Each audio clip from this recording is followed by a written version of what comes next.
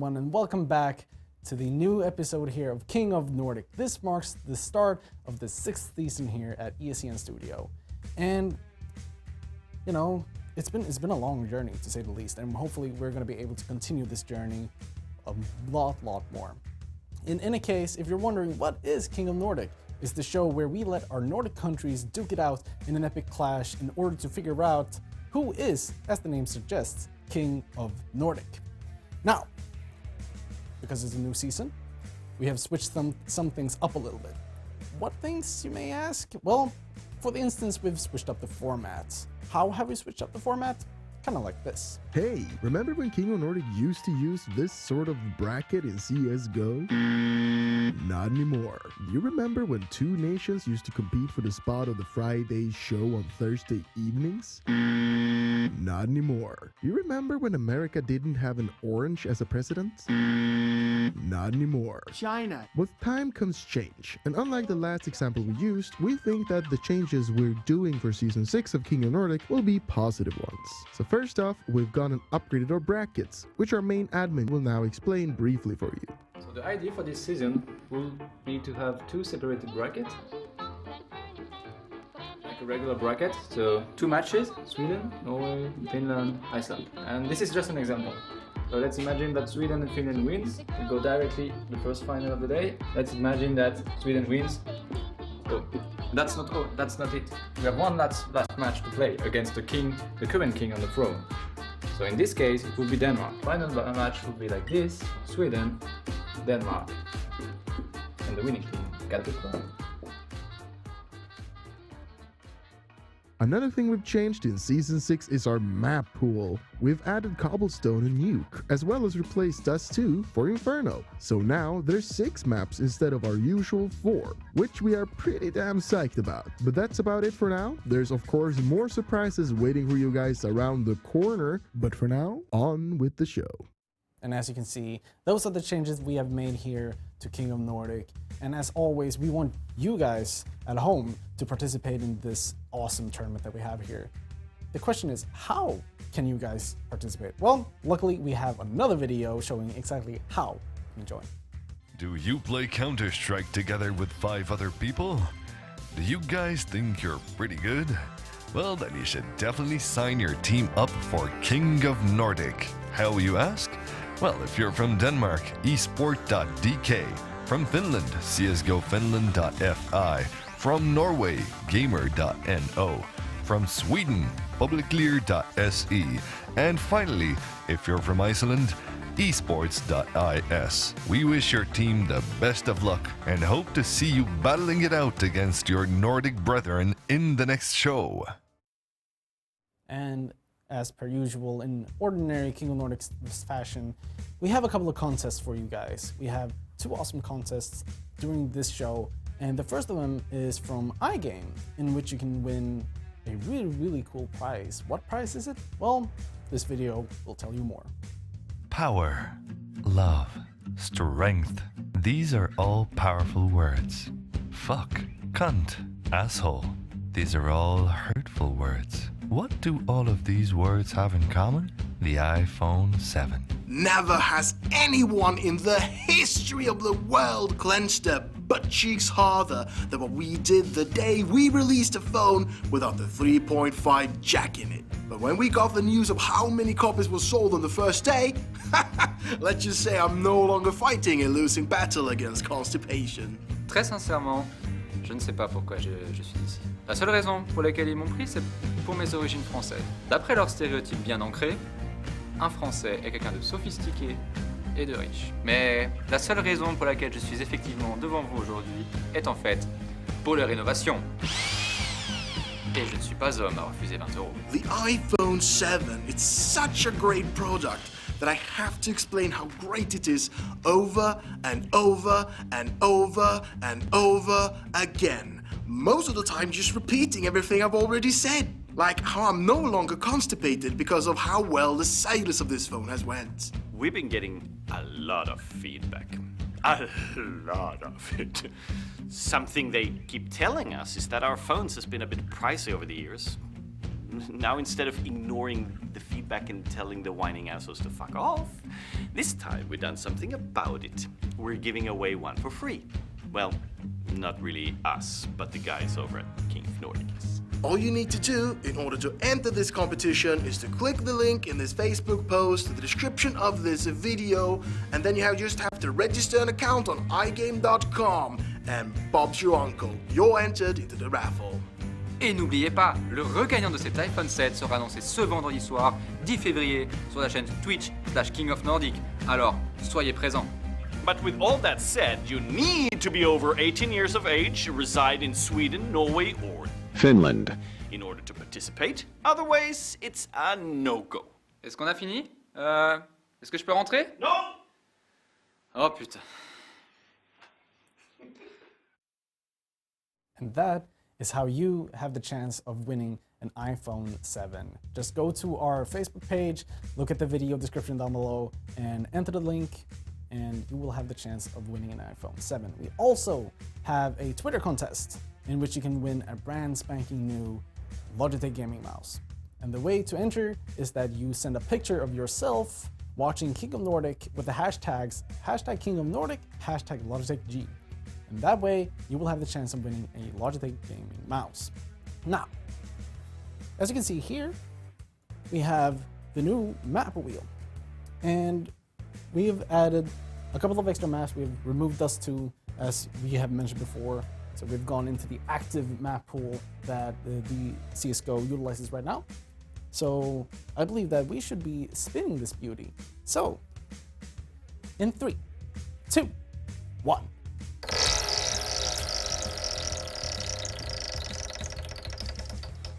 And our first map of this evening is going to be Nuke. So I'm just gonna be throwing it over to our beautiful casters at King of Nordic. Ladies and gentlemen, first map of the evening.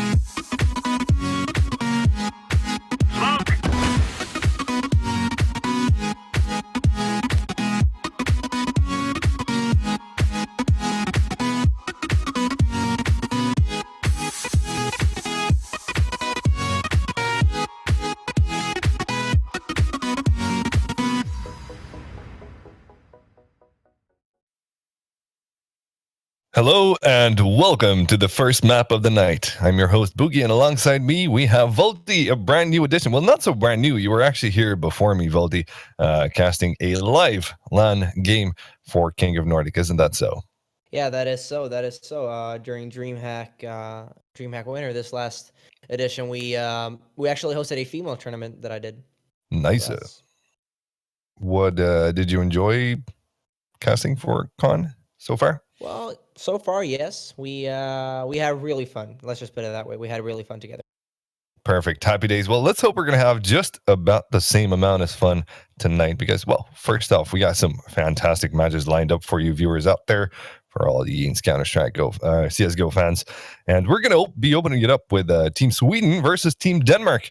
Let's have a look at the rosters real quick here. For Team Sweden, we have Sorry. And for those, we have Kevin Kevzi Nilsson, Erik Sip Thorsen, Gustav Zinken Björk, Alexander Alexandersson, and Albin Kurtalis Karlsson. Man, I butchered those freaking names. Let's hope you do better, Volti. Oh, now with these or the other ones? All right, here we go. These. Denmark. Rasmus Fjern Husted, Asger Farlig Jensen, Christian Kub Bunogaud. I hope that's right. Kalle Weidel, and Christopher Mook Lieke. There you go. Happy days. Much better than I did anyway. And we're going to quickly jump into the game. As you can see, the players have connected and they're pretty much ready to start the show for your entertainment. So, without further ado, ladies and gents, here we go. First map of the night in the newest season of King of Nordic Season 6 starts now with the knife round. Let's see how it's going to be hit off. Let's see. Nuke, obviously a very CT-sided map. I'm not sure how it looks after the addition, really, but as far as my concern, it's still a very CT-sided map, and you really want to start CT if there's any alternative to do so. So I think this knife round can be very important, seeing as it's our best of one as well.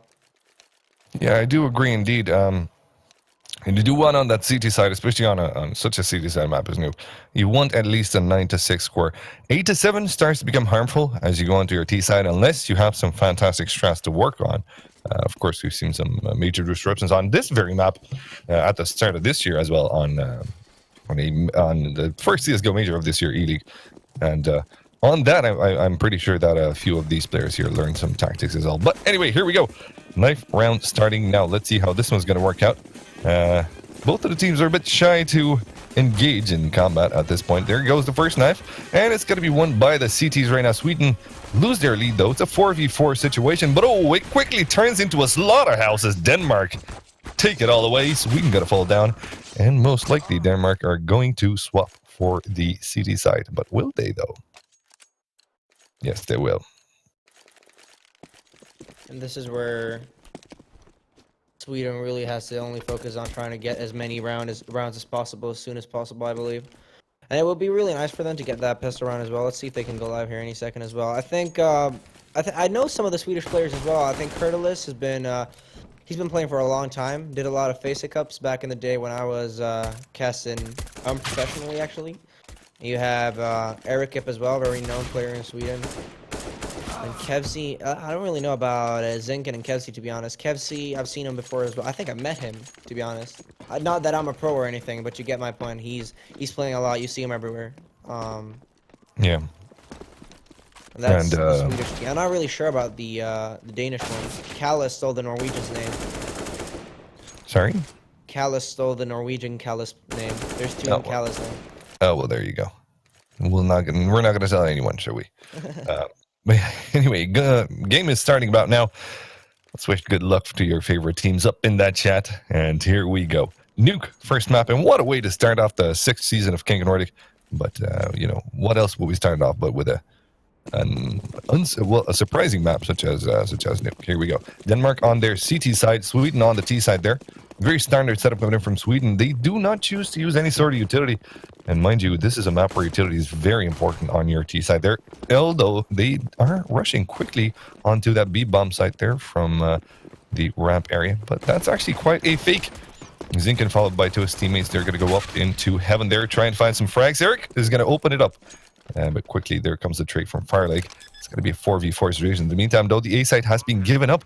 It looks like the CTs have they fell for the bait. They left the A site completely, and the bomb gets planted. And oh, two great frags for Sweden. Denmark right now on a 2v3 situation, but Erik P has 3 HP to work with. In the meantime, he's going to be falling down there. Mukman finds a good frag on him, but Alex takes down Fiend. It's all going to be down to Mukman. He cannot make it work. Zinken takes him down, and Sweden win a very important gun round as T's on Nuke. Volti, this is quite a good achievement. Yeah, and I mean, going into it, you're allowing Sweden to get out, for example, on Heaven, and just by having the control of Heaven, getting that first frag, as soon as you get out on the side, there's not much that you can do just from the side itself. And even if you have players on the side, you get so surrounded by from each and every single corner of the top of that side, it doesn't really matter what you're doing. Yeah. As well as having that player who comes in from main, backstabs the entire team pretty much, if no one else would have hit their shots from Sweden. I mean, it gives so much away. And I think it's about time Denmark steps that up, unless we want to see Sweden set a tone with just that one very pistol round. Yeah, well, it looks like they're going to be going for some sort of force buy there. We see a 5-7 CZ, 2 CZs actually, and 2 Ds as well. Denmark putting it all out there. They don't have utility though, and that's kind of important for their team as well. On the T side though, check it out. A whole slew of utility. 2 of the players going for UMPs and a full range of them, but oh, that does not really matter. One Deeks pouring in. Farley finds a very nice shot there. He's going to be taken down by Kevzy, so he's not going to be too much of a nuisance, but Kali is with his CZ.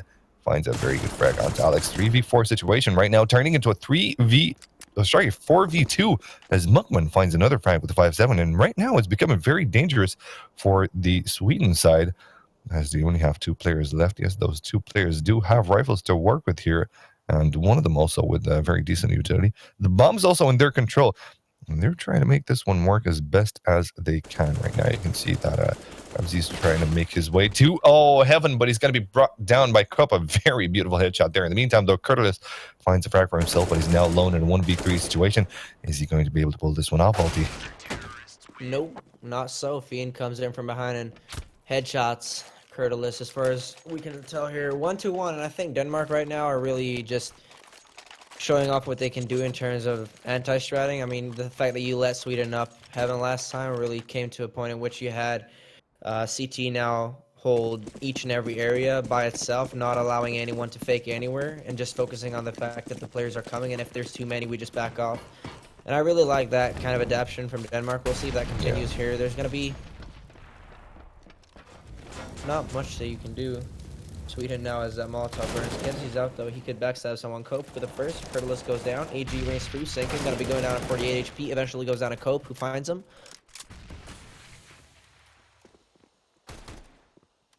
Yeah, and it's looking like it's quite a bright round for Team Denmark. They only lose 1 member versus the 3 members lost on Team Sweden, who are on a first buy now.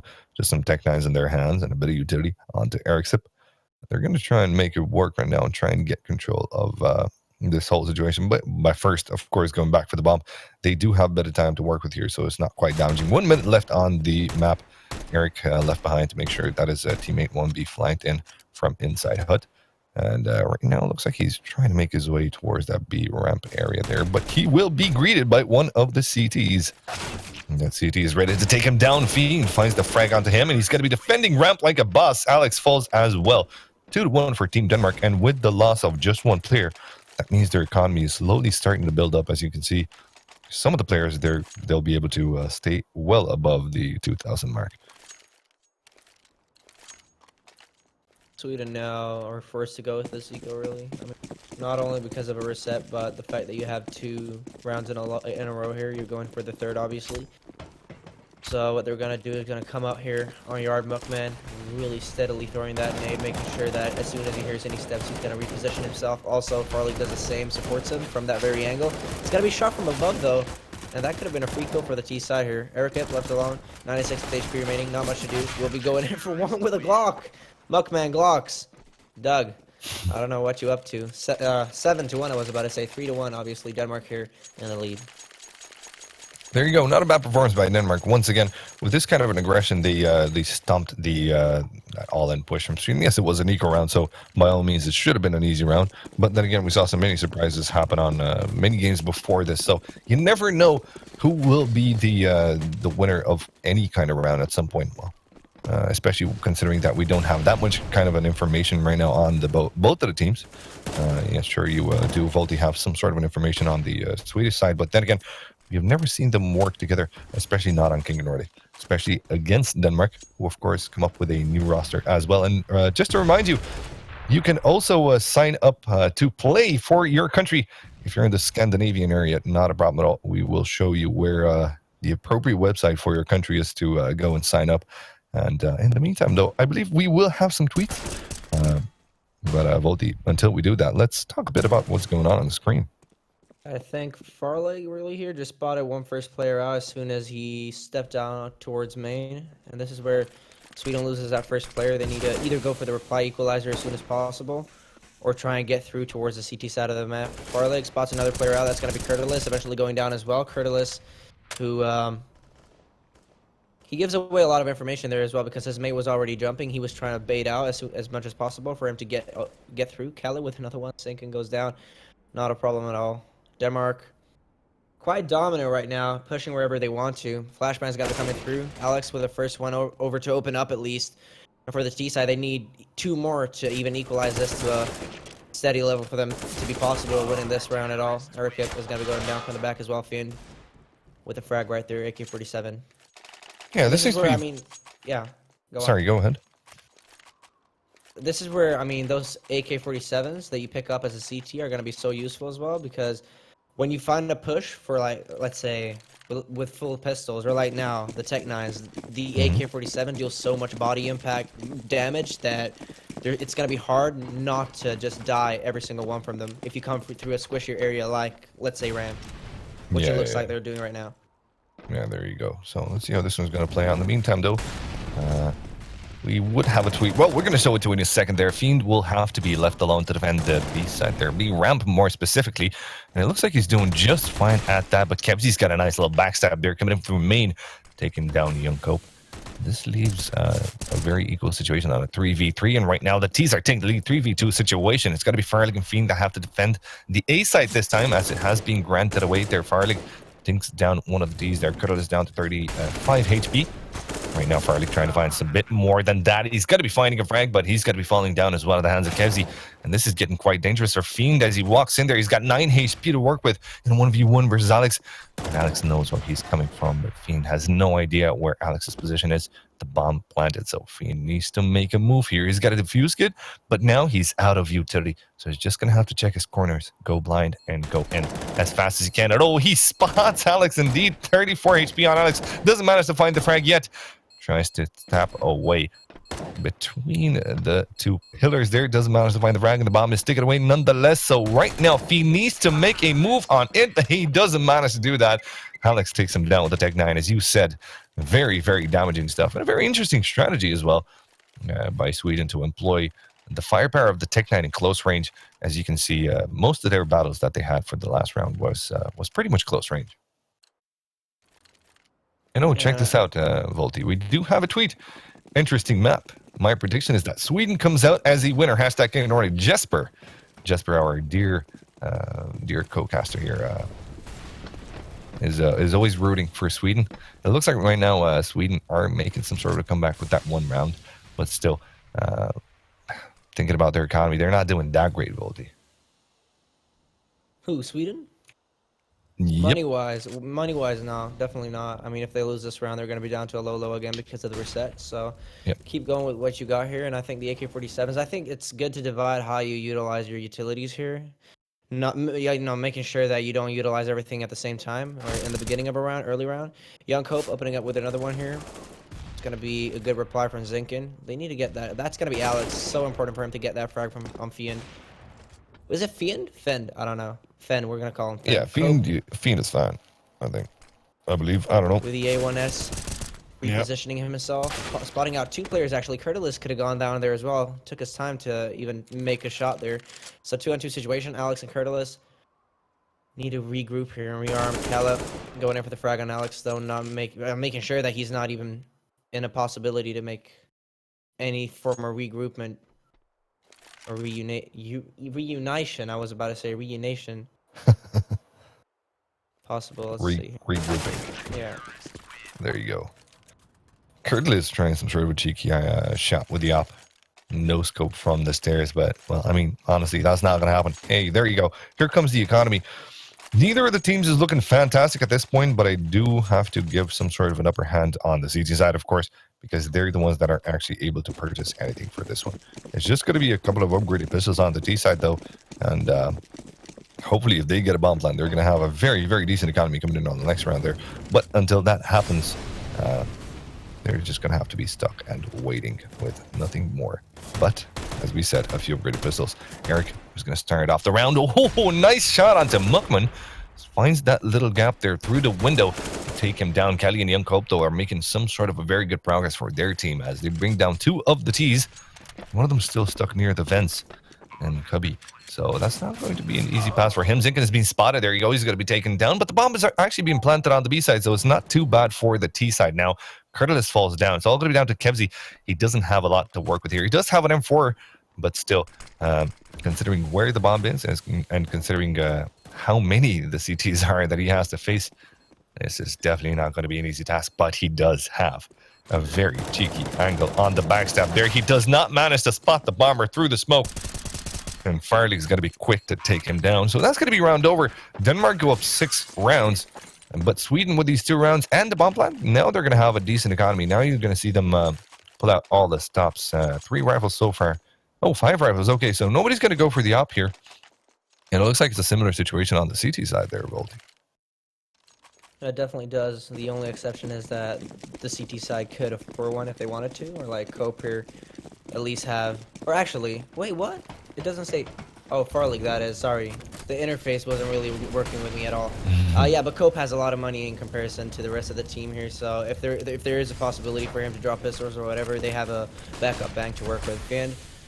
And the gang pushing over. It looks like they're slowly pushing to get that first information, get the first frag or something, and then back off. Farley here spotting our first player out. They have the double play on towards CT yard. Farley being flashed out, and as soon as he is, the player from above utilizes his position in the best and maximum way. Curtis is going to be going down to Farley, decides to back off and over towards Garage, repositions himself. Sinking really in the most exposed of positions. Still goes in for the frag though. Farley goes down.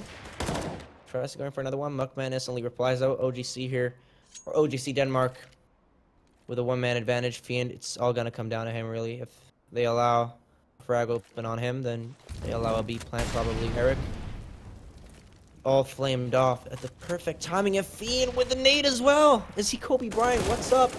Eric, if great shots onto him, forces him back. Flashbang's gotta be coming out wider than I am IRL. Kevsey with a smoke over towards Hell.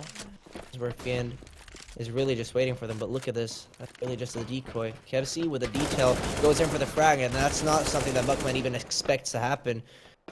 Eric on the frag to Cope as well. 2-on-2 situation. Cal and Fiend has to work this out together. Yeah, I must say, very good use of utility by Fiend on that ramp. He definitely kept the T's at bay, and looks like they're going to be trying, well, they've already tried the same strat that they tried on their first round, that fake towards ramp and then going towards heaven as a unit, moving in and trying to dismantle the CT side. Looks like they're managing to do just that. It's going to be all down to Fiend, but Fiend has got 13 HP, and Kevsey's going to be there to take him down. So another round 1 for Sweden for the same tactic. Denmark, well, they didn't have time to actually understand what was going on with the second round, or perhaps they didn't think that Team Sweden would try the same tactic in the span of 7 rounds. But yeah, they did just that, and that cost them a round by themselves. 6-3 right now. Sweden with the upper hand in terms of economy. You can see there is just a scout on one of the CTs there, and that's actually Farley yielding the scout, trying to find some sort of frag there onto upper on the T side there. But now as Curtis will make his way around the corner, he's going to be spotting the scout yielder and taking him down. Bit of an advantage right now. Good advantage as Curtis finds yet another frag there and spots another player onto the heaven area. He's going to be spraying down, but won't be able to find the frag just yet. Fiend as well with the scout in his hand. He's going to be finding a frag for himself, but Cope dies in the meantime, though. Cali frags for his team. So it is a 2v3 situation. Somehow Cali makes this one work for his own. Will he be able to find more? Well, he spots a player onto the heaven area, waiting patiently for the angle to take him down. And right now, the T's just don't have that offensive utility to try and, take Cali out of his position, which means that he's going to be allowed to take yet another player down. And once again, very good use of utility by Team Denmark. Cali doing just the same there, smoking and actually waiting in the smoke and pushing through it. But Curtis has the angle on that. He will take him down. Fiend, the last one staying alive, once again coming in from Hut. Let's see, would he be able to deny the bomb plant? No, the bomb goes down. And with that in mind, he will be left alone in a 1v2 situation, trying to find the frags, but no, Curtis has once again the angle. Curtis coming up huge for his team in the last round there, doing very, very good work and putting Sweden up 4 rounds, just 2 rounds behind Team Denmark. And I mean, it's always a hell getting out of hut, right?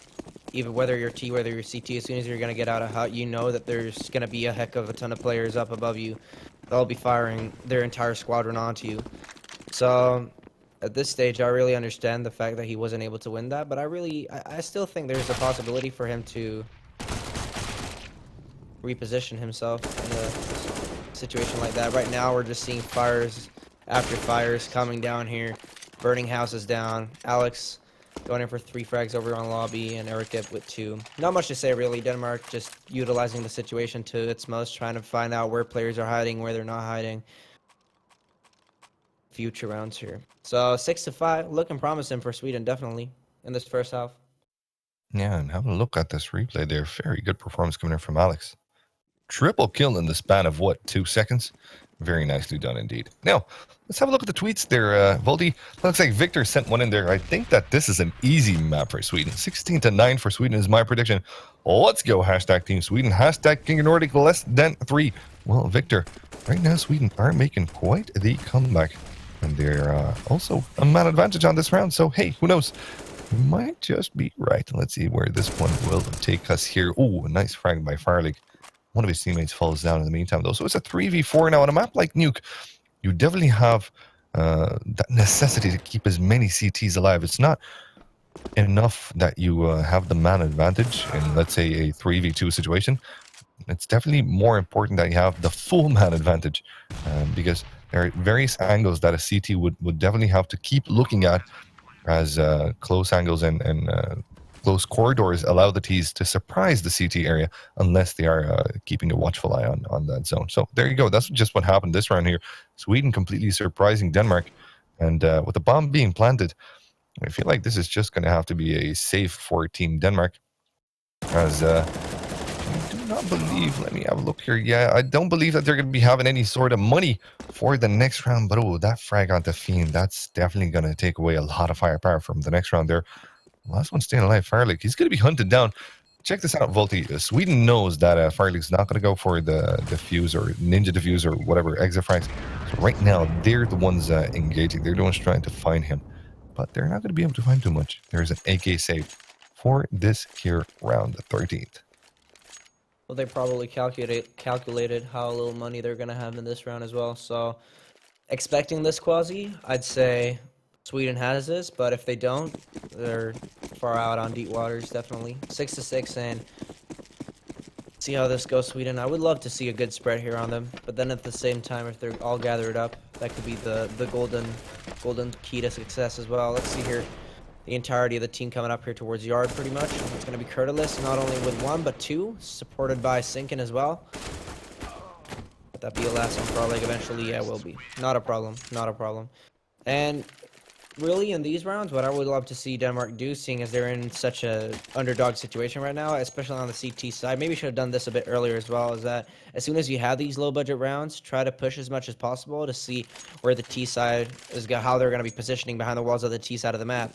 Try to see what you can do to counter their pushes and when they like to push and stuff like that, instead of just rushing out in the middle of nowhere yard this time. I mean, play smart, use the time to your advantage. If you know you're going to lose, try to use it. Yeah. And maybe try to get a free frag by surprising them with close quarter battles as well. It looks like Team Denmark were a bit fast on their heels. Maybe they're just a bit anxious to actually get into the gun round. And they're starting it off well there, Voldy. 1 frag winning from Mukman. And he didn't lose a lot, but Kali did 1 HP on him. Mukman, though, 55 right now, getting a bit burnt down live. And right now, with the sound of him burning down, that lets Alex know where he is, but still Mukman comes out on top. Young Cope with 2 frags. 2 headshots at that, nonetheless. Very good stuff. The only one left alive there, Kevsey, he's not going to be having, let's say, an easy time getting into any sort of a bomb plan. As you can see, the CTs now are building up a wall. I think they might be friends with Trump. They're building an impenetrable wall into both of the B sites there. Into both of the sites. And I don't think at this point Kevsey will be allowed more than maybe a couple of frags, I suppose. But In the meantime, though, while Kevzy tries to find his space and gets the app, we do have a new tweet there from Søren Hilgard. Says at King of Nordic, hashtag fiend on black bars. There you go, a bit of an inside information. I did not know that. Did Maybe he that's miss a the corner key to frag or success. something? That's Possibly. usually something you say when Yeah, could have been done. Yeah. If you're playing on 4-2. Young Cope, Young Thug going in for the third of this round. So, shining bright for them right now. Sweden obviously going for a bye round as well as Denmark. This is the last of the first half, so explains itself really. And going into it, Sweden now looking like they wanna. Let's see what they want to do. What I don't like about Nuke is that you have to wait for such a long time for the spawns to until they get to the breaking point or the choke points of the map. So you can't really tell what they're doing until they're really out there. And this time they're going out towards the A site. Sinkin goes in for the first frag. Frolic's gonna be going down, but doesn't really matter when you've got Cali through that smoke on a Curtalus. Alex goes down as well. Does drop a nade with an afterlife frag. Sure, not much to do though. I mean, it doesn't affect the game at all in terms of money or anything because Denmark's still gonna win this with 3 people remaining. So 8-7, and we're gonna have a short break. Yeah, Team Denmark are not doing that bad, I suppose, at this point in time. But still, considering a map like Nuke, you definitely want to see the CTs with a bit of a higher advantage. Let's see how they're going to be playing it out on their T side in the meantime, though. We're going to be going for a very, very quick break.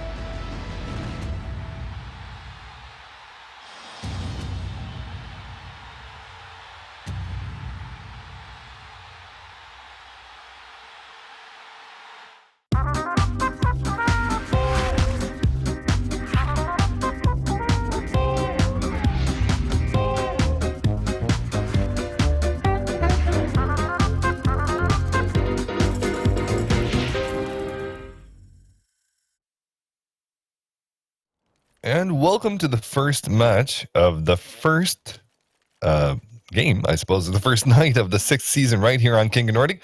Hope you guys are having a lot of fun there at home.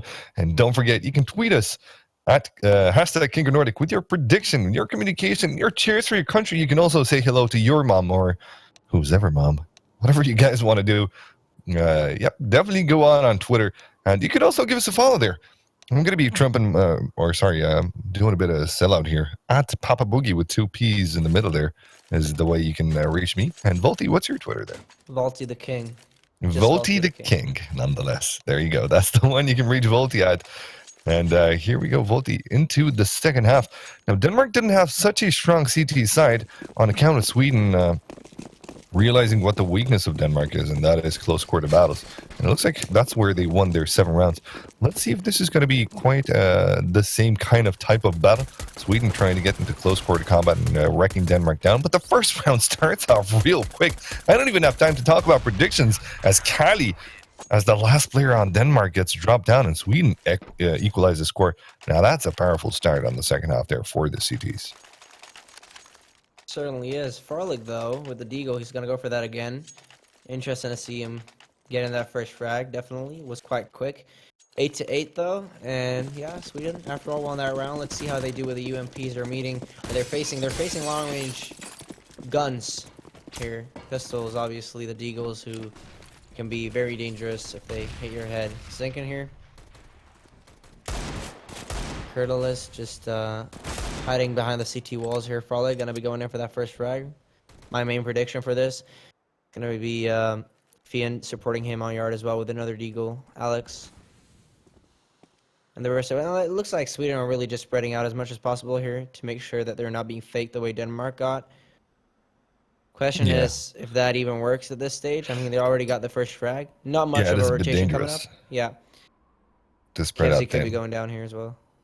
Because you take the possibility of a refrag out of the question if you're spread out as CT. So that might be quite dangerous indeed, Volty. Kevzy opening up with that, though.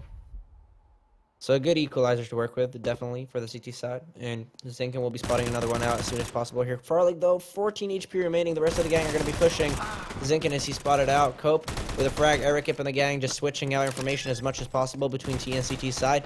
Callan needs to go in for that frag to open up the possibility for them even to be possible of surviving inside of that site. Eric with a frag onto Calla and Cope going down as well. And I feel like Sweden at this stage are setting a good tone for what we're going to be seeing here. Denmark with quite an advantage in the beginning of this round. Sweden taking it over back and forth. So, well, you know, it's easy to judge now because Denmark has been down. We're low in terms of budget, but I still believe that Sweden sets a really good tone here with just that very round. Yeah, definitely. They're making a very strong statement. And with the first half as well. As you said, it was a very back and forth type of assertion of dominance, so to speak. And it looks like Sweden came out on top on the first half at least, even though they didn't win per se. With that 8-7 though, and with their comeback, they're definitely showing a lot of prowess and a lot of power into their rounds and into their tactics as well. And you can see the way they're setting themselves up is for a victory indeed. But Kurtalas, he's getting a bit greedy. He got a bit cheeky there, thinking that he could take on more than one T, leaving himself out in the open and trading 1-for-1 with the T-sided team there. So it's going to be a 4-4 situation at the moment, and it would favor, Team Denmark if they would have had more than an AK and some upgraded pistols to work with here. Young Cope does have full armor though, and so does his colleague Muckman. So this might be quite interesting indeed. Young Cope does find a frag onto Eric B. This time it is the advantage for the CT side, but not for long. Not for the T side, but not for long, as Kevzy and Zinkin find some nice little frags there. Kevzy will be falling down, so it's a 2v2 back on an equal situation. 9-8 on the scoreline here. Sweden really looking forward to win themselves another round, but at this point, with their dwindling economy, this is going to be quite hard to achieve, especially considering that Zinkin is on 28 HP, and he only has a Tech 9 to work with, and Alex only an UMP. And Young Cope, check this one out, 100 HP, an AK there in his hands, and his teammate with a deagle and a UMP heading off towards the B side there and getting a safe bomb plant. I don't think they're going to be denied anytime soon. The bomb plant indeed. Zinkin though, he will be coming in from vents, trying to find his way onto the B side there. Brought down by Young Cope, and there you go. The power of the AK shows, but that AK falls down. Alex takes him. Right now it's going to be 1v1 situation, and Tarek doesn't have actual armor to work with here, but he has good game movement. Check this one out. Back and forth and left and right. Farlick takes him down.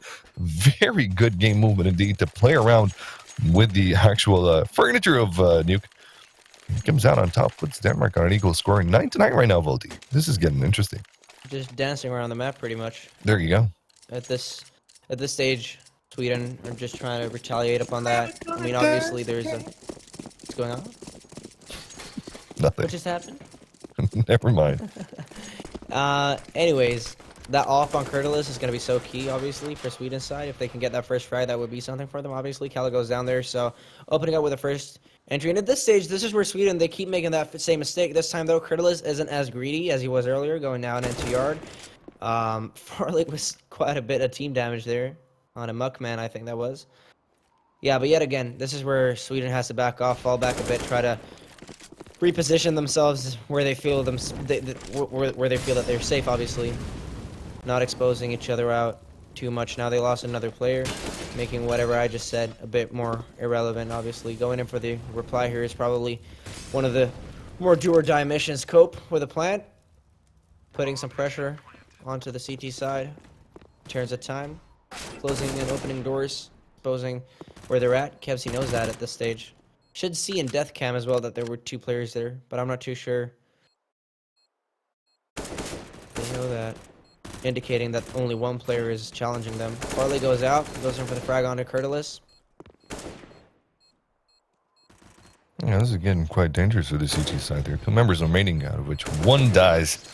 And so does the other. Easy round for Denmark, who keep 3 alive.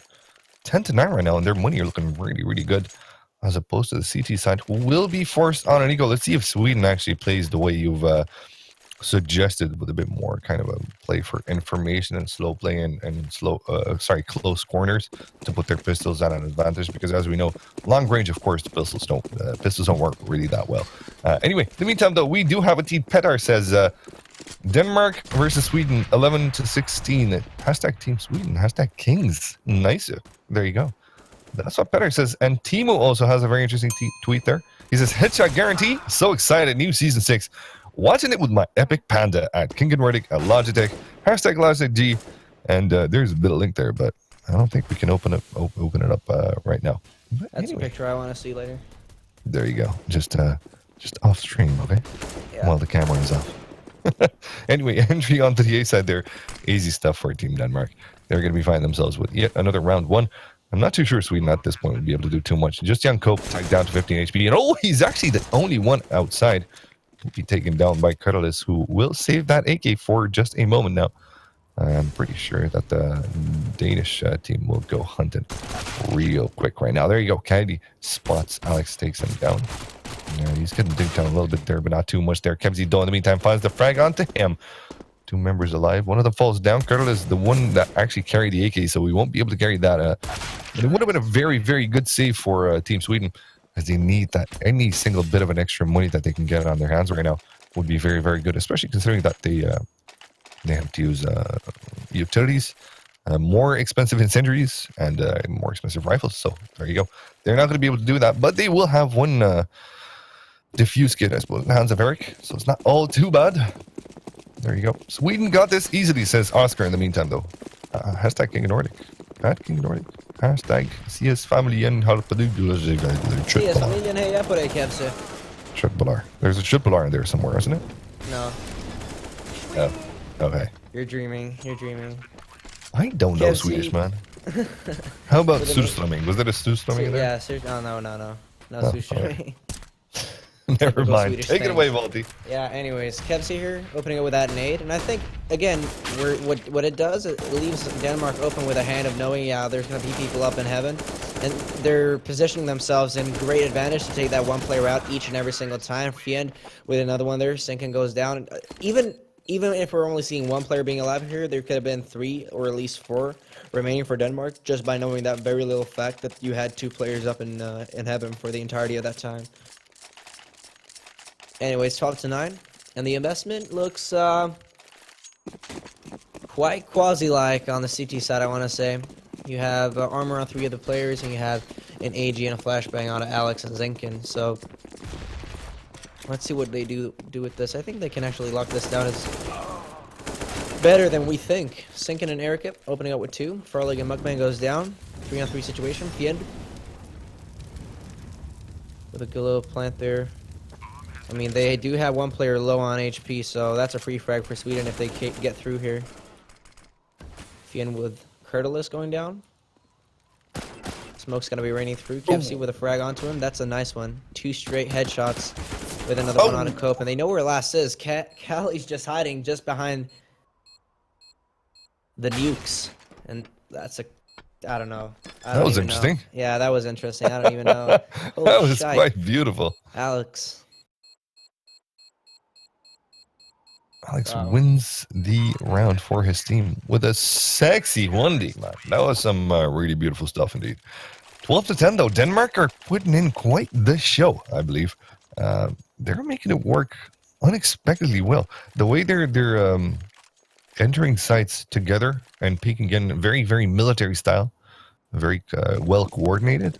It's really surprising right now for Team Sweden, who have to get the flexibility to adjust to Team Denmark's tactics.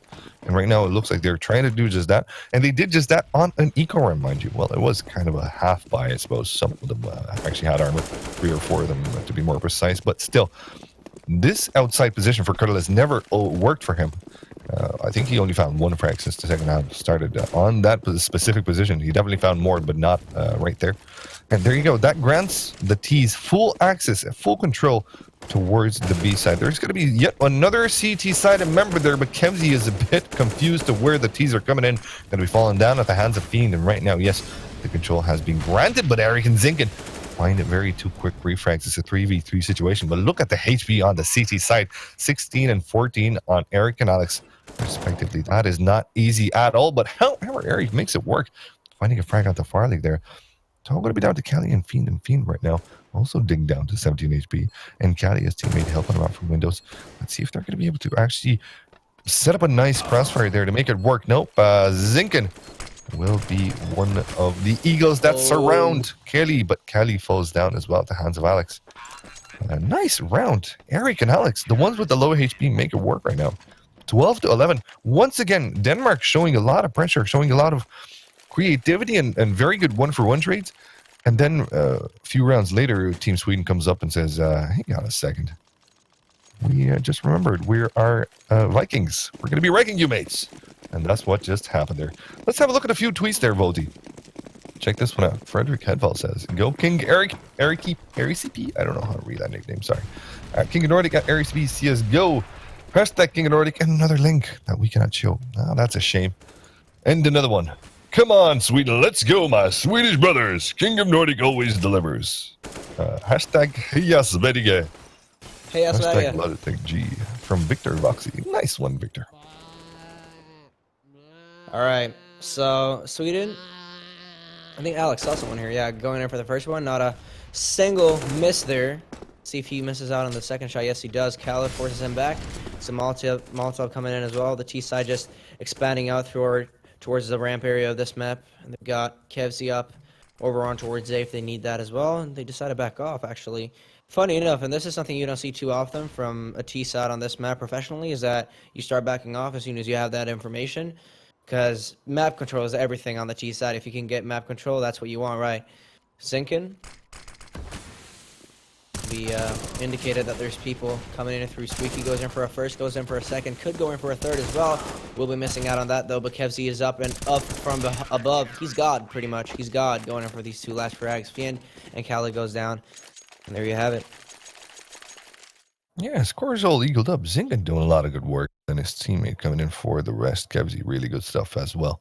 Very, very good stop towards Denmark's push on to that A side there. And it feels like Denmark were slothing a bit. They were kind of lacking in, I suppose, in terms of that surprise element that they usually employed on the rounds before. And this round, they just kind of went like little lambs to the slaughterhouse. And Sweden, yes, they delivered. Well, they delivered bullets, and plenty of them at that. Curtis holding on to his open side position in the same angle. And we've seen that can prove very helpful, but this time he's got Kevzi to help him out. Curtis falls down as well, but Kevzi, with his own position there into heaven, he finds frag after frag. Would he be able to find the third one? Yes, he does. Zinkin and Eric helping him out as well. This is going to be a quick round that puts Team Sweden at an advantage. 12 to 13. And, well, even if Stefan won't be accurate with his description, he might be right with whoever wins this one, because Sweden does have the lead at this point. Also, a tweet from Mr. Bungie. If Sweden wins, there will be party at my place. Hashtag King of Bungie, where do you live, by the way? The name and just name your location and time. Yeah. We're going to be there. Trust me, I will be there. I will be there. Sweden, anyways, gonna be boosting up Alex here. Oh, and this is a one and done spot again. One of those things that I come back to a lot is utilizing these in the right time, and I think this is just about the right time. You know Denmark has the AK-47s. You know they're going to be pushing out ramp here any second. Try and utilize that spot. Alex does that just fine.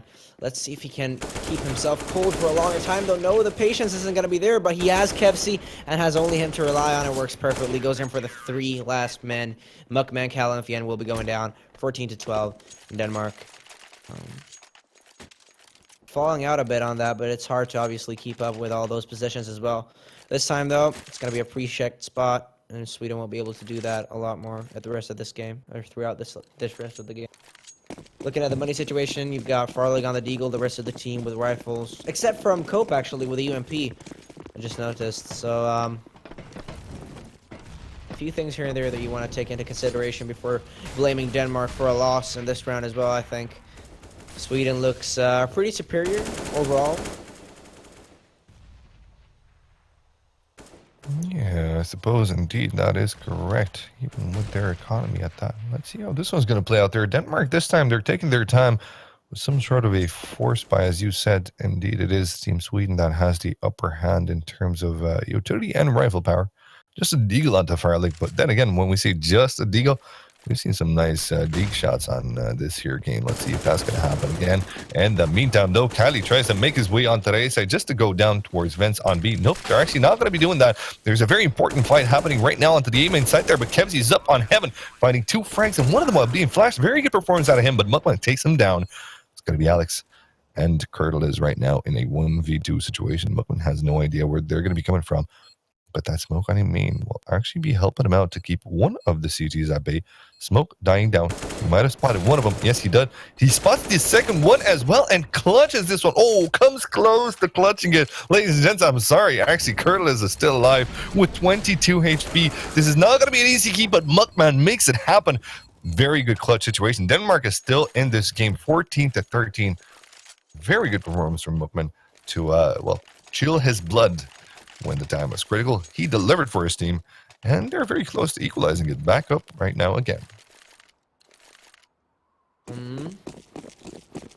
Denmark, obviously, with the UMP again. I'm not sure if that is because of the money situation. I believe so, yeah. Depending on what you want to prioritize here, obviously nades or weapons. Curdle is going to be going down as well. Eric and Zinkin not keeping up with the pressure as they push into the site. Not a problem for Denmark this time, actually. Sweden, not with much retaliation, not with much to come back with at all, to be honest. They were completely caught off guard. Yeah. Would you not agree? Yeah, I would. They weren't ready for that. And again, you're coming into a situation or a scenario where Denmark, I mean, they can push wherever they want, whenever they want. And if they keep going with the confidence that they have out on towards the A side, they'll continue to do that unless Sweden obviously puts more players onto that side or repositions themselves. But And there you go. That's that element of surprise that we were talking about that previous round when Denmark kind of went like lambs to the slaughterhouse. The one we were talking about where they kind of didn't check their angles and kind of took it slow and gave Sweden a very fair chance to actually grind them down to a pulp. This time, though, very different kind of strat. Pushing in there, all man's or guns ablaze. And they make it work really nice, equalizing the score 14-14, and well, putting Team Sweden in a very not great position economically wise. They do have money for a last buy though, but if they do lose this round, Denmark is definitely going to have the upper hand. And look at the scoreline, 14-14. Either team that goes on to game point right now will be hurting the other team tremendously as the money won't be available for the losing ones. And right now it looks like it's going to be Denmark who will most likely lose this round in a 1v3 situation. What a fast battle towards ramp there. And Sweden coming out on top. This time they were prepared. This time they concerted well their shots and hit their marks. Sweden coming up on game point. Denmark just a round behind. And look at this money here on the T side there. It is absolutely... appalling. I wouldn't go out with that money, dude. I would not go out on a date with that money. This is atrocious for Denmark. I mean, just looking at what they've got now, obviously. CT side, I would love for them to push, obviously, seeing as that's not a thing that we've seen too much. And it's the last round, you wouldn't expect them to do the same either. So, let's hope that Alex eventually does here go through the smoke. Flashbang's going to be coming through, though. No, that's an AG, actually. Sorry. There you go. A bit of a mission impossible right now for Team Denmark to make it out back with a dig. 2 UMPs, a Glila and an AK, and not a lot of utility at that. We're going to be reading tweets in quite a while, but until we get there, this is quite a tense situation for Denmark. Volti, do you think they're going to be able to pull this one through? I don't think so. Sinkin's going to go over for 2. You've got the rest of the team coming over towards the A side as well. They position themselves well over on the A side as well with 4 players up on above the site right now. Macman, though, going in for 2. Decides to back off. Erikip is holding this one off as much as he can. He knows a bomb is down there, so utilizing his position to just play off of the center, as the output is that Muckman has to get out there and take the bomb eventually. Spots a player out, goes in for the first frag, makes it a one-on-one situation. Could he take this one home, Alex? He's up here waiting for Muckman to show himself on the right side of the nuke, but he comes up and he goes for the frag, wins it! 15 to 15 for frags. It's a quad kill for this round by Muckman, going into overtime in our first map of the first day of King of Nordic. An absolutely crazy clutch coming in from Muckman. Fantastic stuff. This guy showing that he's got the balls of steel, my dudes. He is doing great. Now, we're going to be going for a very quick one, but we'll be back for overtime. Don't worry about that. Okay, let's have a look at a few tweets until we start the overtime. What do you think? Yeah, Let's do that indeed. Johnny Ball says, King of Nordic, help me survive the freezing winter. Denmark all the way. Well, it looks like they have a fair chance there, Johnny. Joachim says, my boy Kevsey looking hot tonight. I don't want to interpret things, but that does not sound right. Okay, fair enough. We're going to be going straight into the overtime there. Overtime incoming. Johnny Ball called it, my dude. There you go. He sent this one, about 2 minutes ago. So before we actually knew that we're going to be going for an overtime. He knew it. He knew it. He was watching Angel TV bot. Fuck that guy, you know. Anyways, Denmark. Obviously joking. Obviously trolling around. Denmark with obviously full stuff. Sweden the same way over again. They're on the CT side, so investing in an op, that's quite heavy for an overtime, I want to say. Looking at the money situation right there, 3.5k remaining on Cradleless after that, so something to take into consideration going into an overtime. Again, Sinkin with the head armor, for example, not needed at all. A few things here and there that could make heavy differences in the last round if needed.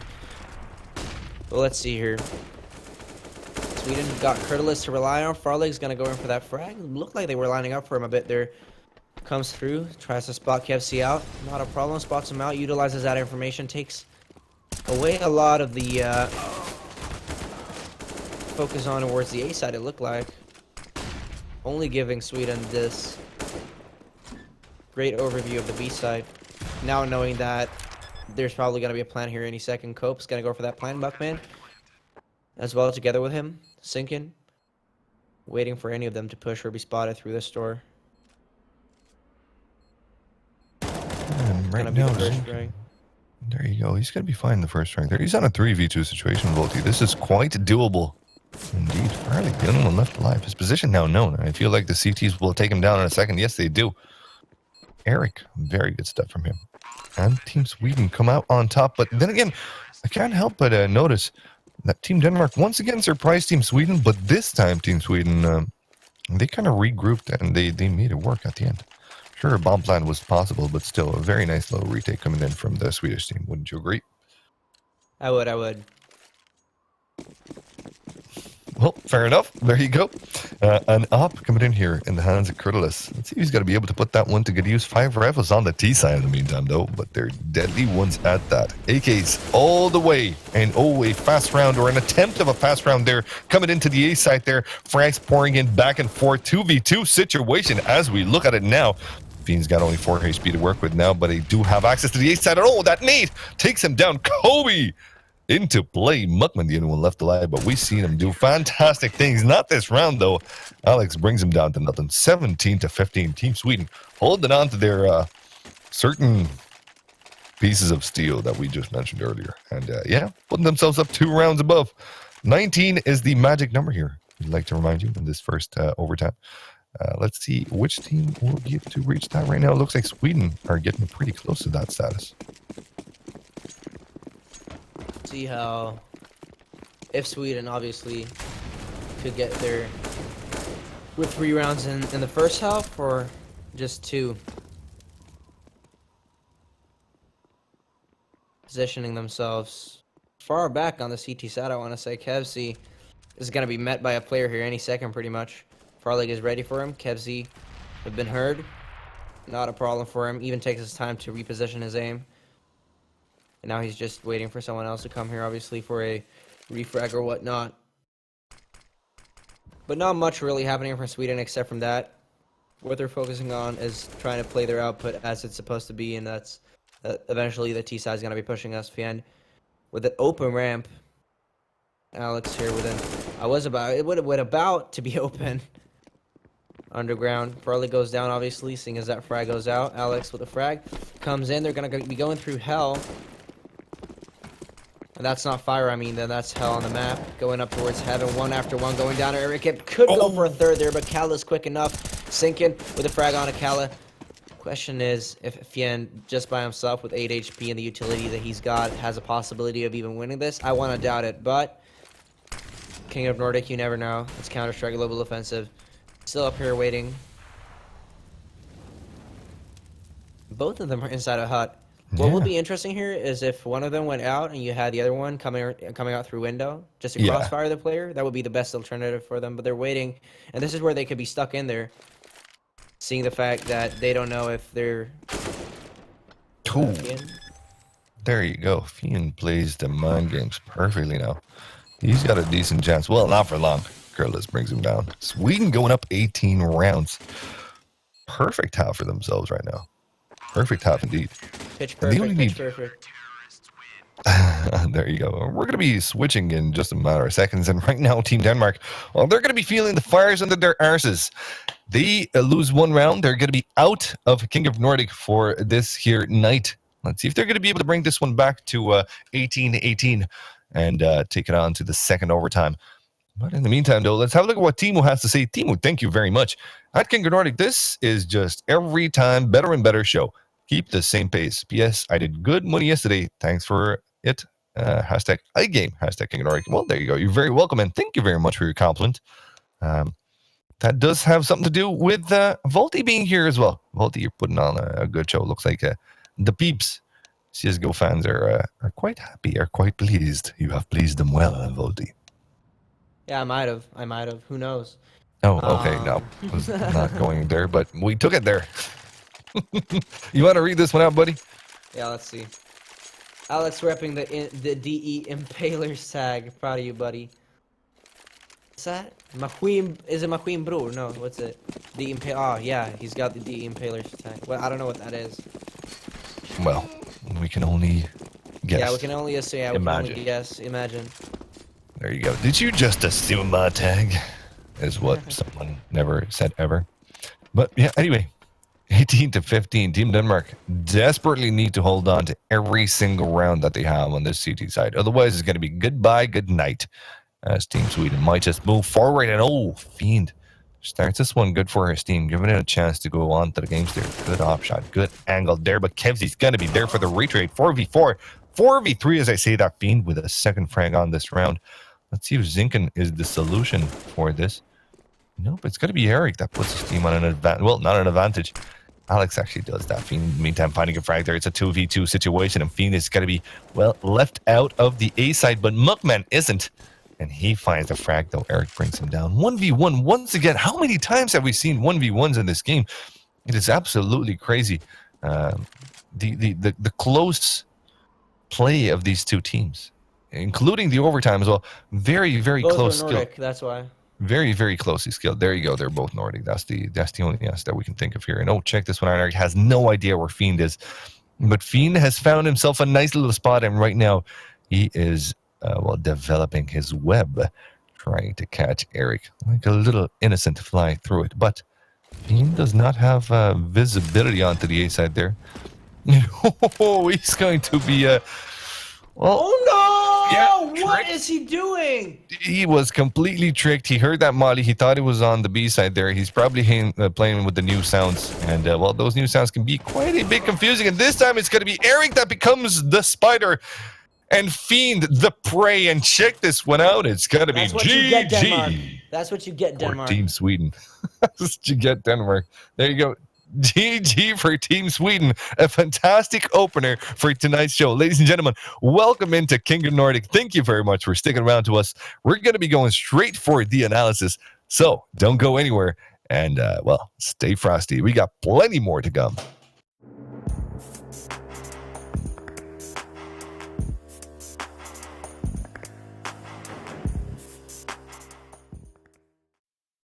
What a way to start the night off.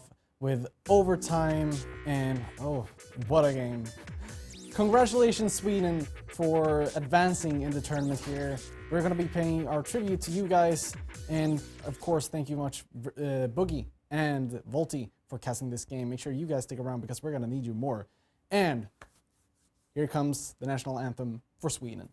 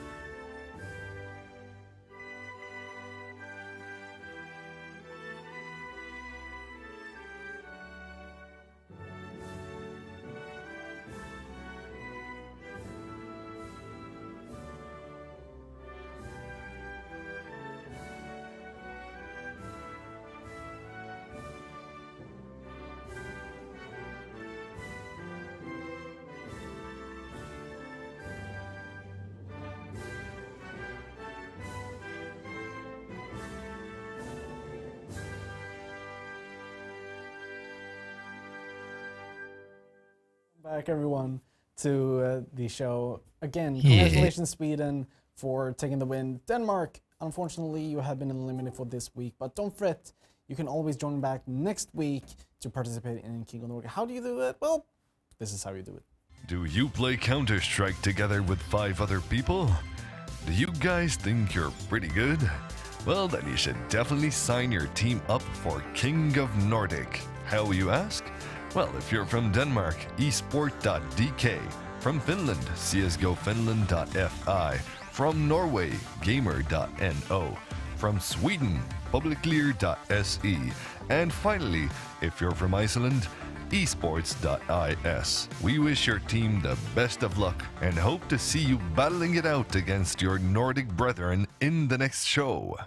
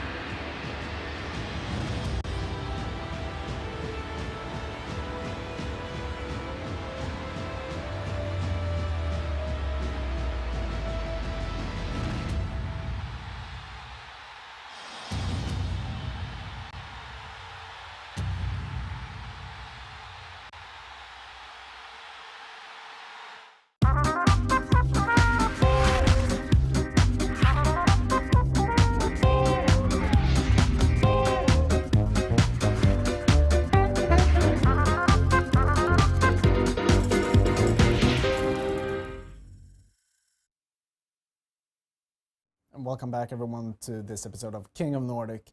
And I just want to remind you guys that we have a couple of contests going on, including the Facebook competition, in which you need to, go to our Facebook page and you find the video about our iPhone 7 competition. If you click the link in the description below the video, you can have the chance of winning a brand spanking new iPhone 7. And to boot, we also have a Twitter contest going on in which you can win a Logitech gaming mouse, in which you do this. You send a picture of yourself watching King of Nordic with the hashtags King of Nordic and Logitech G. That way you will have a chance of winning a Logitech gaming mouse. Now, we have Iceland versus Norway coming up. For that, we are going to need a new map. And for this, we have this wheel over here. So we're going to be spinning the wheel to find out which map Iceland and Norway are going to be playing on.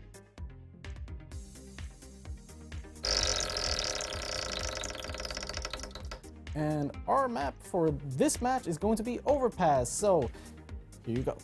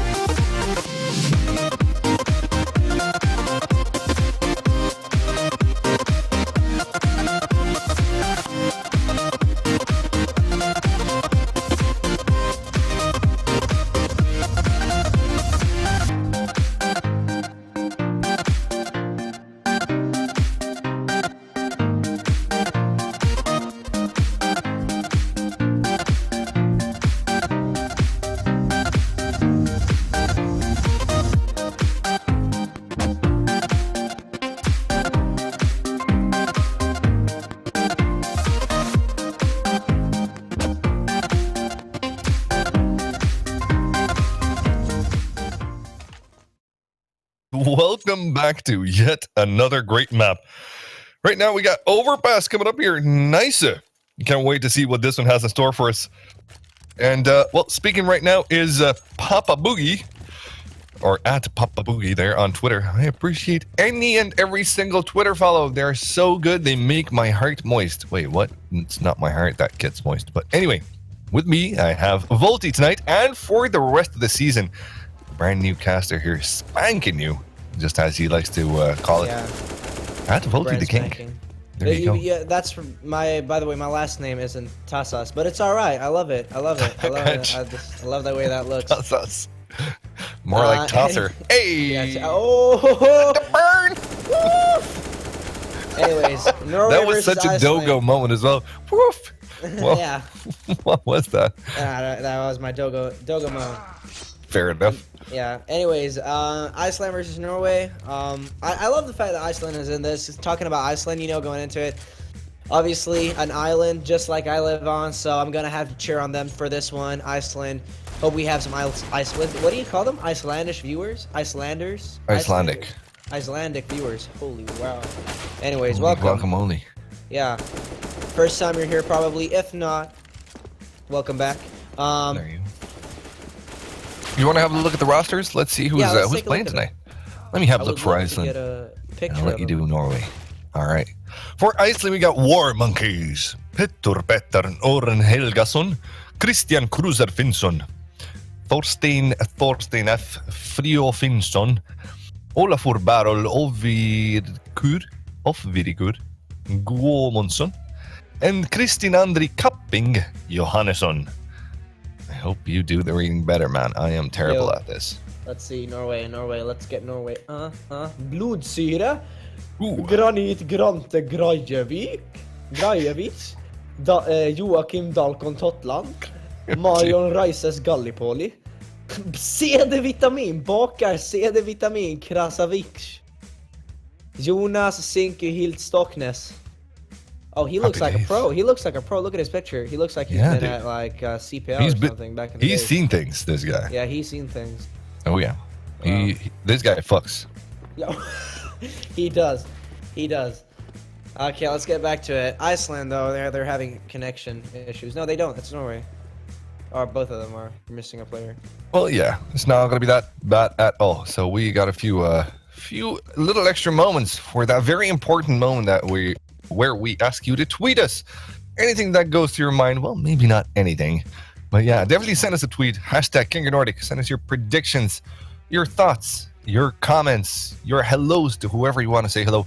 We actually literally had a very loving moment here for the last episode of season 5 where a couple was watching the actual show, both together, and one of them sneakily sent a tweet saying how much he loves his wife. And that was quite heartwarming, I suppose.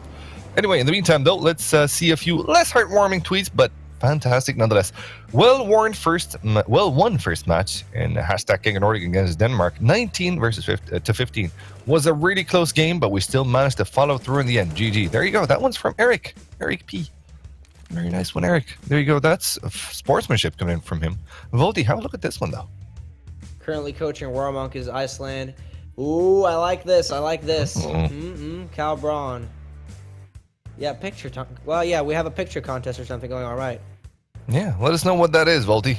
I don't know what that is. I have no idea. Me neither. There you go. Crusher is spinning the pizza wheel. Hashtag King of Nordic, hashtag LarsD, hashtag please new mouse. Oh yes, we do have a new mouse to give away, guys. Send us your crazy pics with your mice. And the one that is in the worst state might actually be accompanied by a brand new Logitech Pro mouse. Those are pretty nice indeed. Headshot guarantee. So excited. New season 6. Watching it with my epic panda. Oh, that's from Timo. And his picture that's the there. one we wanted to see earlier. That is pretty cute. There you go. That panda. Where's the panda though? I can't. It's on top there with a with a cap on. Cool. That is some smexy stuff. Very nice. More pictures. More pictures. Send us news. Oh, come on, sweet. That looks like me when I was younger. Holy shit, that kid. You mean like 30 days ago? Oh! I'm so bad. That's something Paulo would have said. Let's see. King of Nordic helped me survive freezing winter. Denmark all the way. Holy shit, that guy. Johnny, you need a heater, bro. You don't need a mouse, you need a heater. Yeah, that was the last picture. Yeah, anyways, we're going to get into the game here any second. Norway. I know it's something we Swedes have against Norwegians in MM and all of this is they are always so late on time. They're never on time. They always take that extra minute. Oh, Jesus Christ, Norway. There you go. Bit of a reason to tweet him, I guess. If you agree with what Volti has to say, send us a tweet using hashtag King of Nordic. Yeah, we're going to be seeing quite the match here. Brand new teams as well. I wonder how they're going to be doing Iceland. They've been playing really well, not only football-wise these last. Yeah, I guess. Well, Iceland has been getting wrecked so far in King of Nordic. Let's hope that tonight will be their night. But until then, let's have a look at our iGame contest. Power, love, strength. These are all powerful words. Fuck, cunt, asshole. These are all hurtful words. What do all of these words have in common? The iPhone 7. Never has anyone in the history of the world clenched their butt cheeks harder than what we did the day we released a phone without the 3.5 jack in it. But when we got the news of how many copies were sold on the first day, let's just say I'm no longer fighting a losing battle against constipation. Très sincèrement, je ne sais pas pourquoi je suis ici. La seule raison pour laquelle ils m'ont pris, c'est pour mes origines françaises. D'après leurs stéréotypes bien ancrés, un Français est quelqu'un de sophistiqué et de riche. Mais la seule raison pour laquelle je suis effectivement devant vous aujourd'hui est en fait pour les rénovations. Et je ne suis pas homme à refuser 20 €. The iPhone 7, it's such a great product that I have to explain how great it is over and over and over and over again. Most of the time just repeating everything I've already said. Like how I'm no longer constipated because of how well the sales of this phone has went. We've been getting a lot of feedback. A lot of it. Something they keep telling us is that our phones has been a bit pricey over the years. Now instead of ignoring the feedback and telling the whining assholes to fuck off, this time we've done something about it. We're giving away one for free. Well, not really us, but the guys over at King of Nordic. All you need to do in order to enter this competition is to click the link in this Facebook post, the description of this video, and then you just have to register an account on igame.com, and Bob's your uncle. You're entered into the raffle. Et n'oubliez pas, le regagnant de cet iPhone 7 sera annoncé ce vendredi soir, 10 février, sur la chaîne Twitch/King of Nordic. Alors, soyez présents. But with all that said, you need to be over 18 years of age, reside in Sweden, Norway, or Finland. in order to participate. Otherwise, it's a no-go. Est-ce qu'on a fini Est-ce que je peux rentrer? No! Oh putain. And welcome right back. We have sorted our technical difficulties there, and we are quite ready indeed to go straight into this here match. Norway versus Iceland. Let's see who's going to come out on top. Predictions, Volty, what do you think? I think Knowing with our very extensive knowledge on both of the teams, of course. I hope I really hope Iceland wins. Looking at their ping though, I doubt it. Sorry. I'm really sorry. Norway though, you know, you don't want to cheer. Why you don't not? wanna They got a cheer for- proper You clan. don't want to cheer. I'm an Islander myself. You don't want to cheer for mainlanders. You know what I'm saying? Oh, I live okay, on an yeah. island myself. I gotta keep it to the roots. You know it's good. Iceland, really hope for you guys to win this one. Fair Peter enough. and the gang. Well, then I'm going to be rooting for Norway, Gladida, and Lutefisk. That's everything that I can Lutefisk. say. Oh, in- Lutefisk. in Lute. Yeah, in Norway it's Lutefisk. Oh, it is. Okay, Lutefisk. Mm-hmm. Skutt There you in go. No, thank you. rundan. Skulle vi kasta idag? Gladida. Glad. Anyways, going into it, this is going to be Norway versus Iceland, and this is the knife round that we're looking at. What do you think, Overpass, all in all? What's it, CTT side? What would you expect from both of the teams? Well, honestly, I'm expecting Iceland to come out on top at least for now. Hoping that hoping that they'll be the first team to actually go forward with their game. And it looks like they're starting quite well. They're going to be swapping to their CT side after winning the knife round there with in a very decisive manner. But yeah, definitely hoping that Iceland tonight, or this roster for Iceland tonight, is the first one to break the ice. Oh, sorry. Love the puns, love the puns. Anyways, so we're ready to go live here any second. Looks like we're just waiting for the teams to get ready here. That's going to be Iceland ready. Haven't seen too much Icelandic. Icelandish. Icelandic CS at all. I'm just trolling you, bro. Yeah, I know. No, we haven't. Well, then again, there's how many people are in Iceland? 300,000. Well, there you go. You don't have that kind of potential for gaming. Yes, sure. But for any other sport, there's just not enough of a pool of people. They have to be really talented to actually do something, and they did something. There you go in football with Yeah, 300,000 holy people shit. to have that kind of prowess. Did you know that more than half of their population went to see the final? That is 150. Well, I mean, that's not a lot of people. No, yeah, I know it's not a lot of people, but can you imagine that an entire country lost Yeah, half of its yeah. population for a week? Oh, they all left? Oh, you mean they went to see the matches live? Yeah. Oh, shit, man. That country That's must have crazy. frozen. Completely Yeah. frozen. Get it? Yeah, Iceland. Oh my god. Why are you so dry? Romanians, dude. I'm saying it. I'm telling you right now. Anyways, Grant going in for the pistol round here. Spots out a first player. That's going to be WM. Ready for the guys to come up over and into the site. Missing out on a few shots here. Master getting through as well. Peter down on... No, that's not Peter, actually. Thorsten going down on a low HP. The rest of the gang getting through. That's going to be Grante with a frag on a Peter. Not so hard for Norway to get through here. Offie with a frag on a Vitamin. A lot of back and forth frags here, but at the end of the day, Iceland keeping themselves on the site, making sure they can make this retake. That was pretty sweet stuff coming from Iceland. Yeah. A very decisive retake at that. Very nice headshots as well. And check this one out. Adam does not believe in them. In before Norway wing. Hashtag King of Nordic tonight. Okay, Mr. Adam. They do have a pistol round though, so joke's on you, buddy. Well, Yeah, for joke's now. on you, Adam. That's what you get. Let's see here, Norway. How about this tweet, Volty? Go Iceland. Thorsten in all the way. King of Nordic in a picture. Not sure what that picture is. Can I'd you love read to see that picture. Can you read that name? Torsten. They speak like Swedish, but with a weird accent. It sounds like No, the actual name of the guy. Torsten Inf. No, the top side. Oh, him. Eivor. Eivar Örn Gunnars, tror jag, I think.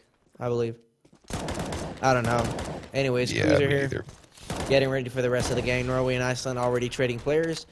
Iceland obviously in the advantage of this one, but could be going down here. Cruiser with another frag. Master goes down, goes in for a third of the round. Actually, a second of the round for himself. Grante with a Tech 9 getting up here, making sure he heads off a headshot.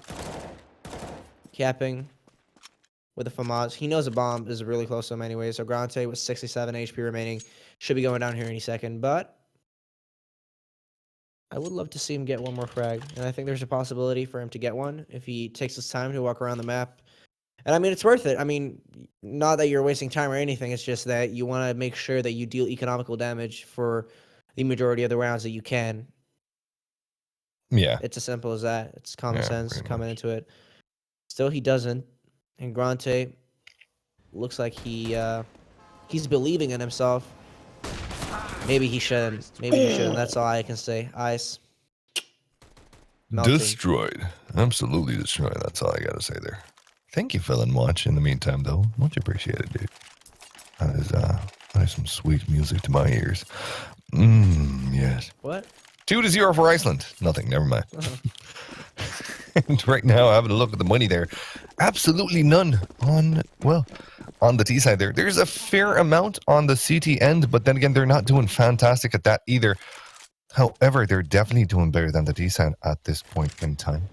Just one UMP, and the rest of them have good rifles to work with here, and an open Hanzawafi, and better utility on the Iceland side, of course. And going into this round here, it looks like it's a bit of a change of pace from Norway. They're playing this one slow. It is a gun round indeed, so they're going to be waiting for their picks. And Peta, having that UMP in his hands, he's going to be granted a more forward position just because he's not that important if he goes down or not. But it's not going to be him who goes down. In the meantime, though, it's going to be Master and Reyes. Tulvatik Torsten has the frags on him, but Delta and Grante find the refrags there. He's going to be capping there to re-spray down Grante, and Delkin falls down at the hands of Alfie. That's a very good frag indeed, yo. The last one staying alive there. CD Vitamin. Will he be able to offer some nutritious value onto this round for his team? Looks like he does find a first right there, but he is caught between a rock and a hard place there, and the hard place cruiser brings in the diffuser without needing it, actually. Hearing you say these names, I believe you're saying them much better than I am. The Icelandic ones. I don't think so. Tobatek, say it again. Who? That Tobatek guy. Tobatek. Or whatever. You said some quick name. Was it Tobatek or Torsten? You mean Thorsten? No, you said... Yeah, Thorsten, probably. Oh, you mean like their clan? No, you said like, yeah, you said Tobatek. Yeah, you said it really nice. You said it the way I would assume Icelandic guy would have said it. Cruiser backing off here. Peter, maybe move there instead of Ireland. I mean, Iceland, Ireland, sounds the same. Probably is the same as well. Except you have to be 20 to drink there, right? That sucks. Iceland. Kick up your laws. Tobatek. Opening up with 2, capping. With Master and Grante going down. Norway already losing their first 2 men. Dalkin and Races left alone as CD Vitamin goes down. Ophi with another one. And one by one. Falling apart. Going south, not north. Hey, I see what you did there. Yeah. You see, but that's the thing. You see Norway, and this is really what breaks my heart is that you know so many Norwegian players that, or you know so many Norwegian teams that would have played that, and coming into this, obviously I can't say much because that was the pistol round, but this is not the style of play I would have expected from a Norwegian team at all. Well, maybe that's going to be their advantage. Maybe their advantage. Let's hope so. But for now, still looking very dark for them. And it's basically in this round that we will get to see that or not. And this might be one of the most decisive rounds. Yeah, indeed, a very important round. Yeah, I definitely agree there. Norway needs to take some sort of assert their dominance on this here map. Unless they do that, they're going to allow Iceland to go up not only 5 but 6 and perhaps 7-0. That's a very, very damaging scoreline to be on the T side of Overpass. Still a CT side of map, by all means, but still, you need to start getting in there. Norway, you need to start fragging up and real soon. Let's see if they're going to be able to do that right now. They got a minute to work with. And by the defensive way that Iceland have played, they haven't shown too much, but now they do. Cruiser takes down Delkin. Very good opener there. Grant is going to be the one that refracts there, so it's a 4v4 situation. And right now, there's a massive rotation coming on towards the A side there. And it's a trick. It looks like the T's, they're going to be heading right back onto the B side there, where there's currently only one CT defending it. And he's defending it from a defensive position nonetheless there. Thorsten hiding around the water there, trying to see if he can stop the push from short. He does that for a second, but Raze falls in. Takes one down and then falls down himself. Torsten will call for that backup towards the B side there. He's going to be getting it, but he doesn't need it too much, finding yet another frag on that side and dinking down Grante to 8 HP. The only one left alive there is CD Vitamin. He is not very happy about the situation. Alongside his teammate, they're going to be trying to make some sort of a double-pronged play. One of them coming in from water, and one of them coming in from short. But oh, that short little beat there. Very good stuff just to bait that op shot. However, they do not capitalize on it because they don't have time for it. It's going to be 5-0 for Team Iceland, who win this one easy peasy lemon squeezy. Thorsten, very good performance out of him. I like how Iceland advances again over towards the B side with all maximum amount of players that they could, because they knew that that wasn't going to be a fake anyways, obviously. But then again, because you know that there's so little time for Norway to do anything, that it would have been an impossibility, and it's worth the risk of going with all three players on towards the B side in that very specific scenario. Because if you'd get those two who are already pushing out without the bomb, and the bomb was already planted on A, the retake would have been so much easier anyways. So they prioritize this in the best way of manner, and I like that. Iceland, very decisive, very quickly. Yeah, indeed.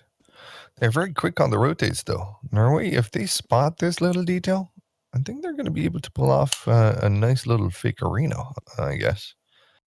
But yeah, let's see how it's going to work out in the meantime, though. A very slow approach towards the B side. A good flash there to allow an angle, or peaking angle rather, from the toxic barrels. And right now, CD Vitamin burning down to 44 HP. Before he steps back, he just kind of kept his composure, trying to find that opening frag onto the B side there. It's not going to be happening, though, and Capping suspects that this might be a fake and that the T's are not entering. That happens indeed. He takes one down. He falls down himself. Granty. Good refrag there. Torsten, though, keeps an angle on the pole, on the smoke, and finds the frag onto CD Vitamin, who pushed shift walking through the smoke. That was a bit of a rookie mistake. Well, 3v4 nonetheless. It looks like the T's with 37 seconds to work with here. They're making their way towards the A side now, but they don't have a lot of utility to work with. Not needed as well. Granty finds a very good frag there onto Opfi. However, Cruiser finds a frag and a second one. Third one there taken down by his teammate and, by himself as well. Nice. Triple kill for Cruiser. Beautiful stuff there. 6-0. Iceland completely dominating Norway at this point. I feel like we're supposed to talk like what is Norway even doing? Because they're walking into Molotovs, they're spreading out like crazy, and when they will do that, they're allowing Iceland to get these frags. They're walking in one by one from the same area as well. So you could really see that there's going to be more people and more people coming from that very same area, all in all again. And that's what Iceland is really doing. They're playing off of their standard basics, and Norway isn't doing anything in their powers to even block that opportunity. They're going to get out here, they're all widened out, and they're giving so much time for WM to think of what they want to do here. Look at that. Not only because of the flashbangs, but what you could have done there is, for example, or per example, pretty much, spread out as much as possible. Giving away so much. Time after time after time again. Iceland, allowed to do whatever they want, abuse them as much as they want, as if they were that kid that you didn't really like. You know what I'm saying? That's Iceland. They can do whatever the heck they want to this team. Norway, not standing a chance here, really. At least not on the T side. Let's see on the CT side, but I doubt it. I mean, if they keep up with this kind of a sloppy play, then, you know, there's not much keep down with this kind of sloppy play even. Yeah, going on a bit of a rant there. Sorry, but that's just truth. That's just truth. Norway, they don't do much. Sorry. All right, until Volti gets repaired from being triggered, let's have a look at the 8th round here. Seeing Team Norway on a bye, but this time they have an op to work with there. It's not the op that finds the opening, though. It's going to be CD Vitamin that finds that very good frag onto Petter. No, that still leaves 4 CTs alive, and we've seen, I believe, in 1 or 2 instances before, Team Norway having the man advantage at the start of the round, but not knowing what to do with it, not knowing how to capitalize on that kind of situation. But yeah, check this one out. Iceland are kind of spreading out a little bit thinner now. They have that confidence to hold on to a bit more aggressive angles. If they started the game whilst holding on to the very size that they didn't even dare to push onto toilets, this time you can see that they have a player that actually has some sort of a backstab coming in from the long towards the toilet area, and that is Cruiser indeed. Let's see if he's going to be able to find anything there. It looks like the T's will be ready for that kind of cheeky play, but not for too long. Capping finds a rag offbeat. Nice upshot there. Long shot indeed. Another one onto Races and another one onto Grant. He is doing phenomenal work there. Delkin, the only one left alive there. He's got to be finding himself a frag. But then again, after that, he's going to be finding himself in the next round because he gets taken down. 8-0 for Iceland. What a dominating performance. I think it's the time for Iceland to actually come back into this game, man. This is looking very good for them. Check this one Certainly out, is, certainly. Volty. Looking at, I got that off. It's just so quick. That's it. It's just so quick. You don't get a chance to reply to that either because he's so fast, but behind the boxes, right? They're not. It looks like they're listening to the stream or something because they're not lining up with like full people on towards monster this time. They're gonna have that Molotov raining through. Doesn't really matter that the smoke's running the way. Thorsten, he's out there. He's thirsty with his name, right? Goes in for a third. Could go for a fourth of the map, and he does. Thorsten. Massively dominating. That's what you want. That's what you get, Norway. Again, time after time again, with all the with the perfect smokes, with the perfect flashbangs for getting out, you still get Molotov'd out. You don't utilize a smoke to even shut that flame down. You just run straight through it. You lose pretty much all your HP, all your chances. Iceland is out there. They get you one time again, 9-0. Iceland, are you gonna 16-0 Norway? Because that would I think that would go to the history books. I don't ever think Iceland has 16-0 someone in the history of CS. Well, there you go. Have they? And I haven't I'd love seen to have it. Thor in I've here. only seen them lose so far. But it might be the time when they do that. There you go. Esmond says, awesome to see Iceland for once. I hope for a great game. 16-8 to Norway, though? I don't think so, buddy. 9-0 for Iceland currently. I don't think they got a lot of chances. Robin says, Iceland versus Norway. Who will win? I don't know. Ooh. We know this guy, though. Yeah, we do. Meta says, King of Nordic, how can my feet smell if they don't have a nose? Oh, nose! Get it? Nose? Instead of nose. Anyhow, Santa doesn't exist. Alright, listen. Don't you come down here with that kind of spam. This is a place of kindness, good heart, good spirits, and gifts from Santa. So please don't tell me that Santa doesn't exist. Oh, take it away, Volty. I like this round because what you saw them do here, or it doesn't really matter now because Solvatech is going wild. Thorsten, we're 3 again. And it's a one-on-one situation. He's finished off. Offie is left alone. He's coming in from the back. Ooh, and he's going to have the advantage of winning that one. Doesn't. Nalkin wins it in 9-1. Anyways, going back to it, what Norway did here was they switched it up a bit. They had the player on long spot out whoever was playing Optimus or Car, whatever you want to call it, Van. Anyways, on the A side. And as soon as you saw that, as soon as he went out and spotted that player out, the rest of the Norwegian team stepped through from toilets and got that one player focused entirely on that one guy. And that, again, was contextually sets like goals after goals after goals for you to get into that side, and eventually you get out there. There you go. And look at the aggression coming in from Iceland at this point. They're pushing it through all possible angles. They're just not giving Norway one single chance.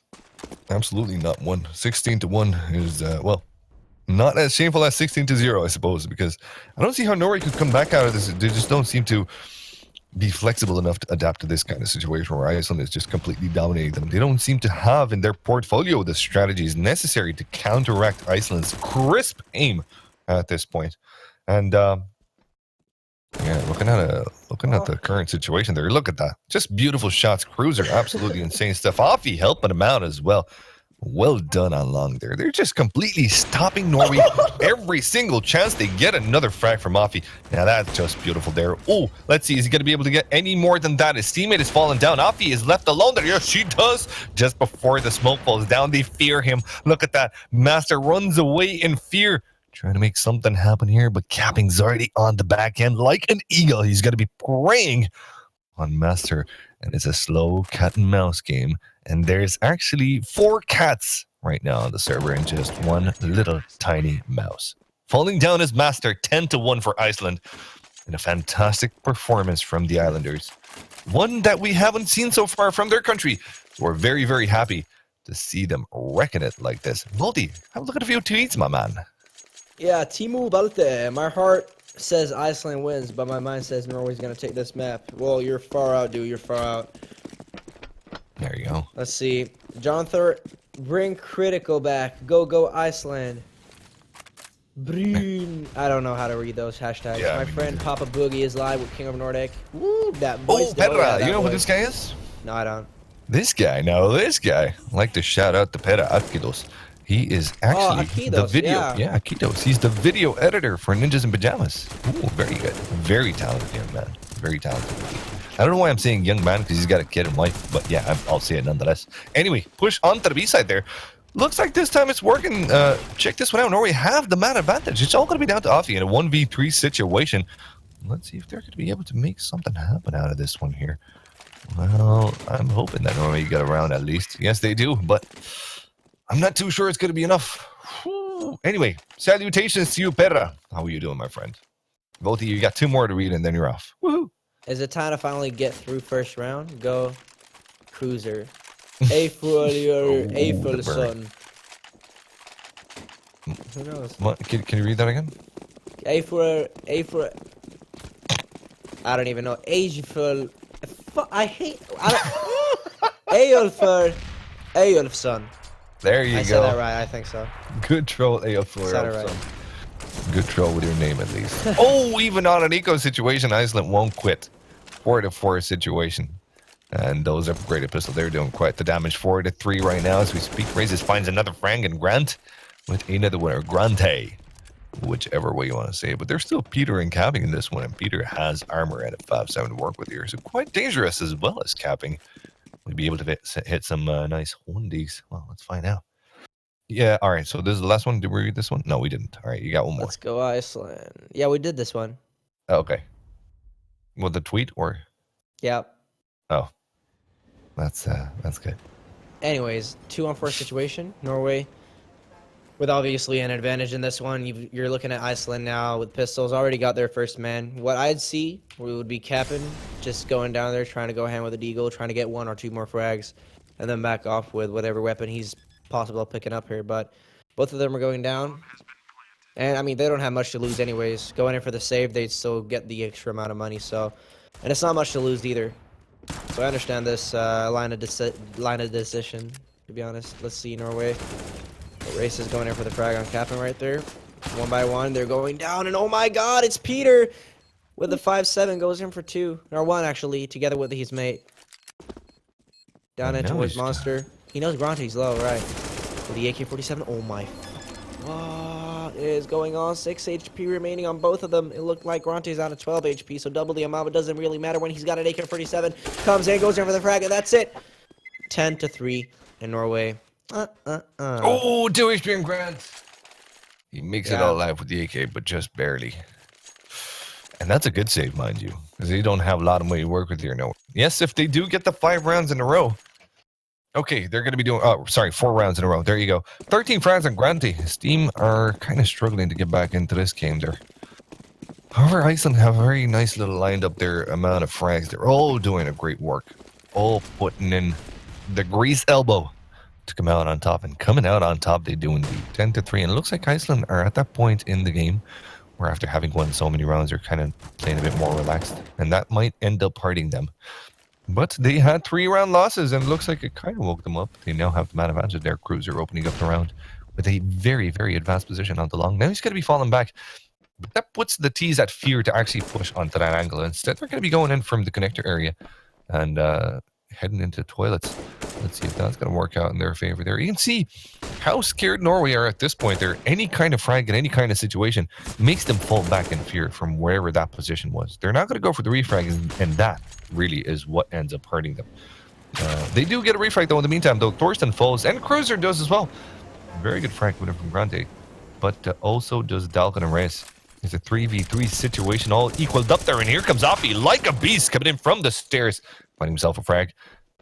Dwindling down to another, to very low HP. Finished off by his teammate there. N2v1 situation right now, favoring the CTs. With the bomb dropped in T-spawn and 35 seconds to go, this is not an easy task for CD Vitamin. See here, going in and over towards the B side, you've got Peter and capping. And I love how Peter really holds off the back here. It doesn't really matter at this stage, though, because CD Vitamin is going to go for the plan over towards the B side. He's making sure no one's there. They're here, they're step. I think Peter honestly heard his steps there. Molotov's going to be coming down, blocking off any opportunity for him to come up on the left side. And again, gives Peter that very advantage of just peeking towards one angle instead. It's going to be CD Vitamin going down with a quite heavy diffuse here. In terms of money, Does it really matter? Well, it certainly does, because that's going to be a reset on Norway's side, and this is the last round that we're going to be seeing after this. So it certainly is. It certainly has a good impact on it towards that. Yeah. 4.8 on CD There Vitamin you as a go. maximum, but rest of the team can't really do. Yeah, there you go. And the frag count, at least for the Iceland team, shows how well of a work they're doing as a team. Just Peter a bit behind, but I believe that's because he didn't have the chance for a lot of engagements. In the meantime, though, Norway seemed to be a bit struggling in their 1v1 specifically there. Now, Risto says something here. Even though I thought Norway would win really easily, it seems. Cutting off. I am. At Papa Boogie. Well, there you go, Risto. That's fine to acknowledge your weakness. Now, and here's a nice one. How about you read this one, Voldy? Aw, this Have is to so thank good. this awesome cast duo. You got talent, guys. You make the game like a 6th and a 7th field players. Aw. Such Thanks. a nice dude. I'm not too sure what that means, though. 6 and No, 7 that field. could be bad. Who knows? I don't really know. Is that Steve, American thing? he's a super positive guy. Torille, Oh, yeah. Timo, Torille. And Kitos. He's from Finland. There you go. Yeah, They let's can get say back Finnish to it. things. Hey, Vittu. Hey, Vittu. Boy, Vittu. Family show thrown out the Yeah, window. Definitely. Absolutely thrown out. Anyways, Master bought it out. He's got that Deagle races with 8 HP remaining. He's down on towards water, or short waters. And at this stage, what you want to do as WM, not a problem for OV over towards towards A short goes in for 2 players. That's going to be Master and Grante going down. But over towards the B side is really my main concern, is that you have that bomb over there. He's down at 8 HP with the rest of the team just going down one by one. And that's Dalkin. Doesn't really matter. He could have gotten 1. That reply fry would have still counted for Iceland. 12-3. And we're going to go for a short break. Easy peasy lemon squeezy and my nipples in the breezy. Here's a bit of a break. We're going to be coming back with Iceland on 12 points and Norway on 3.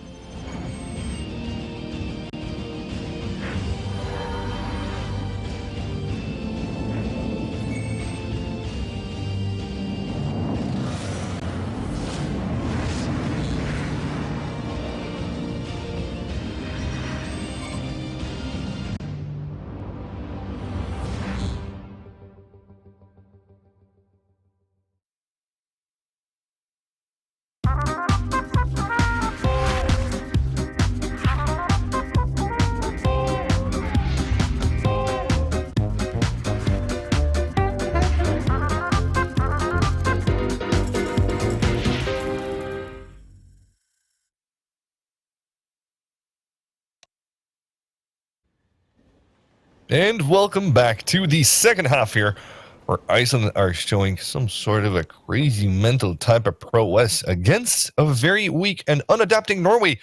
But then again, Norway are going to be trying their best on the CT side to bring this one back. Will they be able to, Voldy?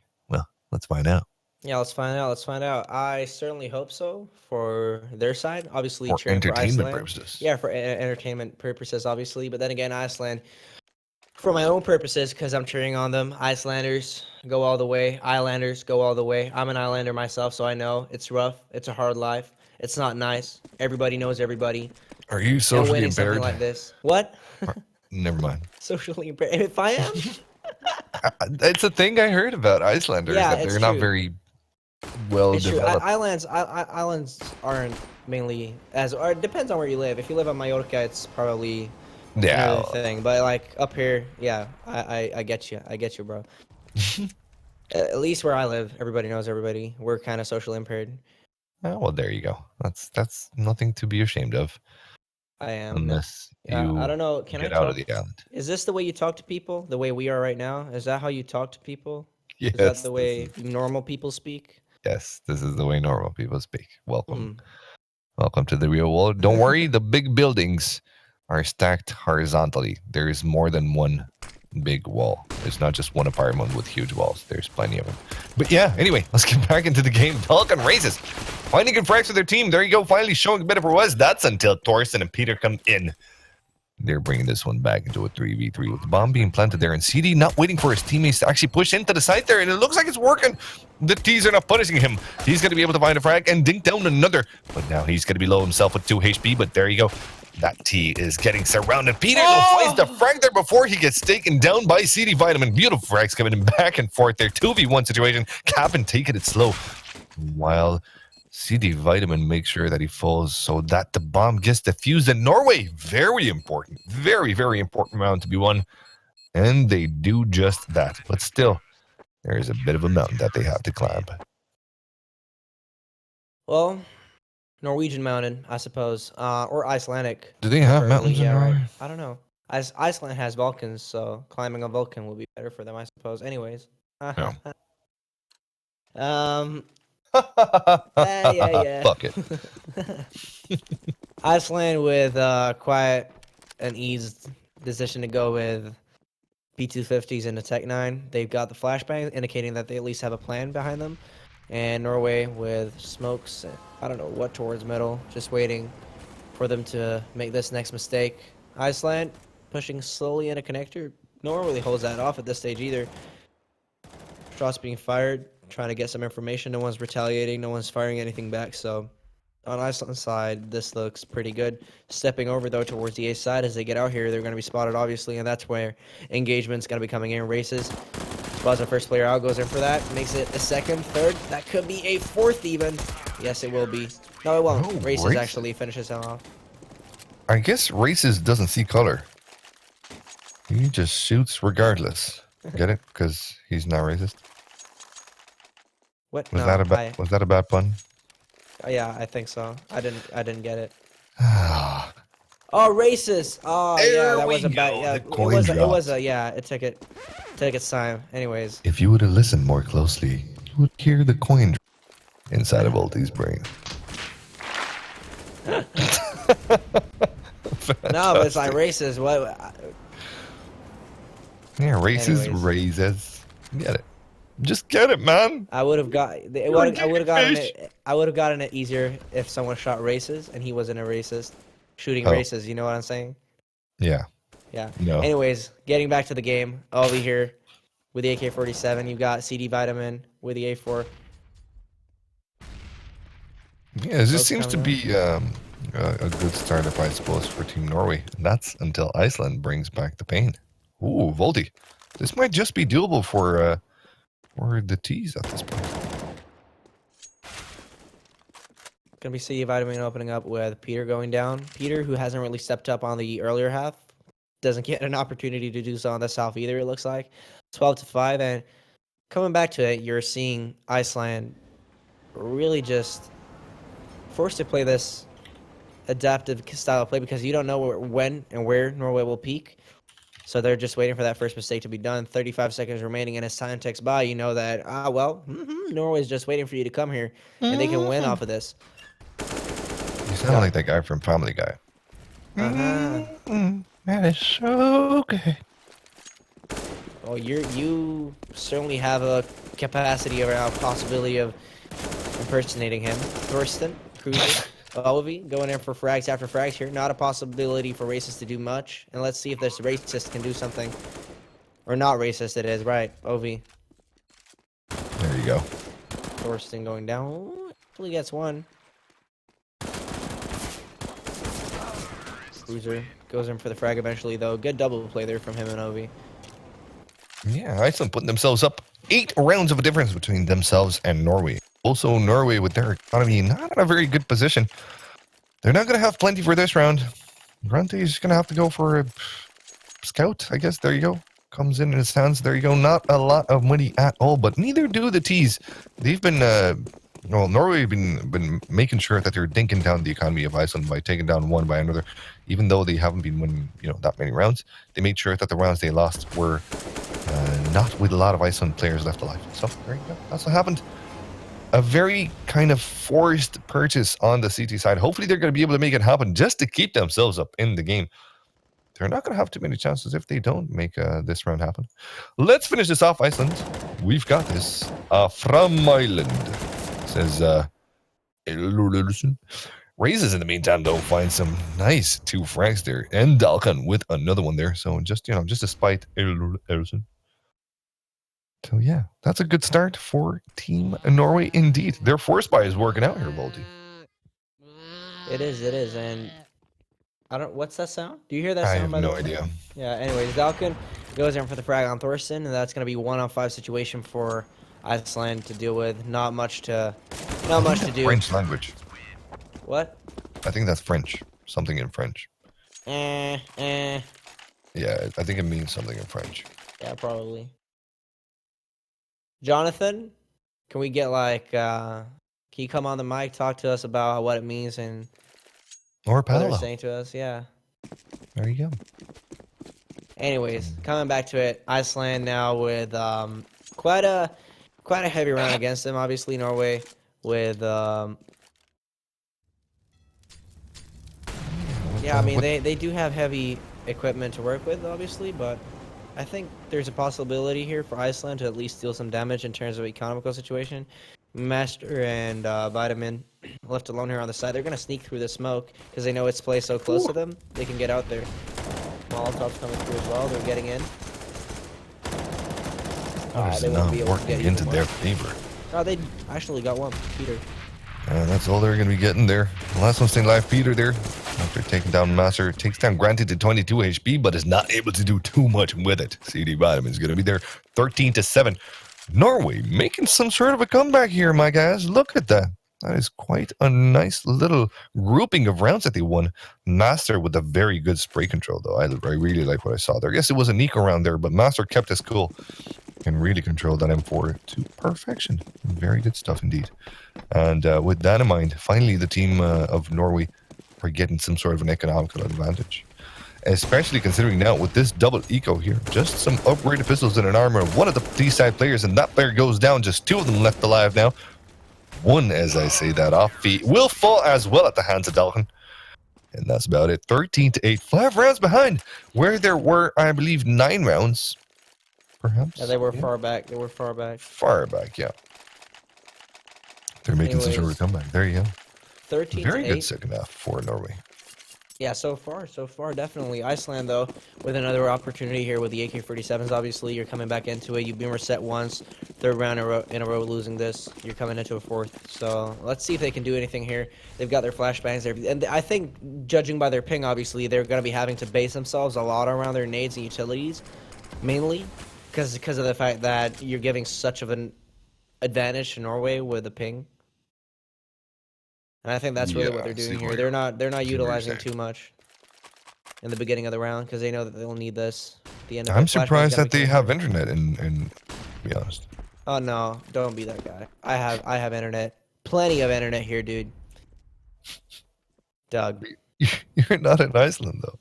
No, I'm not on Iceland, but I live on an island. So everything I say about Iceland will trigger you as well? Yeah, it will. For sure. Breaks me to tears. I'm not gonna be able to sleep tonight. Do we have a wah-wah sound? You the one to pay my health fees. That's one thing for sure. You know that? My medicinal care, all that shit. That's going on you, dude. For sure. Okay. Anyways, going back. I don't have a lot of money for Xanax though. Ooh. No. Whoa! Don't go hard. Don't go hard. Woo! Is that legal in Ireland? What, Xanax or going hard? What? No. Yeah, going hard is illegal anywhere. Is it? Right. Yeah, it is. Depends. Capping. What you mean by that? There you go. Going in for the first Conte right there. Master going in for Thorsten. One by one, they're changing players here, but it looks like Iceland at the end of the day will be having that advantage. AK-47 on towards Waters and Ofi spotting these 2 players out. Dakon and Races coming out. And with his A4, he has to make sure Ovi goes down, comes out in towards water, gets that frag, but still 2 players remaining here, and they can crossfire this one out as much as possible, not only from short, but from Monster. Races goes in for all of the frags. How can he do that? 3 frags in just a matter of, I don't know how little amount of seconds. 13-9 is the end score for this, it looks like, and it's coming to look like Norway finally can come back. Just as I really predicted, even though I wasn't hoping so. Well, I mean, you never know what happens until a What? nice You're comeback cutting. here. Sorry? You're cutting in Discord. Cutting off. Am I cutting off? Yeah, a lot. Maybe I am too, but No, I can hear you fine. I hope my sound volumes are good. Can someone tell me what's going on, maybe from production? In the meantime, though, yeah, let's go for this round here. We got a tweet before that. Dominic, oh, poor guy, I'm going to lose $200. Oh, no. Ouch, Dominic. That does not sound very nice. You got to know who you're betting on. You know what I mean? But yeah, looks like we, no, yeah, there we go. I'm fine. Production says. So maybe it's a local issue with the crappy Iceland internet. I don't know. Oh, CD Vitamin with the frags. Good off shot there. Puts his team on a 4v4. And right now, Iceland, they're really, really choking hard. 13 rounds for quite a while now, while Norway are slowly making a comeback here. They've only given Iceland 1 round since the second half started. Looks like their CT side is just absolutely tremendous. Or is it just because Iceland seem to have that X factor as well? When they're entering a site, they don't have that surprise element. They don't have the good strats about. I'm not too sure which one it is, but this time it looks like they're going to be going for some sort of a B play. In the meantime, though, Grante eats up a bit of damage through the plank. 16 HP on him, but that's not too bad. He had some time to call in one of his teammates. So it's a 2 spread to 2 situation for Norway, posting themselves up on both of the sides there, as they did not spot the bomb. So they're not going in for the early rotates, but CD Vitamin has a very nice little angle. They're onto water, finding one frag there. Grante helping him out there. And the push from the T's is not working as they planned until this point. Cruiser and Torsten finding themselves 2 frags, putting themselves in a 2v2 situation. But the CTs, oh, they're fast on their heels, man. They're already on the B side there. However, the bomb is already planted. Oh, the CT smoke. This is not going to be an easy retake. The only chance that they have is either to jump on box or to go through water. But Thorsten has the angle on both of them.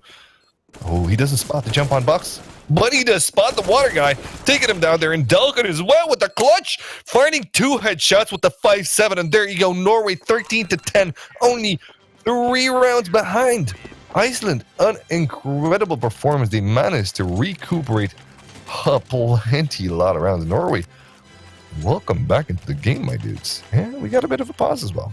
Should we look at some tweets? Yeah, let's look at some tweets. All right, let's do that. Again, Iceland with a tactical pause. I like this. I like that they're coming in with it in time instead of too late, because you usually see people coming in too late with a tactical timeout. They're at least 13-10 rounds in, so like this is the greatest time for them to do so. If anything, retweet by Skitlight. Cheer on Skitlight players. Skitlight. Yeah, Skitlight. Is Skitlight playing tonight? Well, they got Sergey and Aune for the Finnish team, and those guys have been just absolutely killing it so far. Yeah, I know Skitlight from Nordic Masters. Okay, Scott, check this one out, Voldy. This Thorstein kid is insane. I was swapping out for my girlfriend. Oh, Oscar Smarty. I hope she reads that. I hope she doesn't. That sound effect. Perfect match. Let's see. Diddy, after Polybondi was fired from War Monkeys, they really look on point. Iceland, easy for Polybondi. Oh. Ooh. That's harsh. Yeah, that is not easy. And here's a one from a bit earlier. 16-2 in it to win it. Not really, though. Not really. Iceland, they're choking it hard right now. That's how it looks anyway. Will they be able to do too much now? What do you think? After this they're tech choking hard possibility. now. Let's see if they're going to be choking on something hard. Like, I mean, Norway, they're really giving it to them. They're really giving it to them now. They really are. I'm sorry to say so, but they really are. Yeah, they're definitely coming back into the game. Much more liveliness, if that's even a word, than they did on their T-side half. It's just that at this point, it doesn't seem that Iceland are able to surprise Norway by any sort of means. But they're not even trying to, it feels like. Feels like Norway are the ones that actually come in with the surprises. Check this one out. 2 players onto the toxic area with a nice couple of flashes there, but Thorsten was actually in front of the flashes, so he didn't get fully flashed, allowing him to peek in, and with his teammate almost open up the B side, but there's Garanti to defend it on until Capping falls in there, takes him down as well. 4-2 situation. This might be where Iceland take their dominant situation back in it. A very possible 14-10 unless Dalkin and Races can do anything about it. They're just waiting. They know. So at this stage, what comes back into my mind is how Iceland, they took a tactical timeout before this, right? Is how that affects their style of play. And we were talking about how they haven't really been going in for the surprises a lot. They haven't really been playing around with the element of surprise as much as we were hoping, seeing as their ping is at, in an inadvantageous position, if we put it that way. So counting all of these things in together, I feel like Iceland are doing the greatest of things with utilizing the flashbangs and all of that coming into the side. Not only that, but the retake, or not the retake, but the refragging as they got in there was just primary to their success in that round.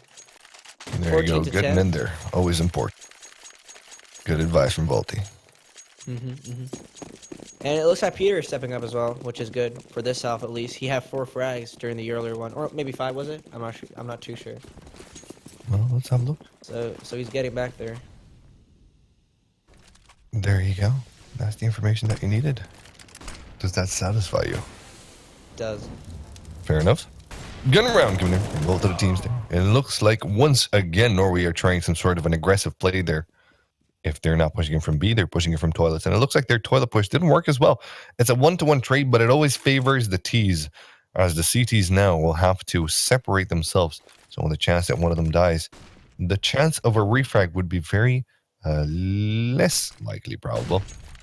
However, the Ts will still allow a grouping up. Check this one out. 3 of them on the 4 of them actually on the long position there, and 1 left into the toilet area there. And Dalkin finds the first shot there. He's going to be smoking long. Very smart decision because there's plenty of Ts to cover off there. Now he's allowing himself to peek into the actual toilet area, and that is where Capping and Peter are lurking into. 3v4 situation. No rotates coming in from the CTs yet. They're playing this one very, very nice and military style. Very well to keep themselves back, but the push onto the east side looks like it's about to start. 33 seconds to go, and here it comes. Delkin holding on the open toilet angle. He's going to be finding the first strike there. Peter falls down. Capping and Cruiser trying to make their way in there. Capping falls down as well. Very good stuff coming in from CD Vitamin, and Cruiser, the only one finding frags for his own team there. 1v3 situation. Would he be able to do it there? Another frag there onto CD Vitamin. 1v2. All of a sudden it's duel before Cruiser, but Master and Grante are going to be there to take him down. Grante is going to be the lucky one, and that's it. 14-11. Once again, 3 rounds of a difference. Norway absolutely beasting it in their second half. Ooh, I like what I'm seeing here. And they're getting back, and they're crushing Iceland's economical situation down as well. So, looking at it, you've got, they're going for the quasi-buy. I like this. They're putting their primary focus on getting back the money situation as soon as possible, which is nice. And they know of how they can damage it as well on the other side of things, trying to get Norway down, because Norway's not on the perfect amount of money either. So resetting them here would be pretty much key for them to win this game, I believe. And it's going to be CD Vitamin opening up with a first. Could go for a second one, but will be going down in the back of him. Cruiser with a P250 frag. Peter coming in here with the Glock, I was about to say, but Tech 9. And it's going to be a pitch-perfect frag on a Master. Not only him, but Peter together with Was that? Oh! Yeah, well, that's another one. Dawkins goes down. Grante. This is kind of working out for the T's on a very bad purchase, man.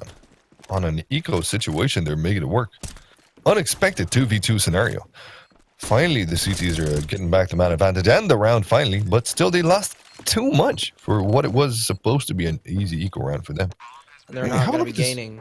They're not going to be gaining that amount of money now either. Look at how little they're going to have now.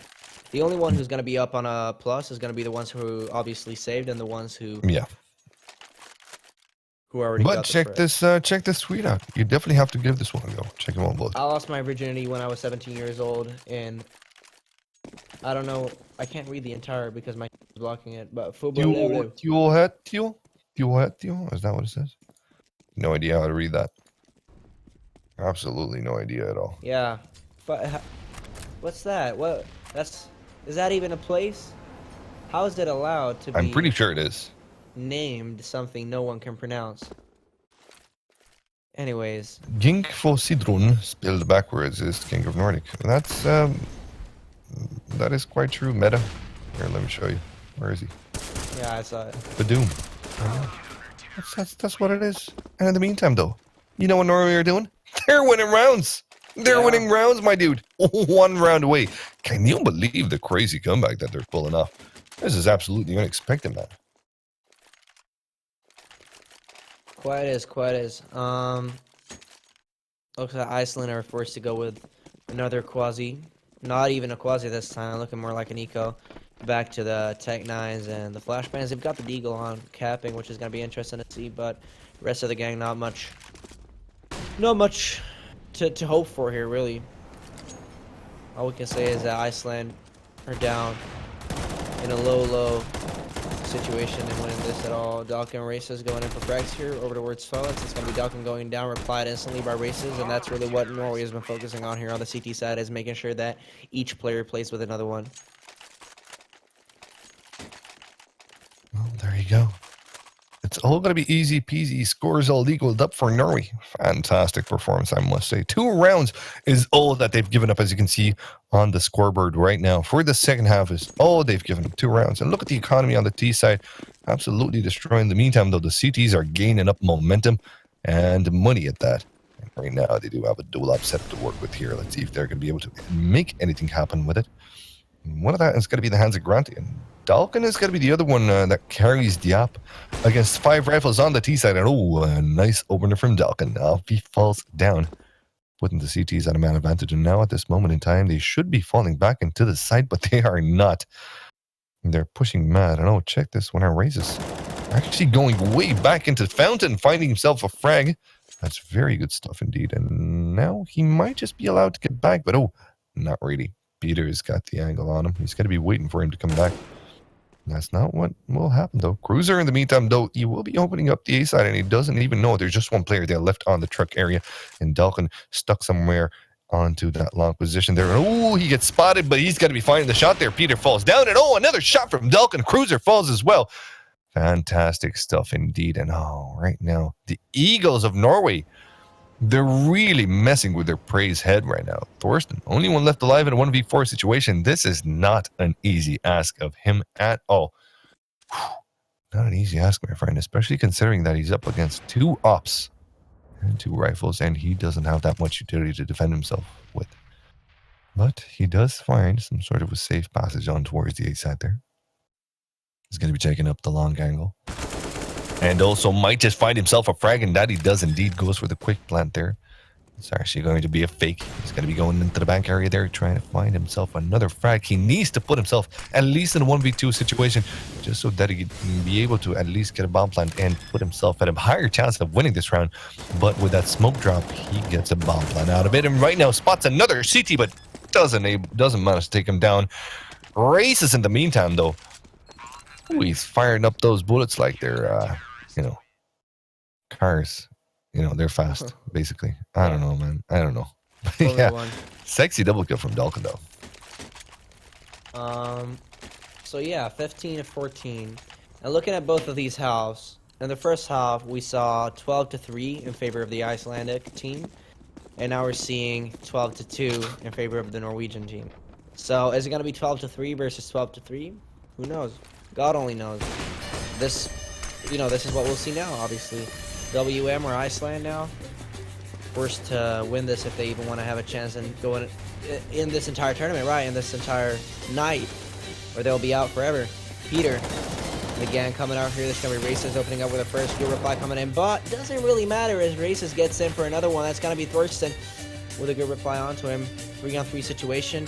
And we've got some James Bond, I don't know what kind of music in the background. I'm jumping onto this, you know what I'm saying? CD Vitamin and the gang, Mission Impossible. Obi with another one, Monster going down, Grante with another one. Woo! 1 by 1, and I like this music, really sets me on mood, you know what I'm saying? I like this. CD Vitamin. Prof Mal. Let's do this in some Swinglish. We're gonna see Vitamin going in here with the AK-47, trying to find the player. And 40 HP remaining. Goes for the frag. That's gonna be a crazy sick headshot. Waits for Ophi here on the left side, but he misses out on the first shot. Goes in for it eventually though. And now capping is just behind the wall on the right side. Profmo, CT Vitamin has to spot this out. Smoke's gonna be coming down. Oh my god, if this happens, are you kidding me? No. No, it looked doesn't. like it for a long time. Oh, another overtime. Yeah, another overtime. Another overtime. This is absolutely insane. The first 2 matches of this season here, both going into overtime. That shows you what an equal amount of skill. And it just kind of puts my heart on pounce, man. These kinds of crazy comebacks from Norway, I would have never expected them to do that. Now, we're going to be jumping straight into it, Volti. There's absolutely no time to hang around, but we do have time to read a tweet. Risto says, maybe I wasn't wrong. Yeah, there you go, Risto. Maybe you weren't indeed. Yeah, Norway maybe making... you weren't. Norway But making you know some what? sort of comeback. Something you that read triggers this? me is when, yeah, I can read it. Hatti via Sugarpert, no, I don't know. Alright, something that triggers you is what?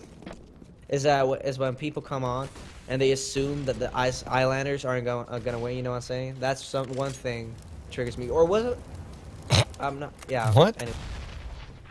Well, I'm not sure if that was the guy that I read earlier that I said, you know what? You know, before the game started. You know what? Yeah, I said, you know what? Oh, that was the in before guy. In before Norway wins. Oh, yeah. I remember, yes. Thorsten and Cruiser going in for the 2 first. Master and Grante going down. Dalkin races and CD Vitamin left alone here on the Norwegian side. And it looks like Iceland, all of a sudden, because it's an overtime, can start delivering. I don't know what's going on. CD Vitamin just waiting for someone to push out here. Goes in for the first frag, but will be missing out on the shot. Gives away so much, not only information, but HP drain as well. 22 HP remaining after that. And we'll be forced back. You've got Dalkin up there instead. 2 AWPs. Not much to retake with. We'll be spotting out. Ooh. It looked like he was in a possibility to get that frag through the sandbox, but nope. Nope. Not gonna happen. There you go. Norway's gonna be saving this one instead. But will they though? No, they won't. Oh, he's gonna be there to take one of them down. Races though finds the refrag, so it's gonna be an op and another op saved by the CT side. But their economy already not looking fantastic. If they lose this one as well, they're gonna be going into the last one very, very badly. They're going to be going in or starting off as Norway and ending it as Eastern European, as Croatians perhaps, with a few little money. You see my joke there? Or Romanian. Yeah, Romanian. Even more There you Eastern. Right. That's what you get. In case you're wondering, in case you're getting triggered if you're Romanian, don't worry about it. I can make that joke. I'm Romanian myself. So there you go. You wouldn't have thought that though, would you? Neither would you have thought that CD Vitamin is able to find a frag after jumping with his op when he does. Robert Cruz is going to be taking him down, but the site B is nice for defending their Master and Grante coming in the 1-by-1 play, putting in quite the show, and they're doing just fine. Look at this. Offie, the only one left alive in a 1v3 situation. He's going to be forced to rethink his strat, but the bomb has already been dropped on the B side there. Not a lot of chances for Offie to do too much. Just holding on to the backside there, making sure that there's not a backstab happening. And right now, he's going to have to really, really count his lucky stars, trying to do his best, getting into the whole situation, back at it. There's no reason to go for a save either, because of course. Yeah. Oh, there you go. It's all going to be over, done and dusted. Dalkin finds him. 16-16. Scores all equaled up. And Norway, well, their economy is not fantastic, but at least they have that equalizer. At least they have some sort of an angle to work with here in the last round of the first overtime of this here match. So 16-16, and I think we might be looking at a double overtime here, to be honest. Iceland on the CT side looked fantastic, fantabulous. So I'm not gonna say that's a fact yet, though. Dalkin opening up with another one. Ovi going down. That'd be a second of the round. They're backing off, actually. They're not showing themselves too much here. Cruiser eventually going in for the headshot on a Grante. Sick one coming in from above plank. Flashbang onwards short. Buys a lot of time. Look at what that does. Cruiser forced to back off and reposition himself because he's not sure if anyone wants to push him or not. G or AG Molotov coming in, blocking off again, buying a lot of time for the CT side to think of what's actually going on here. AG missing out completely on a cruiser. Smoke as well, blocking off not only for time, but vision as well. And I think this boost would be something for them. I'd love to see that boost happen now. Thorsten at the same time coming in for Master. Just as they get that information that people are playing on where it's short, Thorsten could get the player Master rotating over towards the B side. And he knows. It looks like he's ready for that. Certainly does. Races goes in for the frag on Cruiser. And that will stop that push onto the B side there. You're not going to be that ecstatic to go in. Check this one out. Thorsten finds a frag, but CD is there to refrag. CD falls down as well, and Peter, oh, he's left in this kind of battle alone. But no, he's not. Capping is going to be there to help him out, and this puts the T's at a man advantage. It's a 1v2 scenario. And Dalkin trying to do his best to keep himself or his team at a round win. Finds the Kobe nade. Very good stuff from him. And oh, what a nice, beautiful shot there with the op. Clean stuff from Dalkin indeed. Clutching this one and putting his team at an advantage for the end of the first half there. I think it's going to be back on baby. Just as Swagalicious is saying right there. And back on baby it is.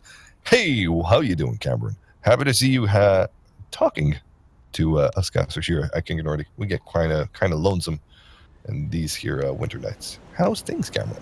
Are you doing fine? I don't think he can reply. I don't know. Oh yeah, I just realized. No, of course I'm Anyways. setting it up. I'm setting it up for another tweet. Yeah. Let's see. Iceland versus Norway. Pause coming. I like this. Norway, they knew their T side wasn't perfect. Coming into this one, they want to have to go break before. Showing us a lot. It definitely does. Not only do they want to think of, how are we going to make it so that we don't fall into the same mistakes we did earlier, but I think also that they're considering anti-stratting Iceland here as much as possible, utilizing the fact that Iceland wants to get that first information rather than anything else. But yeah. let's see if they can abuse that. Because I'm not doubting Iceland on this one. Their CT side might lead us to a third overtime. I'm just saying, or second overtime.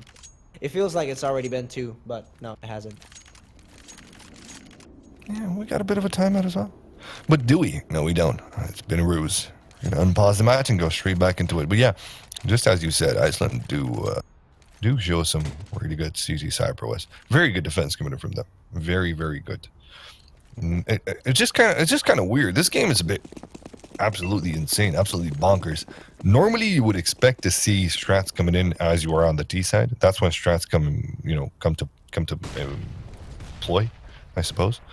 But this game, it feels like both of the teams, their better strats were actually on the CT side. That's when they were actually able to surprise and push from the craziest of positions their enemy team. Both of them, actually.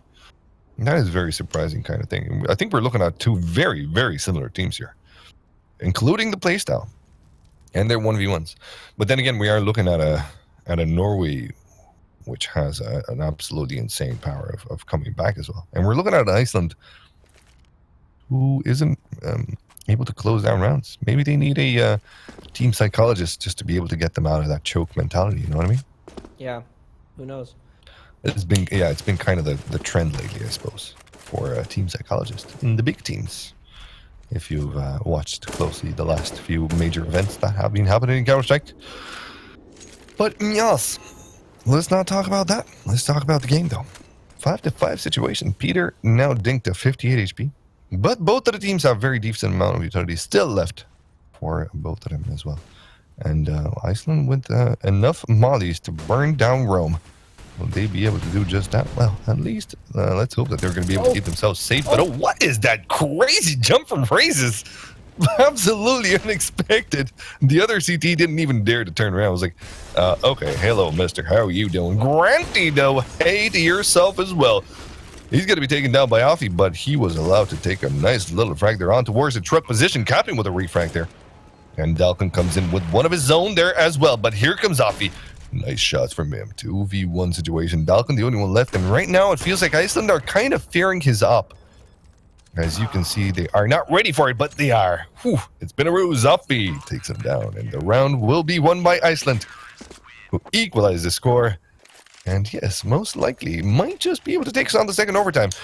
Unless, of course, they'll be able to go 19 points in this year one. Interesting. Who knows?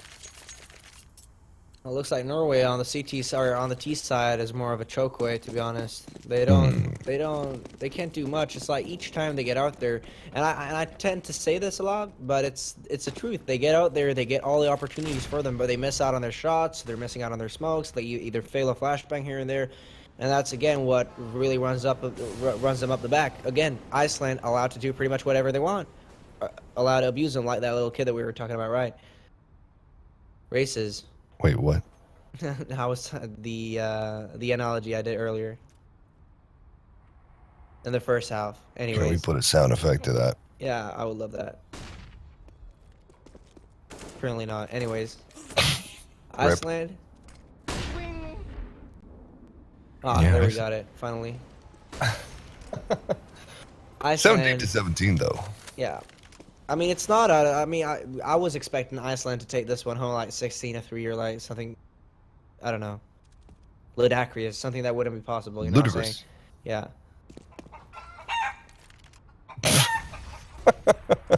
I think that was ludicrous. Yeah, it was. Happy days. 5-5 with 40 seconds to go. Not a lot of contact on this here round, but the T's are slowly gaining ground on that line there, and on Toils as well. Cruiser though, he will be dropping off his molly, trying to block off the T's coming in there, but Dalkin pushes in before that happens, and Races also falling down. This is a 5v4 as you see that Master coming in there with a nice little frag, and it looks like the T's have half of the A side there, but the CTs are going to be there and ready for the taking back. Very cheeky push coming in from Offie. I didn't get punished for that, but he actually finds himself a frag nice there. Oh, Master with the double. Very good stuff spraying through the smoke there. He kind of has some sort of an idea where the last CT is, and Thorsten is there indeed, but he gets taken down by City Vitamin, and that puts Norway on to 18 points, which means that we will be going for, guess what, the second overtime. Nice. It's not sure yet, though. If Norway can win this round, then they win the entirety of this game, right?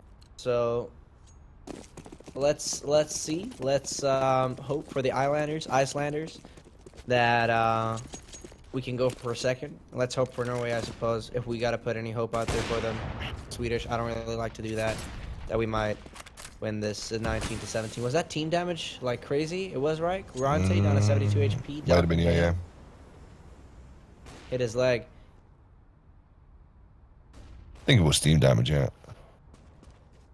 Thorsten holding off Monster here. Looks like he's gonna be in advantage and in position to control what's going on here. Norway not allowed to do much at this stage. Forced to back off. Trying to see what opportunities they have at what places. Trying to experiment a lot with what Iceland would react to, and I think steps and jumps overall has been the small steps they've taken towards even getting close to pushing in aside or executing. Races with the AK-47, spots ahead, goes for the frag, not too hard, but is very eager to get out there, and I think that's going to be taking him home. Yeah, Races. Be too high to take that home. Be too greedy. Flashbang coming through. Grante forced to back off. 50 HP remaining on him. Backsaw beyond Dwayne, so... By the way, Dwayne is The Rock Johnson, hey. Right? Yeah, so that's the call. If you don't know. Anyways, Ovi with the AWP inside a toilet. It's not a problem to go in for one. Grante goes down, goes in for the second. Master going down as well. That is some sick stuff, man. We're going to the second overtime, and woo! I don't know why I had to put on a nick out there, but I'm just kind of psyched that this is the first time we're been going for overtimes in the hole since I've been casting, not on the hole. Hey, there's screen for that.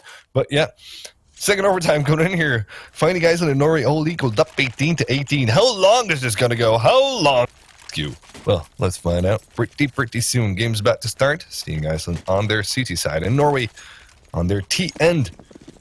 But what a close matchup it is indeed. This time, check it out though. Norway don't use ops at all.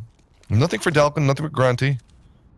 It's just one in the hands of Offie on the Iceland side of things. Let's see how that's going to play out for them. Just down a bit of a faster kind of setup towards the B side, it seems. I wonder how it's going to work out for the T's as they currently set themselves up on the short position there, trying to get themselves ready. Two of them also trying to make their way, or actually one of them trying to make his way for Monster. They're all smoked off. However, Dalkin dares to go in there. Very good defensive smoke that allows him to peek into the site there. He's going to be finding a frag there. CD Vitamin as well. But Dalkin falls down. It's a 4v3 situation as Peter also puts his team at a very good 3v3 advantage with the double frag there. Offie's going to be there to help him out. 3v2 when the T's are trying to make their way back in there. But raises falls. And here does Granty as well. Here lies Granty. Tried to go into B. Did not happen. 19-18. Iceland. Very good CT side as well. Happy days, man. Happy days indeed. These casters need an energy drink. Open SSL. Well, listen. True that. If you're paying, I don't mind, my buddy. Tazovietya. These casters rock. Well, thank you very much, Cancer. Much appreciated. What's he said? These casters rock. These Ooh. casters Dwayne Johnson. I like that. Well, there you go. Well, there you go. Anyways, getting back into the game, we've got Peter Danny with Man the says these casters suck, though, so Yeah. I'm kind of confused now. I don't know. Anyways. There's a reason we're here. You're not. XD. Vitamin going in for a frag on Cruiser. 5-on-1 situation. OV left alone with AWP. Shooting like crazy. There's a Molotov coming through as well. Racist in the gang pushing over. And he's just forced to go for the Saber Link. Not even allowed to. Not even allowed to. Bronte with a frag. 19-19. This is absolutely unbelievable.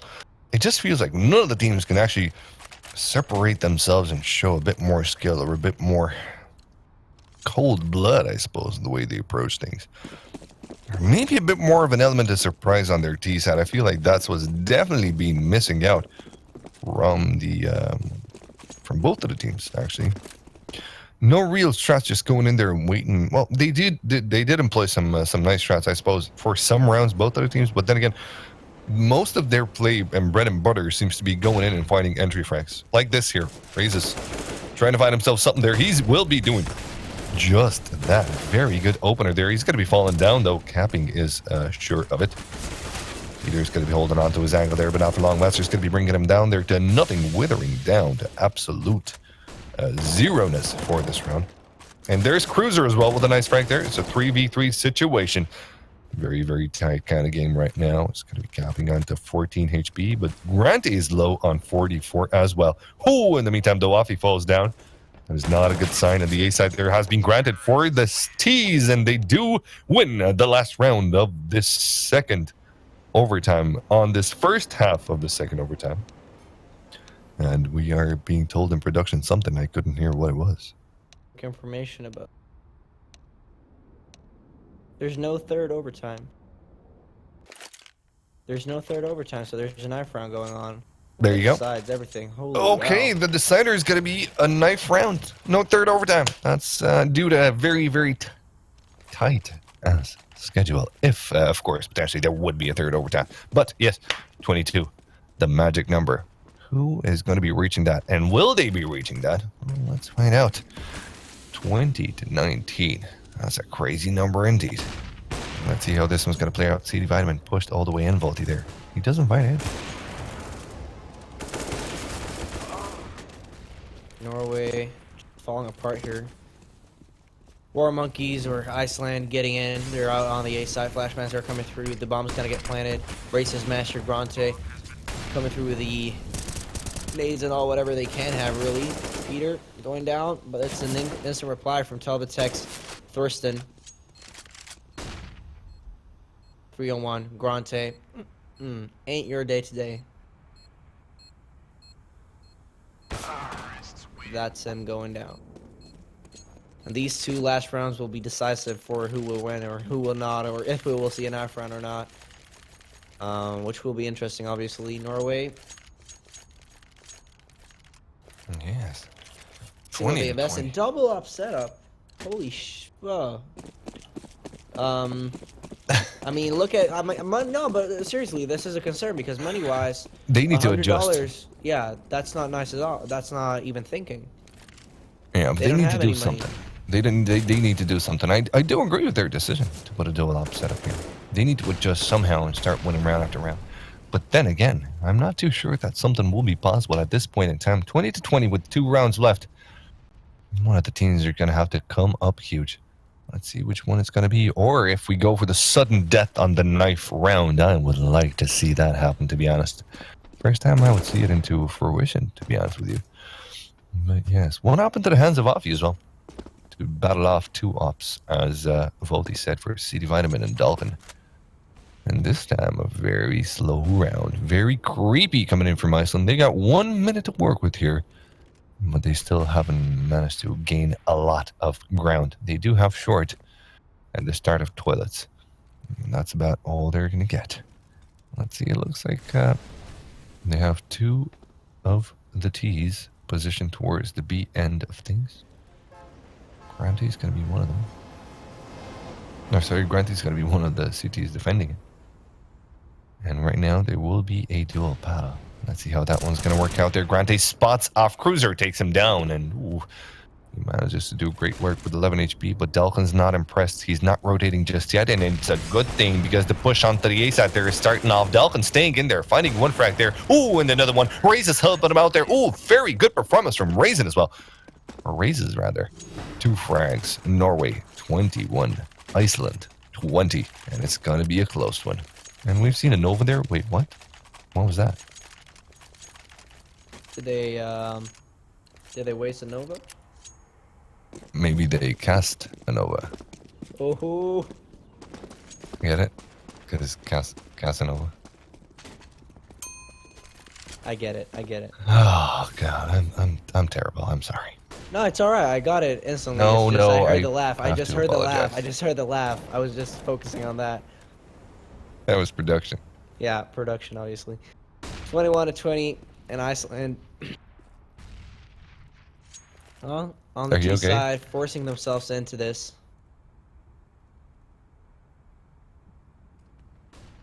Norway with the double op setup worked earlier, so I mean, why not? And why leave an op out if you can get both of them? That's gonna be Dalkin with the first, Thorsten going down. First entry to work with. Norway looking like they might have a foot into this win.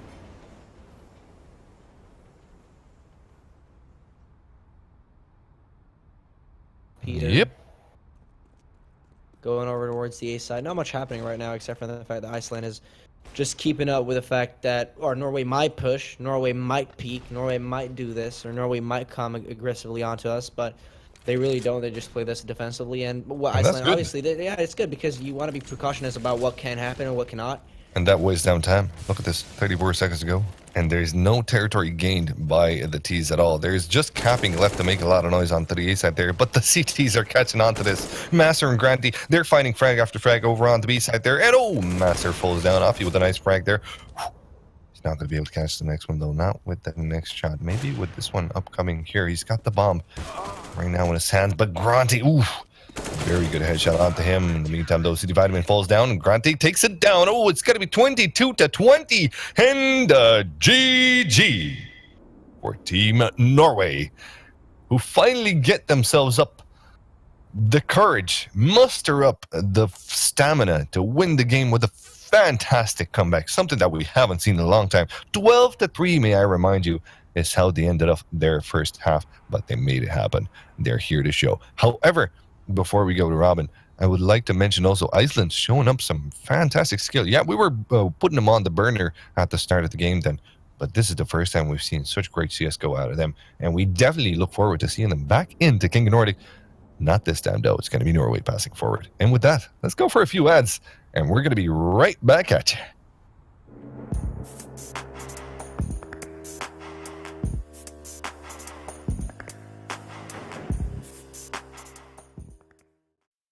And welcome back, everyone. And that was one heck of a game. Again, with the overtimes, Norway are narrowly able to escape the sudden death scenario.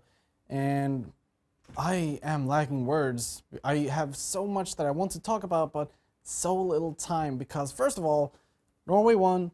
We need to pay our tribute to them. So Norway, congratulations. Here is your national anthem.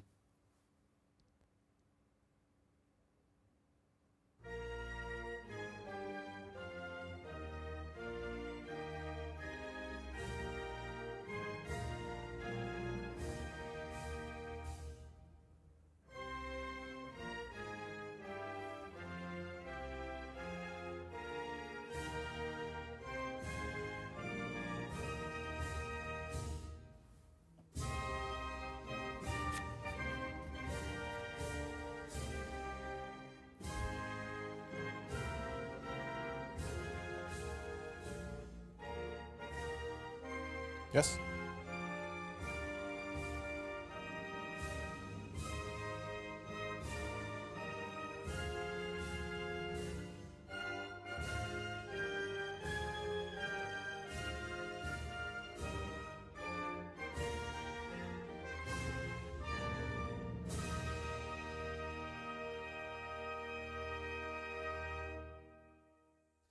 And I have, like I said before, I have a couple of things that I want to talk about. I have this trusty notebook here to remind me of some of the stuff that happens. So we're beginning with Iceland's part where they started CT side and they were able to get a really, really good start. Offie was able to get four per people on his pistol round and just sling Iceland into a huge momentum lead, 12-3 on their CT side.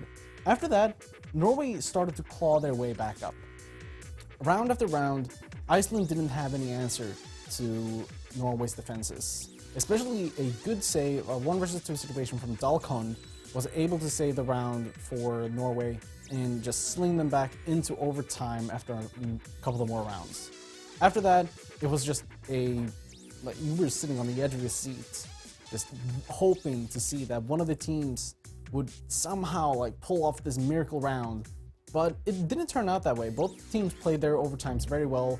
In the end, it was Norway that came out victorious, and so we have to congratulate them once again. And I mean, it was incredible by them, to say the least. We're gonna be moving on. We have, again, see here, train of thought, something I need to work on. In any case, how can Norway, Iceland come back into King of Nordic? Well, we have a video for that. Do you play Counter-Strike together with 5 other people? Do you guys think you're pretty good? Well, then you should definitely sign your team up for King of Nordic. How, you ask? Well, if you're from Denmark, esport.dk. From Finland, csgofinland.fi. From Norway, gamer.no. From Sweden, publiclear.se. And finally, if you're from Iceland, esports.is. We wish your team the best of luck and hope to see you battling it out against your Nordic brethren in the next show.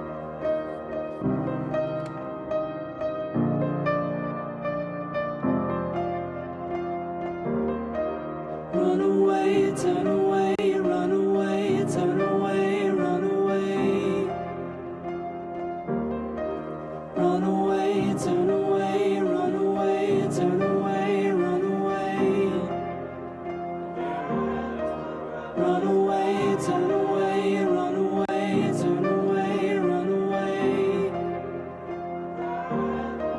Run away, turn away, run away, turn away, run away. Run away, turn away,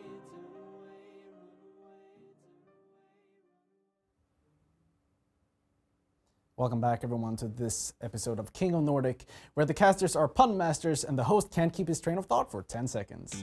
In any case, we do have some things switched up because it is the new season, and as always, new seasons, new changes, and for this, as you may have noticed already, we switched up the bracket. So we have a video explaining how that happened. Hey, remember when King of Nordic used to use this sort of bracket in CSGO? Not anymore. Do you remember when two nations used to compete for the spot of the Friday show on Thursday evenings? Not anymore. You remember when America didn't have an orange as a president? Not anymore. China. With time comes change, and unlike the last example we used, we think that the changes we're doing for Season 6 of King of Nordic will be positive ones. So first off, we've gone and upgraded our brackets, which our main admin will now explain briefly for you. So the idea for this season will be to have two separated brackets. Like a regular bracket, so two matches, Sweden, Norway, Finland, Iceland. And this is just an example. So let's imagine that Sweden and Finland wins. We go directly to the first final of the day. Let's imagine that Sweden wins. Oh, that's not it. We have one last match to play against the current king on the throne. So in this case, it would be Denmark. Final match would be like this: Sweden, Denmark, and the winning team got the crown. Another thing we've changed in Season 6 is our map pool. We've added Cobblestone and Nuke, as well as replaced Dust 2 for Inferno. So now there's 6 maps instead of our usual 4, which we are pretty damn psyched about. But that's about it for now. There's of course more surprises waiting for you guys around the corner, but for now, on with the show. So that is how the bracket works for this season. Now, we do have a couple of other cool stuff to show you guys. Before that, if you just tune in and you're wondering what is this and what's going on, first of all, you just missed the match between Norway and Iceland with 2 overtimes being played out and Norway narrowly escaping with a win amidst all the chaos. And if you're wondering what the show is about, it's basically a show where we gather our Nordic countries to duel it out in an epic clash in order to find out who is, as the name suggests, King of Nordic. So, we do have a couple of contests going on, and the first one we're going to begin with is the Facebook one. And as per usual, we have a video what the contest is about. Power, love, strength. These are all powerful words. Fuck, cunt, asshole. These are all hurtful words. What do all of these words have in common? The iPhone 7. Never has anyone in the history of the world clenched their butt cheeks harder than what we did the day we released a phone without the 3.5 jack in it. But when we got the news of how many copies were sold on the first day, let's just say I'm no longer fighting a losing battle against constipation. Très sincèrement, je ne sais pas pourquoi je suis ici. La seule raison pour laquelle ils m'ont pris, c'est pour mes origines françaises. D'après leurs stéréotypes bien ancrés, un Français est quelqu'un de sophistiqué et de riche. Mais la seule raison pour laquelle je suis effectivement devant vous aujourd'hui est en fait pour leur innovation. Et je ne suis pas homme à refuser 20 €. The iPhone 7, it's such a great product that I have to explain how great it is over and over and over and over again. Most of the time just repeating everything I've already said. Like how I'm no longer constipated because of how well the sales of this phone has went. We've been getting a lot of feedback. A lot of it. Something they keep telling us is that our phones has been a bit pricey over the years. Now instead of ignoring the feedback and telling the whining assholes to fuck off, this time we've done something about it. We're giving away one for free. Well, not really us, but the guys over at King of Nordic. All you need to do in order to enter this competition is to click the link in this Facebook post, the description of this video, and then you just have to register an account on igame.com, and Bob's your uncle. You're entered into the raffle. Et n'oubliez pas, le regagnant de cet iPhone 7 sera annoncé ce vendredi soir, 10 février, sur la chaîne Twitch/King of Nordic. Alors, soyez présents. But with all that said, you need to be over 18 years of age, reside in Sweden, Norway, or Finland. in order to participate. Otherwise, it's a no-go. Est-ce qu'on a fini Est-ce que je peux rentrer? No! Oh putain. And that's how you can enter the Facebook competition. Just go to our Facebook page, look the video up, and in the information down below the video, you will find a link which you can click in order to have a chance to win an iPhone 7. Also, we have a Twitter competition going on in which you have to send in a picture to us using the hashtags King of Nordic and Logitech G in order to have a chance to win a brand spanking new Logitech gaming mouse. And hopefully we already have a couple of submissions going in here, so we're gonna bring at least one of them up in a couple of seconds. We have one right here from Eor Ern Gunnarsson, Go Iceland, Thorstein all the way. Unfortunately, they didn't win, but it's awesome that you were there to cheer them on. They had one heck of a fight, and hopefully we're gonna be able to see them again next week. Let's see if we have anything else going on for us. We also have a picture of me. As you can see, I'm not eligible to win the competition, but we have Iceland versus Norway. Who will win? I don't know. Hashtag King of Nordic, hashtag Logitech G, hashtag not eligible to win. So, I mean, you know, I can't win, no matter what. Remember that I wanted the mouse pad last season? I didn't get that. Watching hashtag King of Nordic on my Samsung 55-inch, hashtag Logitech G, and hashtag King of Nordic. Sweden for the win from Ulf Andersson. And that is one heck of a way to watch CSGO action.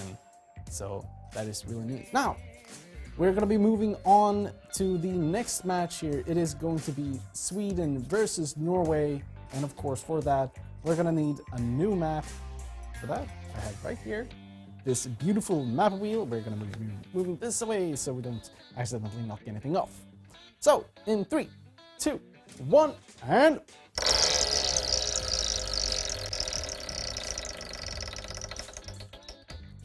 And our third bout is going to be, once again, on Overpass. Casters, take it away.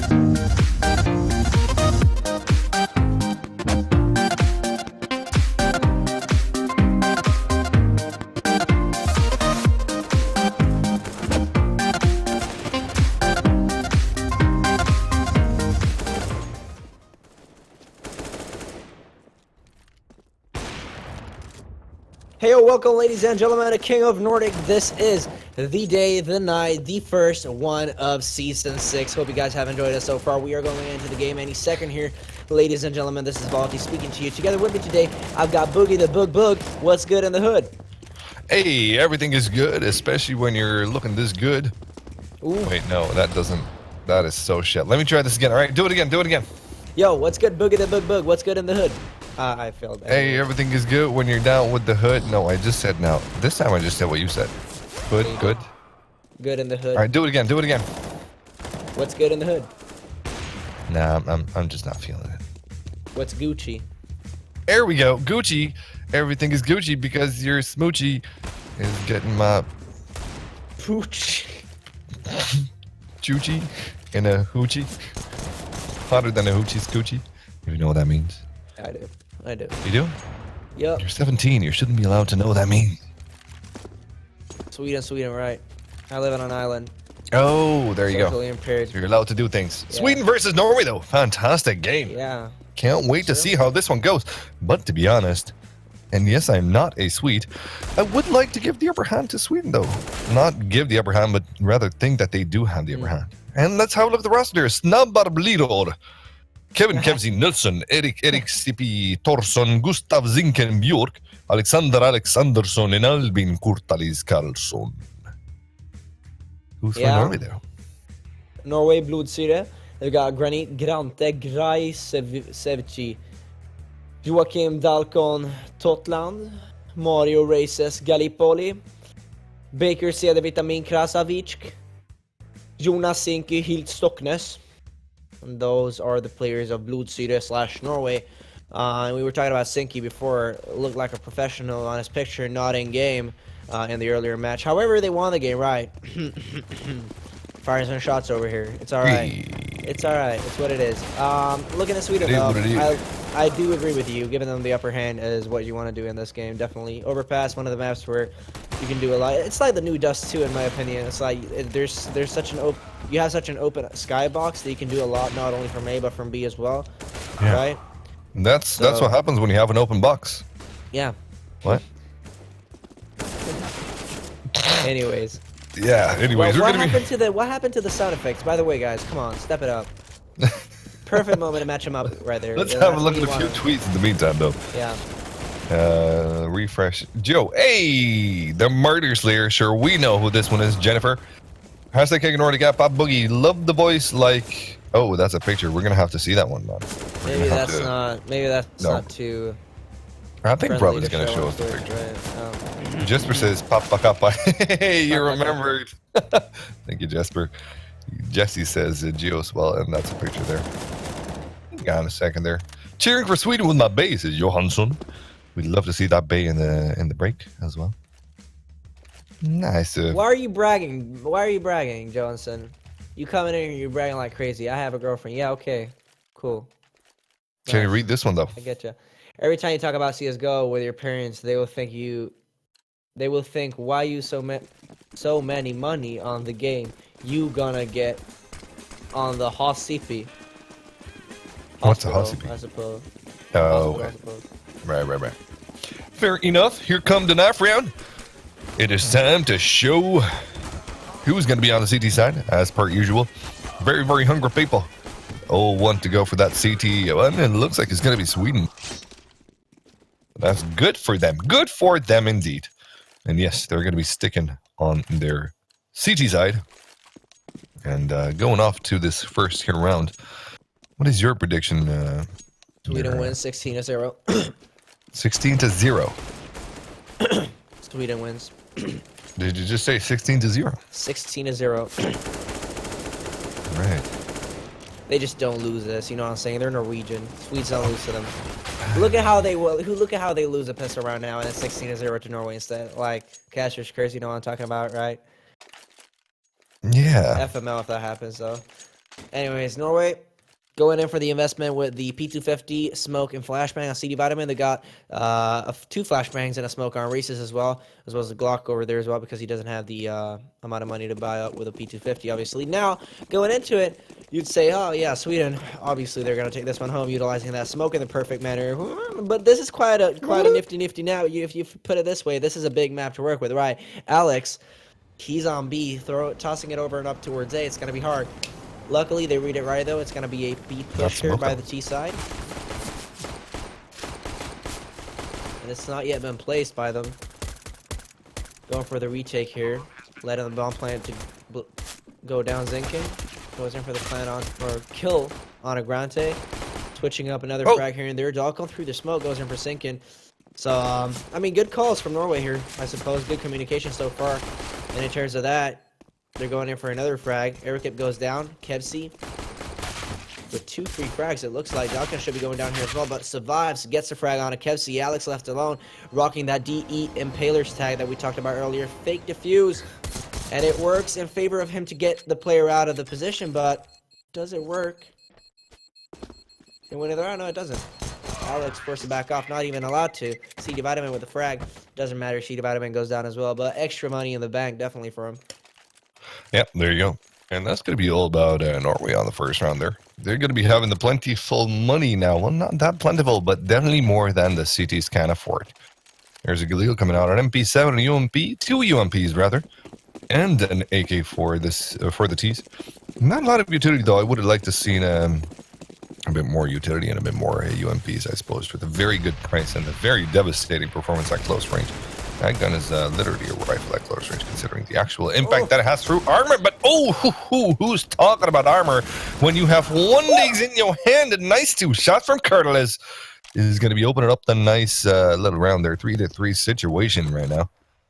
There's a CZ, a Deagle, and a Scout in Alex's hands against a UMP and 2 rifles on the T. So T's definitely having the upper hand now, especially considering that they have low amounts, but still they have amounts of utility, something that the CTs do not have at this point. And it looks like from this party, like they want to go towards the A side. They're grouping up together, trying to make some sort of a play. They're checking their angles, and Alex is going to be spotting them in just a second. He's not going to be able to do too much, though. Masters finds the head onto him, and that's a very good start of the site, I suppose, opening the site as the smoke goes down and Zinken goes through it, or rather would like to go through it, but no, instead he's going to be going for Eric. Oh, are you kidding me? That was a beautiful shot through the actual planks there. He spots one of the T's, takes him down. Unfortunately, they can't do too much about it, but wow, that shot was absolutely insane. That flick.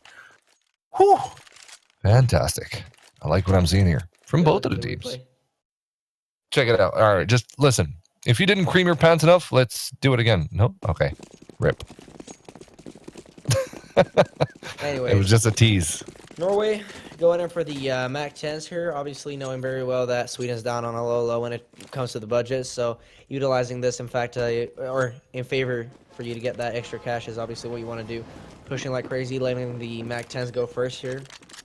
Seeing if anyone's close range. Coming in from the back, though, you've got the rest of the CT side. CD Vitamin remaining with 100 HP after going in for the first frag. Goes in for the second. Loses only 1% of his armor. Goes out into short waters. Got to be shot from the back, but still gets that frag. 7 HP remaining. And at this stage, Curtis with a potential free frag, it looked like. But Grante decides to back off. Dalkin and the gang has to support him. Goes over towards A. And he should really just back off and wait for someone to push him. He doesn't lose anything if he survives this anyways, right? Because he's on a CT side. So, and even as a T, because you got the plant, you'd still get cash, right? Master very aggressive out there. And it looks like all the 3 T's make it out alive as well. But then again, there's not too much to be saving in Mac. However, it will be indeed. And check this one out. CD Vitamin holding on to the side like a boss. Ooh, and they go for the UMP as well when they can't afford something much more expensive, which is interesting to talk about because, I mean, look at them, 6K, 4.4, 4.7. I mean, it's quite a heavy amount of money to talk about. Quite obvious, yeah. Yeah, and they know that they're meeting heavy weapons here, so I don't know what they're doing really. Curtis going in for the first one, races go down. I'm not too sure what they were planning, but then again, considering that they like to hold close battles and considering that they notice that Sweden don't go for the long battles, well, except for this round where Curtis really surprises them. But yeah, perhaps that's what they thought when they got the UMP at close range. Of course, it's a lethal weapon, just as we said a few rounds ago. Maybe that's the plan that they had in their mind, just not going all out for it, just keeping to what they had. But then again, there was a UMP purchase as well in that round. Anyway, first strike coming in from Dalkin for his own team. In the meantime, though, 2 of his teammates fall down at the hands of Curtis. And Kebsy helping him out as well there. Just 2 of the T's remaining versus 4 of the CTs. But Grante should have the angle. No, check this one out. Oh, almost escaping. Kebsy decides to look back just to see what he has done. And Grante is going to be there to punish that curiosity. And okay, it's back on a 2v3. So at this moment, kind of doable-ish for the T's if they play this one right, but they got 38 seconds to work with him. The bomb is all the way back in T-spawn. There is one of the T's there that'll be able to get it, and that T is Grante. And it looks like they want to go for some sort of an A push, but the A push isn't so inspired because there's 2 CTs holding off to that side currently. And those 2 CTs shouldn't have such a hard time dispelling away any kind of Norway person trying to enter there. Oh, a bit of a nice nade putting Dalkin down to 48 HP. And oh, Grante, beautiful shot. Dalkin with the AK as well. Eric, the only one left alive, all of a sudden, from kind of doable, turning into very, very possible for Team Norway. Eric making his way from stairs, trying to see if he can spot one of the T's just to put himself in a 1v1 to make this one easier for himself. No, Dalkin peeks out. Perfect timing for Dalkin. Very good look there. And it's going to be 4-0. Norway going absolutely crazy here. I did not expect this. Not me either, especially not on the T side, looking at what we saw earlier. But, I mean, that one headshot from Dalkin really saved them in this round, but they can't only rely on that for the entirety of this game, right? So, what I think is important to think, or to take into consideration here is that, well, you know, sure, Dalkin makes a sick play, he gets that one headshot, but if he wouldn't, you know, there would have been no chance in the world they'd get that round because other player. Yeah. On stairs getting them right. So Sweden, we're down a low in terms of money, still going for the quasi buy here, which is understandable. Flashbangs are coming through here from Norway, knowing very well that this is half heavy from Sweden as well. Yeah, that makes sense. That makes sense. Some great epistles there, and it looks like the entrance towards the B side is completely free from the monster area. That's going to tell a lot for the T's, I suppose. Will be concentrating their forces towards that side, but the bomb is actually on long, and 6 shots coming in from Alex. Curtis there to help him out there. CDB up Vitamin in the meantime going to be fragging for his team, but he falls down as well. Zinkin takes him down, but he falls as well. Rises makes sure of it. But Curtis, nice angle there. It's a 2v1, an unexpected situation. Coming in on an eco round from Sweden, and they make it work. 4-1 Sweden, right back at you. Coming back and showing some teeth in this game. I like it. And it looks like Sweden are just... Wait, what? Does he have 4.9k remaining? Yeah, he does. Holy whoa. Anyways, quite a heavy amount of money there from Kurtalis. The rest of the gang on a low. We're going to see here what Norway decides to do, utilizing those smokes and flashbangs, getting in every single one of them through Monster. And now they're falling into the mistakes that they did in the earlier map. This is just what we saw earlier. Going with like an entire team through such a squishy area when you know there's going to be an entire team waiting for you is not what you want to do. Yeah, and if they continue like this, we're going to go back to me ranting on them again. For sure. But until then, until we go anywhere, let's see if they do that. Let's see what they decide to do here next. I would love to see them at least invest in a flashbang here and there. But they go with the Take 9 on CD Vitamin. No utility. P250s on Grante, Monster and Dalkin, rest of the gang. Obviously, this is one of the rounds where you'd see Sweden obviously coming out on top, but yeah, what Norway can do here is abuse the economical situation as much as possible. 3 kills though coming in here. AK-47 raining in, not only that, but the off. They get one. Not too bad. Not too bad. But the only one alive now is tagged down to 6 HP, and that's it, round over. 3-4 situation. Sweden making it somehow back. But now Norway have the money. And I must say, they shouldn't have been allowed to win those first rounds, those first 4 rounds in a row. Nonetheless. Kevsey, very good defense here, yeah. Very good. Very good spray control. Check it out. 1 down, 2 down. Going for the third. Kind of missing it there. But then again, good spray control indeed. Yeah. Still a very decent performance, nonetheless, from Sweden, even on an eco round. But still, now they're going to have to be close. No, sorry, careful. But they're actually trying to do that kind of cheeky little play. They're pushing it from toilets. It's not going to grant them a kill, but it's going to grant them a heck of a lot of information. Check out on the radar if you can. That one CT that's actually right now close to T-spawn stairs. He is going to tell his teammates that this is a B-sided push. And there you go. 4 CTs are waiting for that push right now. And it's about to go down hard. And that dual boost. Counter boost coming in from CD Vitamin. To take down Curtis, that is just purely shameful. However, the push is still looking like it's about to happen there. Kebsy finding a frag for his team. He's going to be taken down. Dalton finding frag for his home, but Eric coming in huge. Absolutely ham. I'm loving what I'm seeing here. Grante all of a sudden the only one left alive in a 1v3 situation. Grante, your knickers are shaking on you and I can hear him.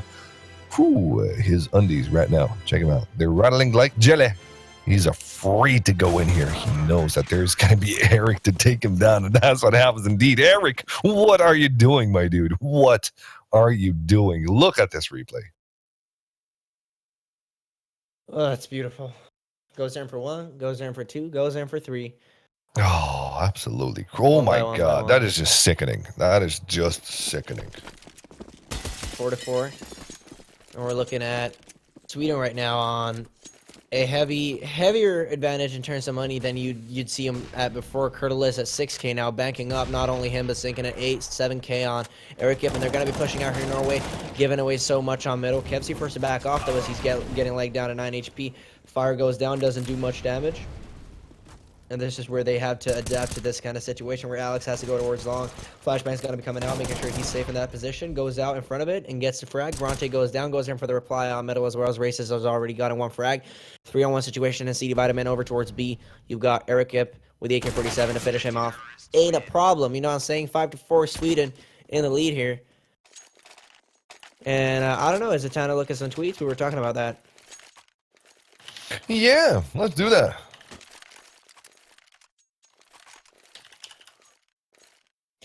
Let's have a look at that indeed. Quick refresh. Let's have a look and see what the people are talking about. +1 for Jesper. Coming from Challenger mode. Reading proved his CSGO work and well worth a shot. Well, there you go.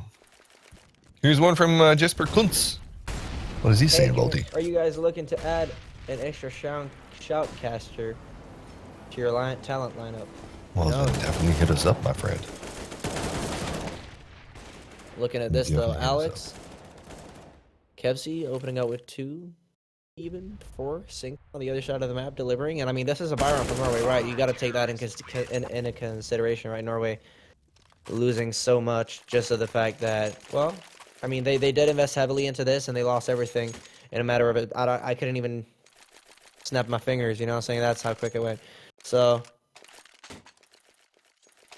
they're gonna reinvest. Can't afford everything. Dalkin, 3K. How does that work? What? Did he have 3K and bought an 8K in armor? Did you see that too? Well, did you see that too? I did not. I'm Maybe busy with something else. Maybe I'm I'm busy. my go-to be too much. I'm busy reading stuff from Legity. He's saying Torilata vata yagodalwa halatan. Hashtag King of Nordic. Can you translate that for us, please? Well, to Swedish people, Finnish it looks on paper like Satanism. What? What an interesting description. Let's get back into the game. 6-4 Sweden making all that sweet comeback there. And now they got an op to work with here nonetheless. As in the hands of Kurtalis. It's not Kurtalis that's seeing a bit of an action. No, it's actually Eric. He's dinking down raises to 55 HP, so it's not too bad at all. It's keeping the T's at bay, and they're playing very, very slow. Check it out. 50 seconds almost left on the round. And they still haven't accessed any kind of part of the map so far. Yeah. Very, very slow game. And now Kevsey with this advanced position might just cast the T's off guard. If so, they would choose to push from Tullis, but by God, they don't. They get out of the lion's mouth at the last second there. Eric, though, able to defend that short position like a boss, taking down raises. It looks like, they're going to be going for the A side here. I think Dalkin might just spot the rifle. No, he doesn't. He has no idea. And Kevsey goes for the frag. 1 of them and 2 of them. And here comes the death of him. Not a third one. Curtis, though, will find the frag. So it's going to be down to Grante, who takes down the head of Curtis. This is a very nice situation for him. Spraying through the smoke like a madman, but so does Alex. What a battle. What a battle indeed. Sweden 7-4, close to winning their first half. Look at this, Kevsey. Beautiful stuff. But again, going into analysis on this, it's like Norway. I think it was Dalkin who was so close to toilets for a really long time, deciding to back off. He started stepping as soon as he backed off. He didn't even sneak. Gave away so much to the player who stood inside, or the CT player who stood inside of toilets, right? So, I mean, these small things that make major differences. Norway are really losing it on that. They're giving away so much, not only giving away, but giving up so much map advantage as well as soon as they get it. Races, however, going in for the first one. Kurtalis is going to go down. Not a chance against Sink into the gang over on short waters. Kevsi onwards master, not a problem. 7-4, going 8-4 eventually here it looks like, unless Dalkin can come up with something incredible for them. A miracle, so to say. America! That's it. That's my intervention. You can keep going. Bronze going down as well to Kevsi right there. Vitamin. The op. Forced to save this. Yeah, he's got to be forced to do that. Now, we got a tweet in here from Vladislav. My Ruski вам злодожка, блядь, ёбаный в рот, king of Nordic, иди нахуй, сука. I'm pretty sure that's not what he said, but it's Russian writing, and we can't even display it. Look at this. No. Oh, you saw it. Yeah, because I was just thinking, what the heck is he We talking can't even about? display it. Like, yeah, we don't even have the Russian thing. I have no idea how to read that, my friend. I'm sorry. But yes, I'm sure it was all good. Anyway, Kevzi, what an advanced position there. He spots out 2 of the T's and takes him down. Ranty whiffing of his shot like it's nobody's business. 5-3 already. Right now, it's looking very good for Sweden. Now they like to make their way back crazily, and that's what they do indeed. Already winning the first half, 8 points for them. Norway, all they can do is get those 7 rounds, 3 right now in a row, if possible. Let's see if they're going to be able to do that here with 3 people left. Curtis. I can feel my ADHD just pumping from this. How so? All 3 players are over towards the A side. This is going to be a hype round. I hope so. All 3 players coming into the A side together. They've got utility, smokes. I can see this round being something from the T side. I can see this being Norway's round, 3-on-5, even if they're in such a deficit right now. Flashbangs are coming out. Vitamin trying to spot someone out. Jumps over with the op. Goes for the frag. Misses the first shot, though. Giving me a bit more ADD than ADHD. Kevsi waiting for the player to come out. Gets AG'd out. That's going to be CD Vitamin giving me my ADHD back. Kevsi goes down. Alex on a races. 4-on-2 situation. Vitamin going in for the fire on Alex. And 1 by 1 they go down. Kurtalis with the frags onto him. Master CD Vitamin. Stacking up together, really. I don't know why they did that. They should have gone together at the same time rather than 1 by 1. In the same line as well, pretty much, because they allowed him to spray and continue spraying. 9-4, Sweden in a huge lead, and what I just said about Norway is taken away from me in a finger snap. Out of context, perhaps. Check it out, though. Russia's going crazy in the chat. Krasiva. I think it's when you do that, you cut out. Did I cut out there? No, but like in the end of that, Yeah. at the end of the effect, you always cut out or something Oh, like that. It's 'cause I think I was going a bit low, perhaps. That's why. Oh yeah, maybe.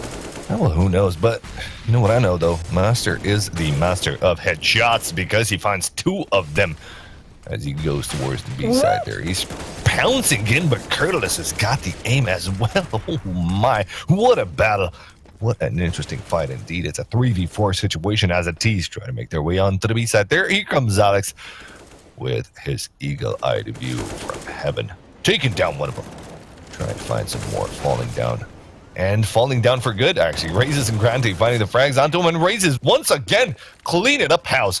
9-5. Norway with a decent chance to make this one a 9-6 because, well, sure, why not? Investments looking steady from both teams, to be honest. They don't go with the op, though. Funny to talk about that because one of the players definitely could have afforded one if they want to. On the T side, obviously. CT side with Kurtalis, who, by the way, in the earlier round shocked me a bit with his in-air shot.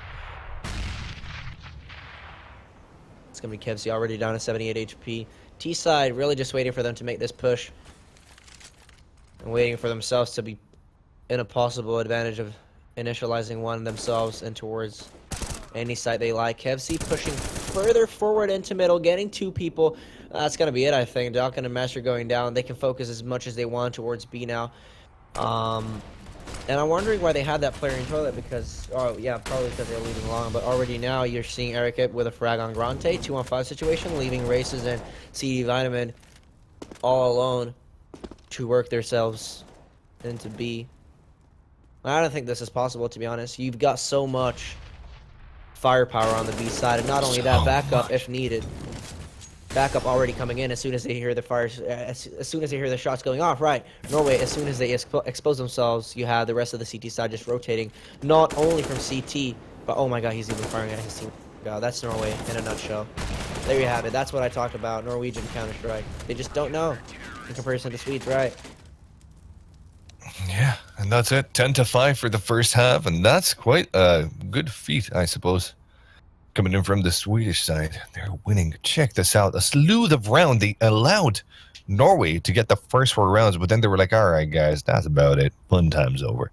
And, well, so it is for us, at least for a few minutes. We're going to be going for a quick break. Don't go anywhere. We're going to be coming right back with the second half.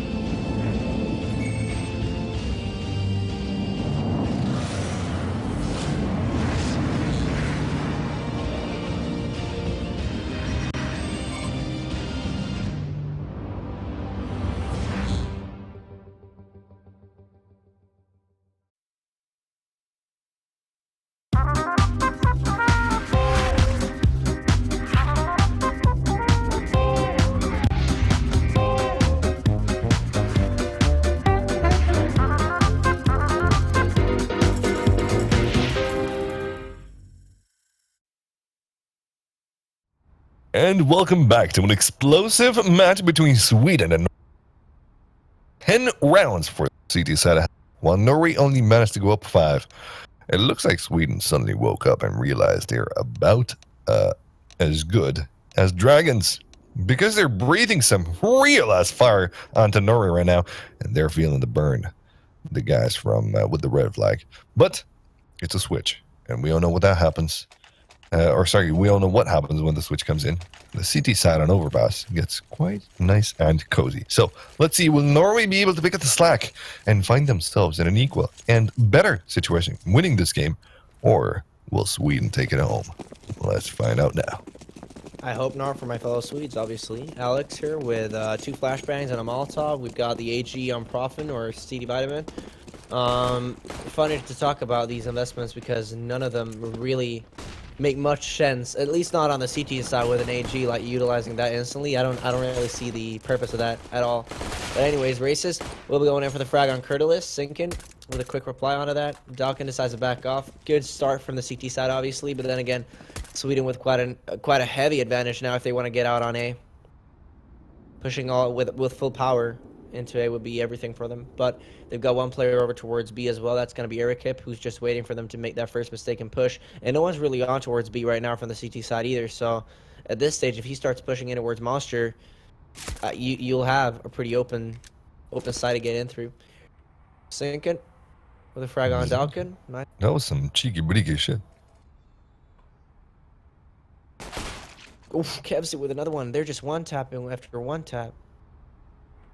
CD Vitamin coming up here with the USPS. Got the fake coming up on towards A. That's something Sweden instantly realizes. They just go for that instant plant. Look at this, Kevsy. Not only faking, but anti-rotating as well. You've got CD Vitamin going down and Eric Hip with an instant frag on a Master as soon as he spots him out. 11-5, and not only an economical advantage, but also an advantage in terms of rounds. Yeah, Sweden, cheeky breaky damke. Being complete and utter sneak balls. And very good strats as well. Pulling in all that manpower towards the A side there and planting the bomb the B side there without anybody asking them any questions. Fantastic stuff. And right now, they're not playing around. 3 rifles, 2 UMPs, and a lot of utility to work with here. In the meantime, though, the CTs are hanging on by a very thin thread. 5.7's, a Dig, and a Scout in the hands of Razes. Let's see if they're going to be able to put that to good use, because at this point, there's only 1 weapon that allows them for, 2 weapons rather, that allow them for any kind of play of information, because they can peek into longer ranges with the Deagle and the Scout. But that's all they can do about at this moment in time. All their other teammates are going to have to keep close angles and stick together and pray for the best that they get dropped a rifle on a free kill. That's not going to happen, though, as the T's make their way slowly towards that long position, clearing out every single position, making sure that the CTs are not planning any sort of surprise at this point in time. And that little double boost there, was it a double boost? It felt like a double boost onto the B side there. Oh, check it out. The Razes finds the tag onto Zink and doesn't take him down. And that's quite important, because right now the T's know where the Scout is. And predictably, yes, it was on long, which means that the push onto the B side is starting now. Kevzy opens it up with a nice frag onto CD Vitamin. There are still a lot of, 2 of the CTs, 3 of the CTs now to be on the lookout for. One of them smoked off into heaven, and oh my god, a dual frag from Merrick B in the matter of a second there. Granty, though, finding a refrag onto him, but he falls down as well. It's all going to be down to Razes, and he's got a Scout to work with here against 4 of the T's. This is not going to be an easy task out of him. That's why he's keeping this one slow, but Zinkin spots him out and takes him down. 12-5 for Team Sweden, who are looking very, very good now. Yeah, they certainly are coming into it. You've got UMPs on 2 players, though, on Sweden's side, and I feel like this is just even 3, not 2, actually. Pardon me for that. Curtis and Alex with UMPs. I love to see them on the further front of fire here. See if they can get a few frags here and there. Just to cash in that extra money. I love for them to use Norway as like walking ATM machines right now, and they do. They do so well. Goes in for 2. Dalkin and Races go down. There you have the last of them. The last of us. But not us, because I'm not Norwegian. Yeah. Well, you're an Icelander. Oh, yeah. Icelander. Islander, sorry, yes. Check this one out. Frederick Hedvall says, come on, Sweden, become the Nordic champs again. We need someone to take down Finland from the throne. Yes, they do. Sweden is getting desperate at this point, man. It's been a lot of episodes since Finland haven't been dethroned. They are absolutely crazy in their game style. What happens, by the way, what happens if a team can't make it to the final? Well, they're going to be... wondered. Well, they're going to be booted out, basically. Yeah. And they're going to be... Well, another team will be given a chance to play for their country, but not the same team on the next episode. Well, There you go, AVs though. and Molotovs rain through over towards Waters. It's going to be Norway, who've already lost a player. Getting Bronte down to 63 HP isn't going to be looking too nicely for them. But Bronte goes in for 1 before himself going down. I'm not even sure if he is going to go down. Erica backed off, and Races has him in the back here. So this stage, it's all about opening that door and not giving away too much information. But he's going to be pre-nugged down. Kevsy's ready for that, and that is just it for him. Duckin left alone in Waters, and knows where both of the players are hiding, right? But what can he do? What can you do? Goes for the smoke, and this is perfect for him. This is pitch perfect. However, there's a gap in the smoke. I think that's going to be enough for them to push out and get that advantage, showing him off, yeah. And you saw Kevsy was already peeking. He was going back and forth on that corner to make sure that... Are there cables raining down from his body now, or are they not? See if that's a real or fake defuse before he went up. Which is a nice little detail to add into that. 14-5 in Sweden. Yeah, my country is winning this. Woohoo! Feels good, man. Cheeky breaky damke. Russians will...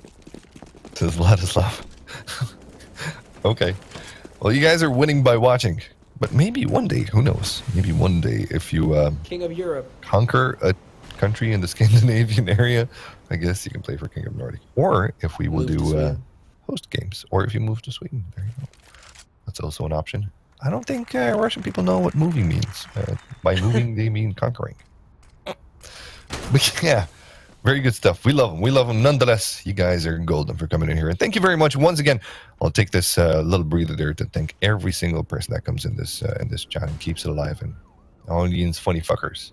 Very nice stuff. Very good stuff. It just feels like a family now. Casting for a season just feels like home every single Friday when I come here. That's like a ritual, you know. Friday nights are con night. That's what everyone knows. We just kind of have fun together. But you know who's not having fun? It's Sweden in this round. They lost 2 members while Norway You lost. don't want to talk. only They one. had the bomb. Right. Right. What? They. Are you triggered? Oh yeah. Right. Alex, however, is gonna go here for the frag. They're on CD Vitamin. They have the bomb now. They know it's good. I don't know why they dropped the bomb so far back. I mean, they want to keep it neutral, but they drop it way too far back. I was thinking, you know, they're never gonna have their time to go back to the bomb and pick it up before it's time for them to push races. With the HD coming in on Alex, good reply coming in from Ericip, spotting out where that nade rained in from, I suppose, because they didn't spot the player out. Zink is just ready, spots a head out. Grante is forced to stay either in bank or behind this dumpster, and that's all. It's gonna be shot from Sinkin. 15 of 5. Wow, Sweden, bring it back. Face it, sound impersonation. What? Do that again. You're whoo. Woo. Oh wow.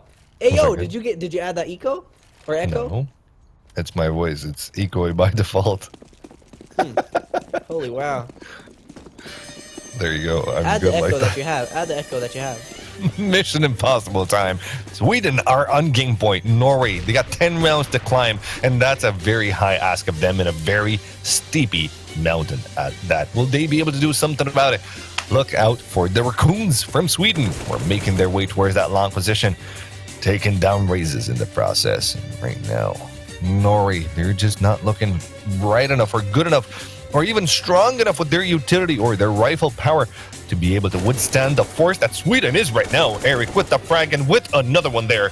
And the A site right now completely open. All is going to be down to CD Vitamin, the only one left alive to clutch it in a 1v5. Will he be able to keep the Norway dream at bay?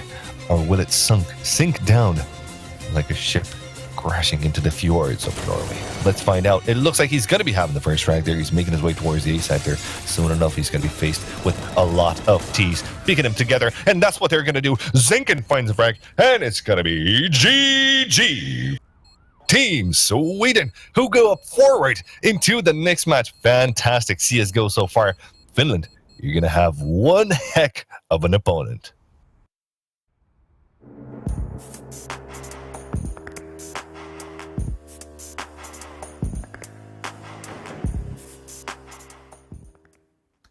And welcome back, everyone. We are going to congratulate Sweden for that win, and by that, we're going to play their national anthem. Congratulations to Sweden.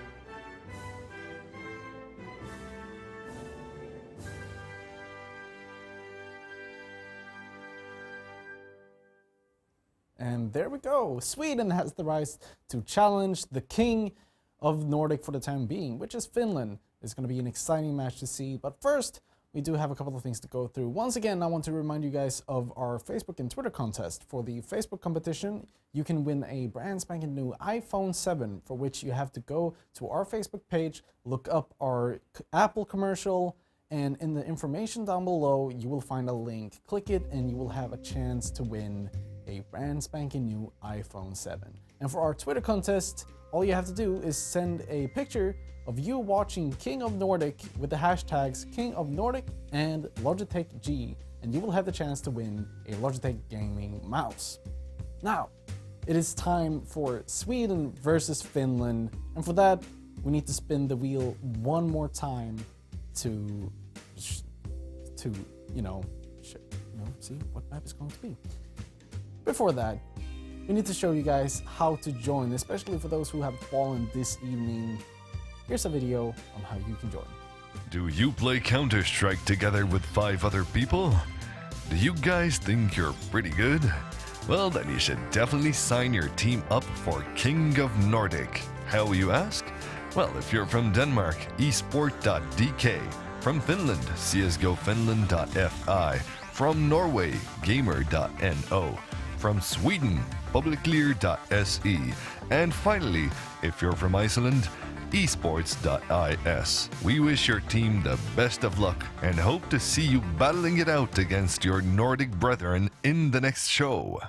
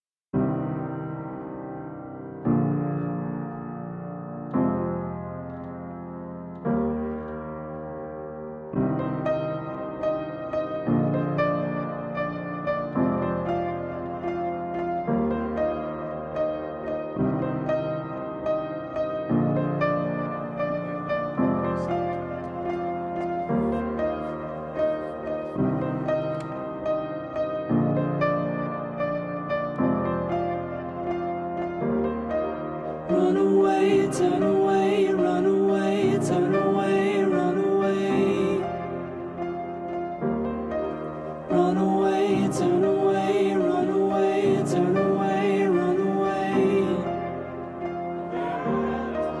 Run away, turn away, run away, turn away, run away. Run away, turn away, run away, turn away, run away. Run away, turn away,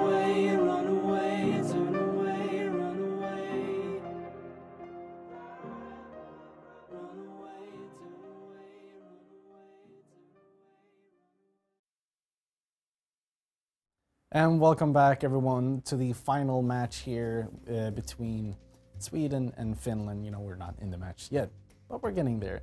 By the way, if you're wondering who that was Hirosawa. He is our main admin for this tournament and our resident actor. And by the way, he wanted to tell you guys that he's single. Ladies? In any case, we are going to move on with the show. We have a map to pick, and hopefully it's not going to be the overpass one, you know. Actually, I'm getting word from production that we have a tweet to show. So right here, we have Skidlight and Sharon, Skidlight players, Sergey, and On in the final of hashtag King of Nordic at 22:45 CET, which is the match now. So, without further ado, we are going to spin the map, and we will see what the final map of this evening is going to be in 3, 2, 1.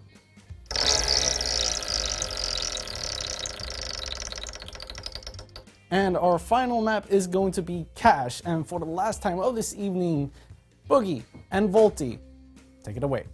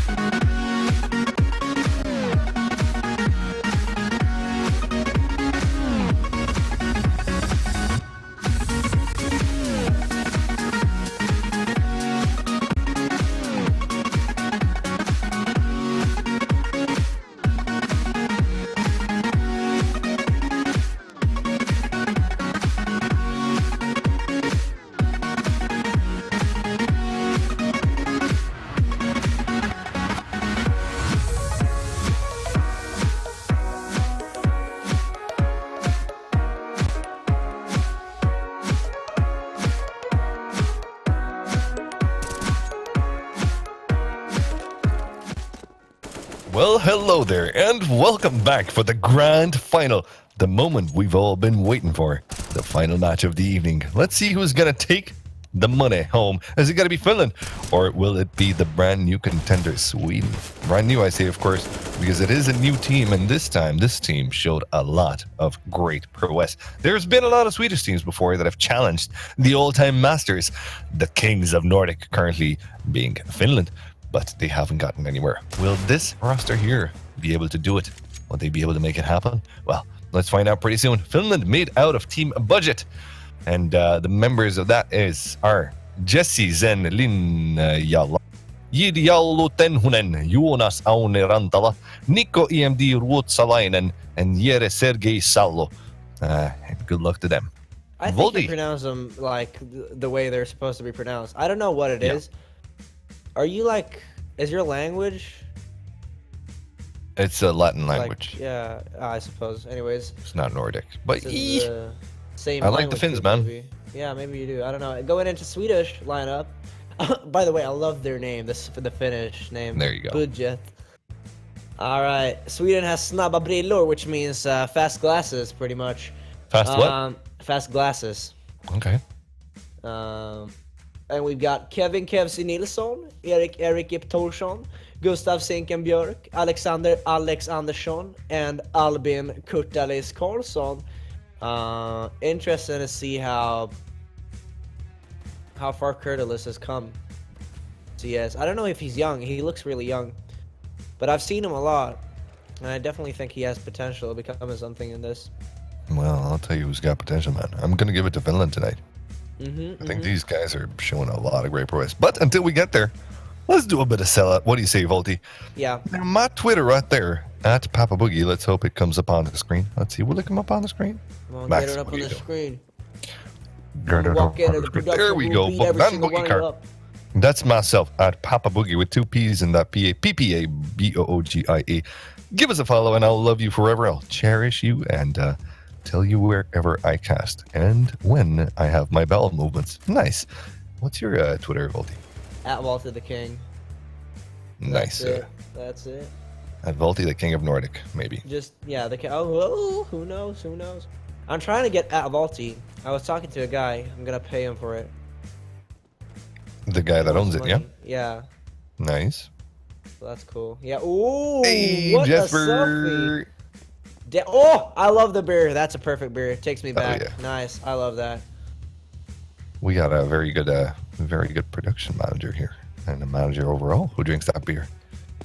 That is, of course, Ricard, one of the bosses that we have to bow our heads to, and Well, he makes us do weird things, but we're not going to talk too much about that. Anyway, here comes Johansson with a nice print screen of Max. And he's got Zla in his hands, cheering for Sweden with my bay. So that was the bay that you were getting triggered about. There you go, Volty. No reason to get triggered. It's just a bottle of something. Oh, Happy days. Cheers, mate. Hey, Jenny. What is up? Jenny got a gun. And that gun goes sploosh. Nice. Very nice Was picture. that a wine glass? It is a wine glass because she's a wine bag. What? Whoa. No, I'm just kidding. She's a lovely Shots person. fired. Oh. Right, He tries to save it now by telling you you're a nice person and all She that. is a good lovely jazz. person. Don't, you know. She's the greatest meme master I know. Oh. Honestly. All right. You haven't talked enough to me. You haven't talked enough. Okay. Are you feeling offended? Do you think you can match I up? can beat that. I can beat that. My dude, you have no idea. The GIFs that Jen has, I mean, I haven't seen them anywhere. Maybe we can show one of the GIFs. Can we show them? I don't think think we show can. GIFs. I don't think.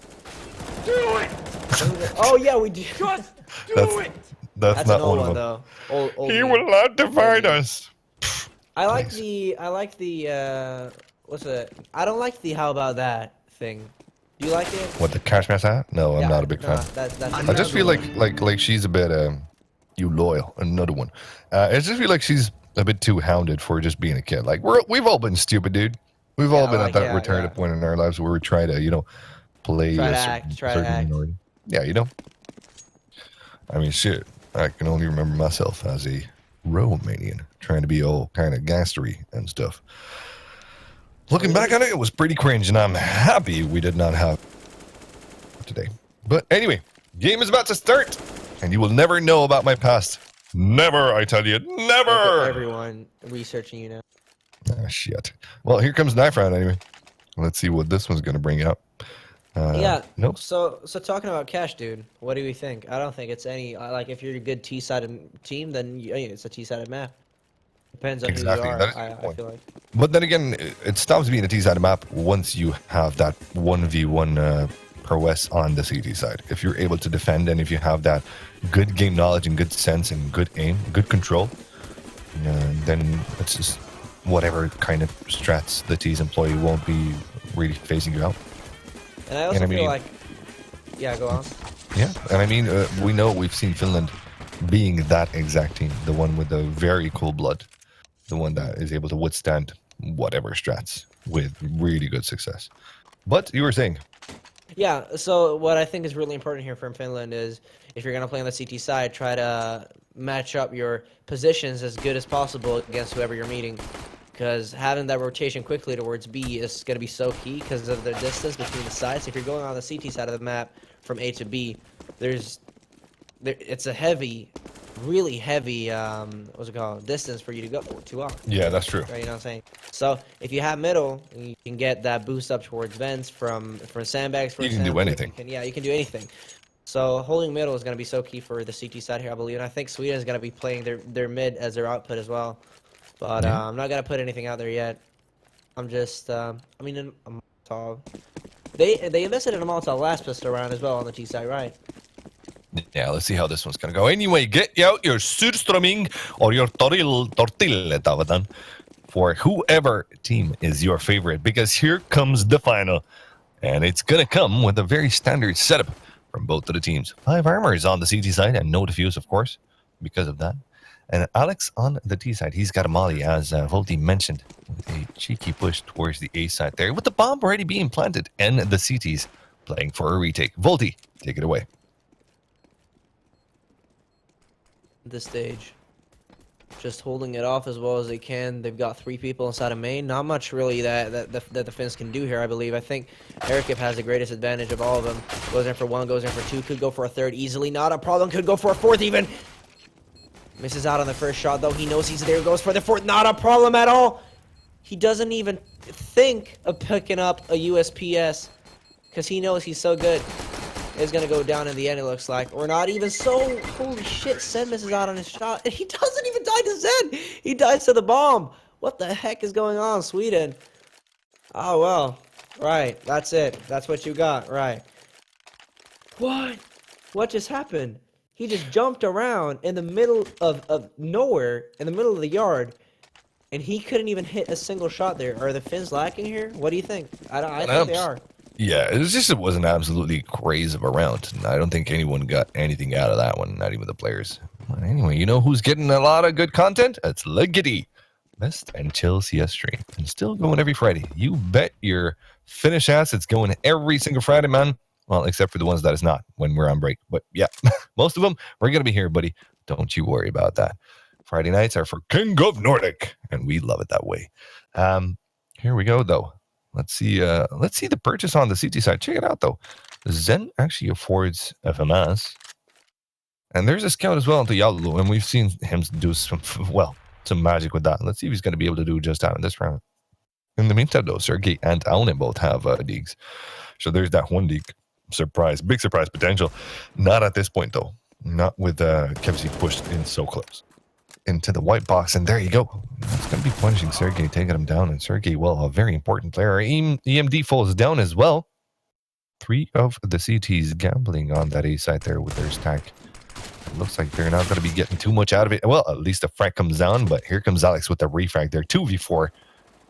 A very difficult keep for the CGs at this point. Zen, the only one fragging right now for his team, and that's an important frag. But he falls down, and so does Yalo. 2-0 for Sweden, and here comes the eco for Team Finland. I'd love to see them invest in the MAC-10s here, Eric and Alex, obviously, but they're going with the AK-47s, making sure they're safe. They already have the UMP on Zinken, obviously, so taking that into consideration. Obviously, the fact that they've got Galils is still taking a bit of a risk, I want to say, especially when you don't really know what you're going to be facing, right? Looking at the money situation from Skit Light, or, yeah, Finland, there's definitely potential of at least a deagle here and there.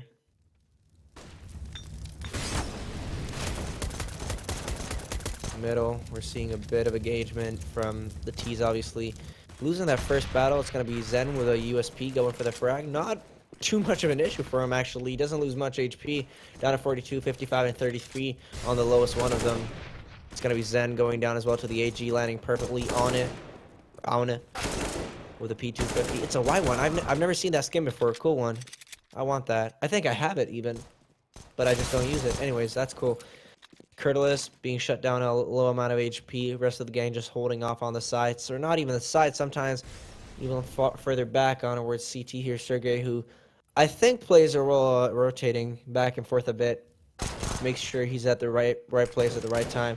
And they're winning this. Finland acting ice cold with the pistols, just peeking back and forth from distant angles and sometimes very close ones like Fork right there. Goes for frags after frags after frags, and 2-1. You're certainly right. Finnish people know how to play this game. Oh, yeah, you bet. They have absolutely no chill mode when it comes. I would like to point out, for tonight's roster, we have a few changes. We haven't seen the MD play so much. Zen, for that matter. Yes, of course, Sergey, Yalu, and Aune. They're the good old guardians of that crown that Finland have acquired, I believe, 7 episodes ago. They have it for 7 episodes so far. They're doing very, very good. But yeah, with their good performance and with that last round, they're forcing the T's into a bit of a dank purchase. Not a lot of utility, and 2 deagles to boot for the T side right now. And Sweden, they're just going to have to try and make something out of that. Posting most of their members towards that B side there and trying to find themselves an entry in there. Well, they're going to do just that there. Eric finds his frag with Sergey refrags there, but here comes Alex taking down Yellow, and that's a very important frag. Opening up the B side right now. One of the CTs smoked off. He cannot enter in there. It's a 3v4 situation. Oh, that's until Zen comes in with the headshots onto Kevy. A bit of a late Monty for Aune. Fast bomb has already been planted, so that's not to force any T out of his position right now. And still he waits. Still he waits for someone to peek in. And I like the very, very well-constructed retakes that the Finnish team usually take on their CT side. Absolutely beautiful work. Let's see if this one's going to be any one of that. No! Alex has the angle on them and catches him by surprise. 2 headshots for him. And Zinken comes in with the frag as well. That's going to be round over. Sweden, one more round for them. Is that, by the way, quite surprising. Yeah, by the way, is that Sen? Is that the guy who played, he got placed like 3rd or 2nd in Lawn Track? Not last year, 2015, I think that was even. with Sunny. Maybe. Sunny Yeah. and Reflex, I think. Yeah, Maybe, yeah. I'm not too sure. I think so. Really talented player, I've got to say. Maybe it doesn't show. It does show on the scoreboard actually. I remember watching. I was like, "Oh, who the heck is this kid? How does he play so well?" Well, I mean, he's still around apparently, and I think he played not too long ago as well, like this year as well. Last time I saw him with iGame. I think I casted him even during the iGame tournament that was just that the final was played today actually. Rip casting that one. Yeah, Rip casting that one, but it's all right. I'm here at King of Nordic, and we're still alive, right? They are not. Zen, however, yeah, a really good individually talented player. Definitely, Erica gonna be giving him a bit of a challenge here, flicking back and forth, just around that corner,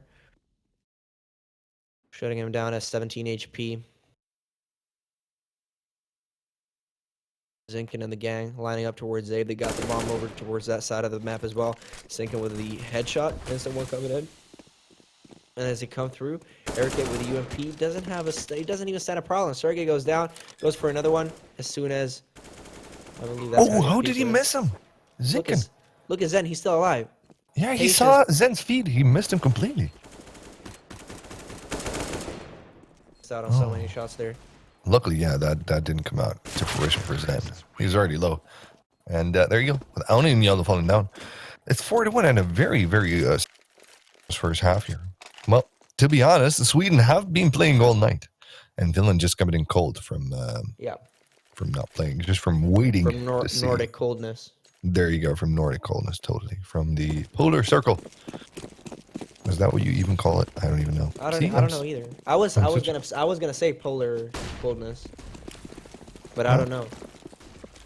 We are gamers. We don't do facts, you know. We don't go outside. Basically, we don't know what happens out there. That's what the problem is. Anyway, EMD does go inside. He doesn't manage to find anything, though. The T's destroy him, and right now, Zen with the frag falling down as well. Sergey, nice deke action onto him. And when it comes to help him out there, and here comes Sergey, nice frag as well. Again, Yellow falls, and when it finds one deke, it's a 2v2 situation, very tense kind of situation. Sergey managing to recoup an M4 and working with that. And a great shot from him. Zinkin falls. 2v1 with the bomb plant and with the final T sticking it around his open position towards crates, now falling into A main. Will Sergey be able to take him down in this 1v1? Let's find out. Coming out. Oh, Alex has the head angle. Crisp spray. One tap. And there goes the CT side. 5-1, however, but Finland now finally have money for a solid purchase. And look at this.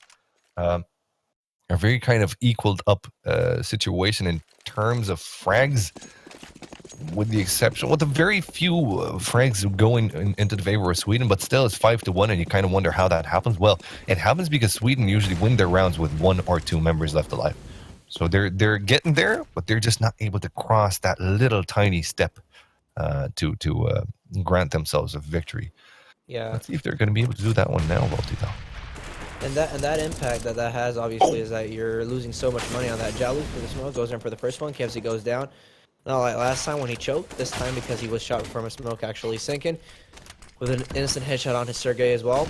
We've got a 4-3 situation. Ani and the gang. That's Sen actually close by. Sinkin. Sinkin eventually hitting that headshot as soon as he spots him out from beneath. Gonna be Ani going down as well. Not a problem. EMD left alone. 4-on-1 situation. He goes for it, goes in for one frag, decides to back off as soon as he realizes, oh, 9 HP, I can't do this anymore. And that's when Eric and the gang decide to, well, let's try and just say what we've got here. Let's not risk too much because, as you mentioned, they've lost so many members throughout so many rounds, even though they've won, that their money situation still isn't banked up to the top that it could have been. And that's what we're looking at, 5.2k, 3, not even a K at Curtis. Yeah, there you go.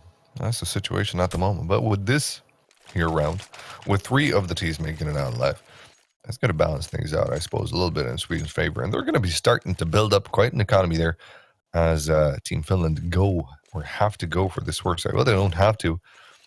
Actually, they don't. It was just EMD that afforded to buy an actual decent, well, to have an actual decent purchase and still stick around the 2,000 mark instead of dropping pistol for his teammates so that they can armor up, but still they can afford armor and pistols, so that's not too bad. And EMD is going to be the only one posted on the B side there. He's going to be going for a bit of an aggressive angle just to see if there's any plays there as his teammates kind of make their way towards the A side. Oh my god, that's a sick shot from Kevsey to open things up. A bit of a flash coming in here to help the CTs get some access into the squeaky position. Not noticing anything, they're going to be falling. Now he cuts off again. That's what I'm talking about. You cut off now. Now you cut off. Did I cut off? Yeah. How about now? Yeah, now I hear you, but you were in the middle of something and it just instantly turned off. That's what I was talking about earlier. Yeah, completely. I think that was heard from the stream as well. Fair enough, fair enough. Well, you guys let me know in chat, please. Well, you beautiful, beautiful bastards in there, let me know if you have a hard time hearing me if I cut off on production as well, because that's definitely something that we need to work on. But yeah, anyway, 4 versus 5 situation on a hard purchase with just pistols and armors for the CTs. One of the members does have an M4 to work with. Let's see if they're going to be able to do anything with that. Oh, nice little team play there. Flash and then push. Zen finds 2 frags for himself. And another 1D coming in from Sergey. Beautiful stuff at that. Oh, but that op shot takes down Sergey for nothing. 3v2 situation still. It is doable. What the heck is he doing? Oh, he's got that backstab angle, and he's got to be using it to his full potential. Finding Gallo, and right now taking EMD down. The last one staying alive there with the bomb. He's got a cheeky angle to work with as well, but his position known. And taken down by Kurtulus. That's not going to be easy for Finland, as they go 1 round against the 7 of Sweden. Whew, that is quite hard. Yeah, what I'm thinking of there is, Kevsey choked earlier coming in from the backstabbing. He choked this time almost because he was stepping so much. They knew where he was for a long time, or they should have at least. I'm not sure, they're playing without sound or something, but he was stepping like a maniac, jumping around even inside a lower, giving away so much. Yeah, he wins that. He's taking such risks in backstabbing.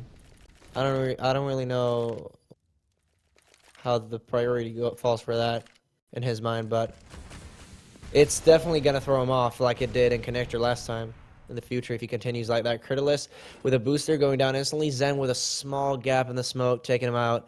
Kevsey knows that. Is a bit too late out in middle, but the smoke wall still is going to be in favor for him if he wants to get out there and do whatever he wants to. Work with at least, and that's going to be the A side being executed by the T side. Impalers, Alex rocking that tag, going in for the first frag. Molotov not doing much, but something definitely to the planner. On a Kevsey, picks up the AK-47, knowing very well that one headshot is mattering for him. Op shot coming in for Sergey as well. And it's a 2-1-3 situation with Alex on the headshot to Sir. It's back and forth frags pretty much. Sir Eric and the gang working this one out perfectly together, and the Opper decides to back off because he knows EMD could have pushed me right there. EMD picks up the kit, goes for the instant defuse. Time's ticking. He has to do this now. He's waiting for it. Alex is running out into the field. Time's ticking again. Ooh, and that's everything for him. 8-1. Sweden in a mad advantageous win. At least in this house. They're doing pretty well for themselves. Already winning their very, very good stuff. Finland definitely need to win 7 rounds in a row, but I don't think it's going to be starting now because they're on a hard purchase, half buy kind of pistol armor situation, just a flash and smoke in their hands, which is not going to be an easy ask from them. Let's have a look at the tweet in the meantime, though. Boris says, Papa Boogie, как дела, братан? Boris would crush these Peter Scandinavians. Hashtag King Nordic. I don't think so, Boris. I don't think so. Doug, don't come here with your whatever. Get back to your country. Yeah, is that what you want to say? Yeah, you don't. You know what I'm saying? That's not nice. Beautiful. Here's one Finnish rooter. Suomi mainittu. Please, Finland. King Nordic. There you go. Hunska wants Finland to win bad. Right now, they're in a rut, though. I can tell you that much, son. We all want to see some great performance out of them. It just looks like it's not happening so far. At some point, though, I'm expecting Finland to wake up. But I do hope that they wake up in good time and not before it's too late. In the meantime, though, 55 seconds to work with here, and it's a 4v3 situation. The T's are slowly making their way towards mid, and in the process, they're dinking down the CTs one by one. Team Finland have 3 members, 2 as I speak, to work with here. One of them left even.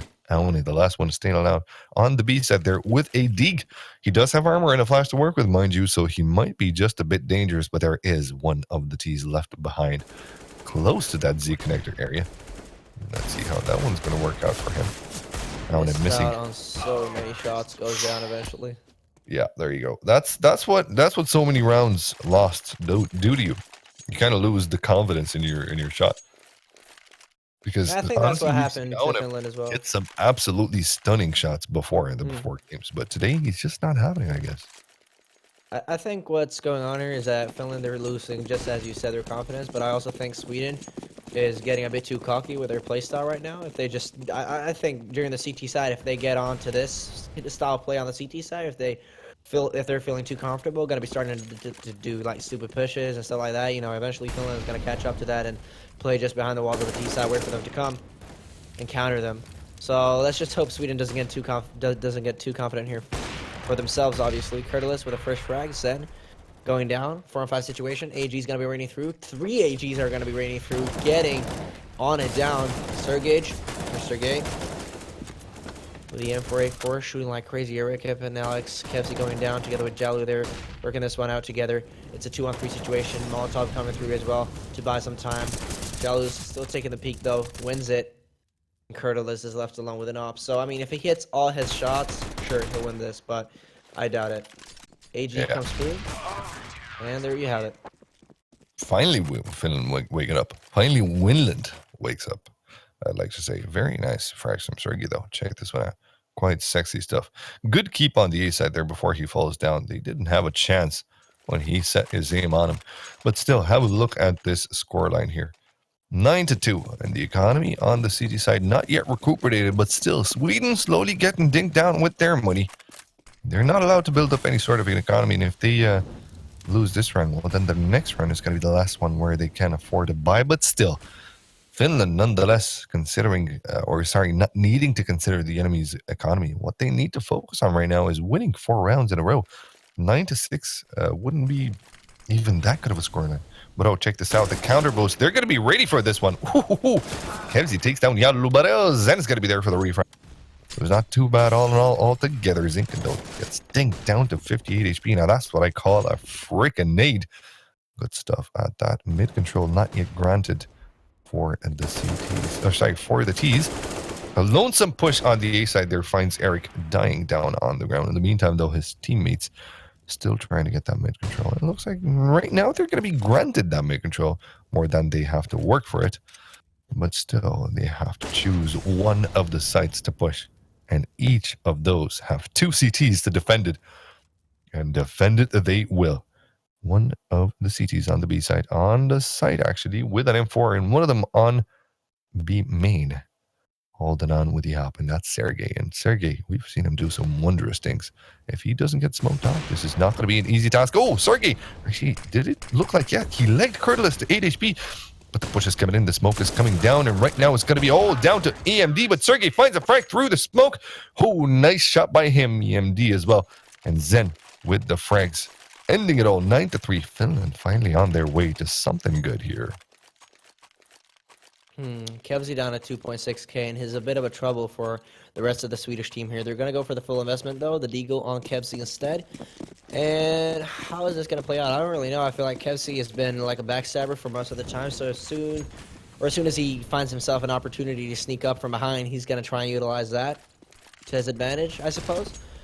At this stage, though, not much really going on. They're utilizing a flashbang over towards middle. Jalu counters that with an AG towards boost, makes sure. And I think that's kind of the option that they have to stick with now is try and provoke the CT side to make these first steps over and show where they are.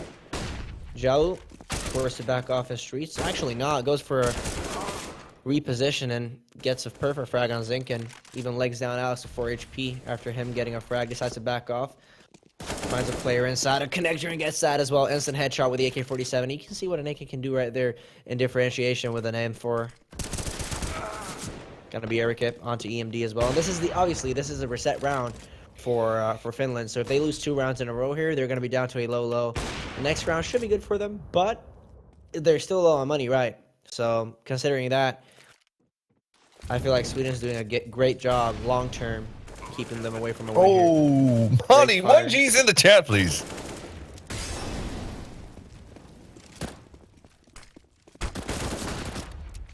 Sorry for the interruption, Baldy. Keep going. Oh, it's all right. It's all right. I'm just seeing they're so far away. The CT side, they don't want to go one by one here, right? Anna is trying to clear every single position. Whether he does or not, he's not going to spot the player out. Eventually he does, just as I say so, right?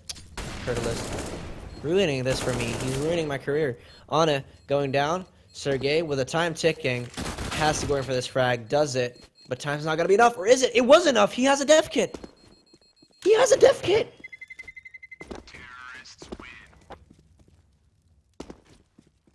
Eric, I think that was enough. Don't you? Are you okay?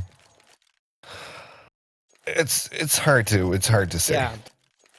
It's really hard to say. It's Then again, difficult. saving that up for the next round might be even more important than taking a risk, I believe, because of the fact that, I mean, yeah, looking at the money situation, it speaks for itself, I believe. Yeah, exactly. Well, 10-3 though. Not a very great moment for Finland at this point.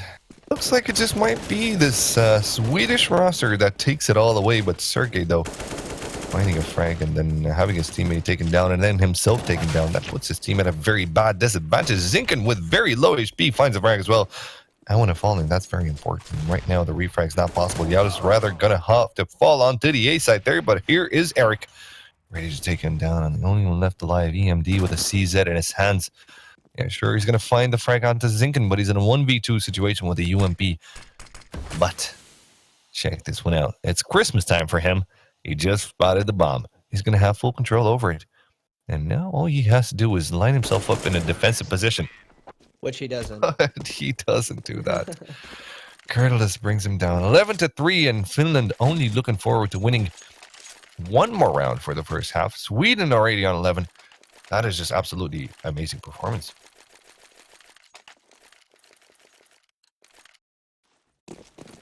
What happens next? 11-3. Obviously, Sweden now in quite a heavy lead. Whether they lose or win this round in the next half coming up, they've still got such a mad advantage. It's crazy. It's ludicrous. I said it right now, did I? Yeah, I did. On it with a deagle. Kebsy going open up with for Skitlight or Finland. EMD 5-7. Waiting for someone to make this initial push towards B, if anything, or go out himself, which he does eventually. Goes down. Curtilus. Alex on the other side of the map going in for the frag on Zen right there. Good one to comply with, because you're completing the entirety of the job now, because of the fact not only do you get the advantage, but you open up an entire side, making it harder for them to rotate with the players down middle, and so on and so on. You're getting not only that, but a lot of information as well. Okay, there's another player on it. He's trying to reply me. Oh, he failed anyways. He's on that side. And there you have it. Through the smoke, Curtilus with a nice frag. On it going down. Jalu through door, getting Alex down to 6 HP. Another smoke is going to come through on lower. Jalug's up on upper. Curtilus seems to know this. Waits. Gets the frag eventually. There you go. 12-3. 12-3 is how the first half ends. And let's hope, let's pray to God, or Jumalauta, that Finland will be able to make it back on their T side. In the meantime, though, here's a quick break, but don't go anywhere. The end of the final will be unveiled right after this.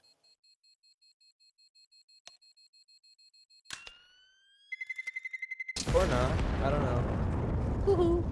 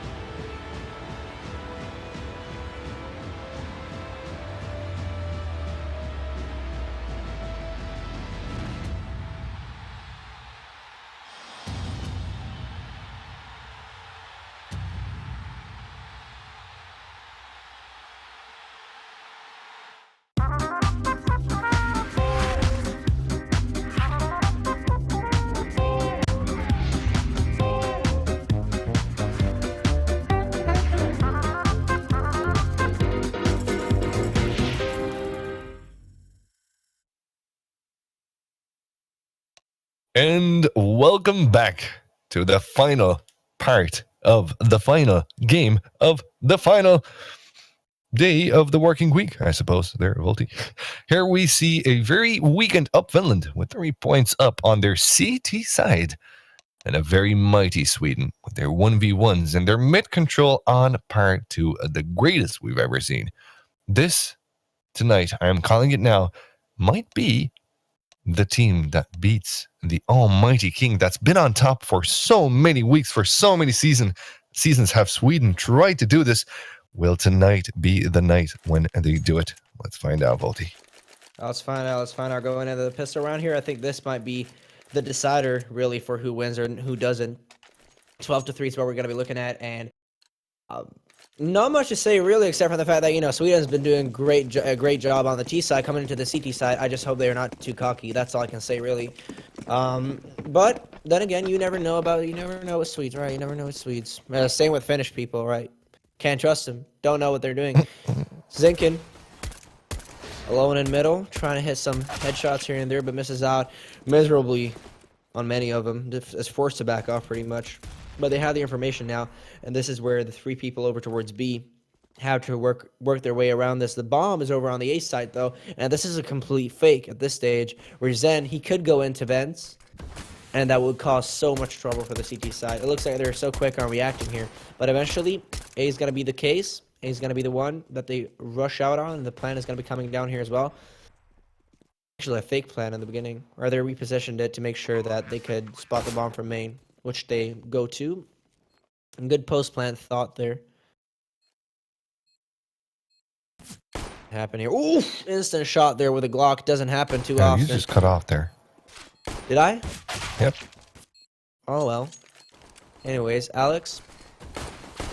Going in for one, trying to go for a second one.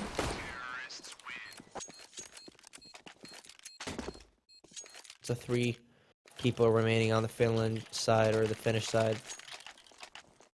Coming into this, we're also seeing that the Swedes are going for the force. Looks like they didn't get enough frags to not go for it, so I understand this. And they do have the scout as well on Alex, which I prefer to see on the A side rather than middle many times. Let's see. Now he goes middle anyways. Why on the A side, you may ask? Because certainly it gives such a greater hold of the sight from a long range distance. You can make so much damage for the pistols who are close range on the site as soon as they're out there, right? Just do 2 leg shots, 3 leg shots onto somebody, and they're dead as soon as they come out on the side with the pistols that they're going to be facing. Anyways, Alex goes down quickly here. Jalu opening up with 2, not only in middle, but over towards the A side as well. EMD coming out as well as that drop. Oh my god, and now they know that that boost is there, so that's going to be a 1 and done spot. Not even a 1 and done. Wasn't even 1, 0 and 1 done spot. Oh my god. 12-5 is what we're looking at here. Most certainly. Not anything else to say, really. Just Yeah. pure knowledge very from strong Finland. Finnish team. Absolutely. Just absolute strength in their 1v1s and their picks and their game moment. It looks like they've woken up. I'm not too sure if they've woken up for long or if this is just some sort of a twitch before, you know, they kind of die out into the night. Well, we're going to find out pretty soon. Talking about dying out into the night. What was that Finnish song once again, Volti? Can you remind me? What Finnish song? Maybe I'm too young for this. Don't go there. Like, dying out in the night? What? No, it's these nights Is it are a song? merciless. Näjut ei anna armoa. In the meantime, though, I have to say I have no idea of any words in Finnish, but I like the song by Kajaku, and I recommend that you visit. Is it a rock song? No, it's actually sounds a bit more of retro wave, kind of like that kind of sort of stuff. Oh, do you Very like cool. vaporwave music? Kind of like vaporwave, yeah. It's a bit more tempo-y, but it's very nice. Kajaku, she's making a comeback here, lads. Very beautiful. And so is Finland. 12-5, still for Sweden, but Finland is the one with the actual advantage. As you can see, there's only a CZ and an armor onto Eric. The rest of his teammates don't have anything to work with, nothing by their names, but they're still holding on. A very split situation. They're not really grouping up together. They're just trying to find a bit of an information, I suppose, onto this one, as they know it's going to be a given up round as well. Frag after frag for Finland. And right now, Aona suspects well enough that there would be someone in the smoke, and there is indeed. Kurtle, the last one staying alive, falls down. And that's about it. Half of the rounds onto Finland, and double that onto Sweden. Not too easy of a comeback, but still doable, Volty. Still doable. Yeah, and why is this such a good thing that they push here? Because some people may ask, right? So the good thing that Sweden does here is they push, for example, through Squeaky. They come through May, not only that, middle, and all these centralized areas where you're going to be finding these T's behind the walls of the map. And what you can do then is counter nade, for example. If you're seeing a boost so quickly each time when you come through there from Squeaky, for example, you spot out, oh, they're boosting each round. That's what they've done for I don't know how long. And you can spot out positions. You can pre-nade that one very spot, and you have a free frag, or 2 free frags even. You know what I'm saying? So just those small things that make major differences, I want to say. Zen being shut down at 79 HP. You've got Erikip with the M4 waiting for Zen to show himself. I think he heard that he hit him, or that he reloaded. Zen maybe. I'm not too sure. Yeah, because he seems to be knowing he was there for a really long time. Goes for the frag eventually. Erikip finishing him off. And I mean, Finland's 6 rounds away from Sweden right now. It's not impossible that they come back, but looking at this 4-on-5 scenario, I'm finding it a bit more difficult for them. Alex, obviously, on the boost here, we talked about how that it's a one and done spot, but I want to take it into consideration. He failed last time, right? He jumped down. So maybe not this time. I'm not sure. And maybe they expect it to be a one and done spot, Finland as well, so they don't check it when they come out here because, well, they've already been there once. Why would they do it again? Yeah, good point. Good point. But there's still 33 seconds to go, and Finland, okay, they got mid control, but that's all they are going to get at this point. They need to make a play for it, and really fast. And it looks like that play is going to be on the A side. EMD trying to make his way in there. He's going to be brought down by Kebs, but Kebsy falls down as well at the hands of Aona. Refrag once again for Alex. 2 frags coming in from him before he gets taken down by Yellow, and the only one left alive himself in a 1v3 scenario. 12 seconds to go. He doesn't have time for a lot of a fake, but that's fine. He's going to be fine and safe planting the bomb, but he's not going to be safe for long because look at this. The CT's making their way back into the site there. They're going to be peeking him. Double peek for him and taking him down. 13-6. And, well, I'm not too sure the economy of Finland will withstand too many of these decimating wins.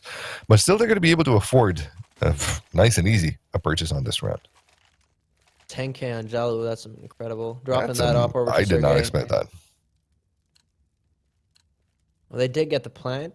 They had 3 rounds, I believe, in a row before that, but still, those rounds that they won weren't very dominating, with the exception of the first one. Anyways, coming into this, Sweden now with a 13-6 lead, are a bit worse out if we put it that way. I mean, looking at what their money situation says, it's really help us now. Please let us win this round. Please let us win this game. It's our only chance, or Finland will come back. Because their money situation, Finland, they're thriving off of this, you know, money-wise. Sweden at this stage, though, they're going to be reset. They're already reset, right, as soon as they lose this round.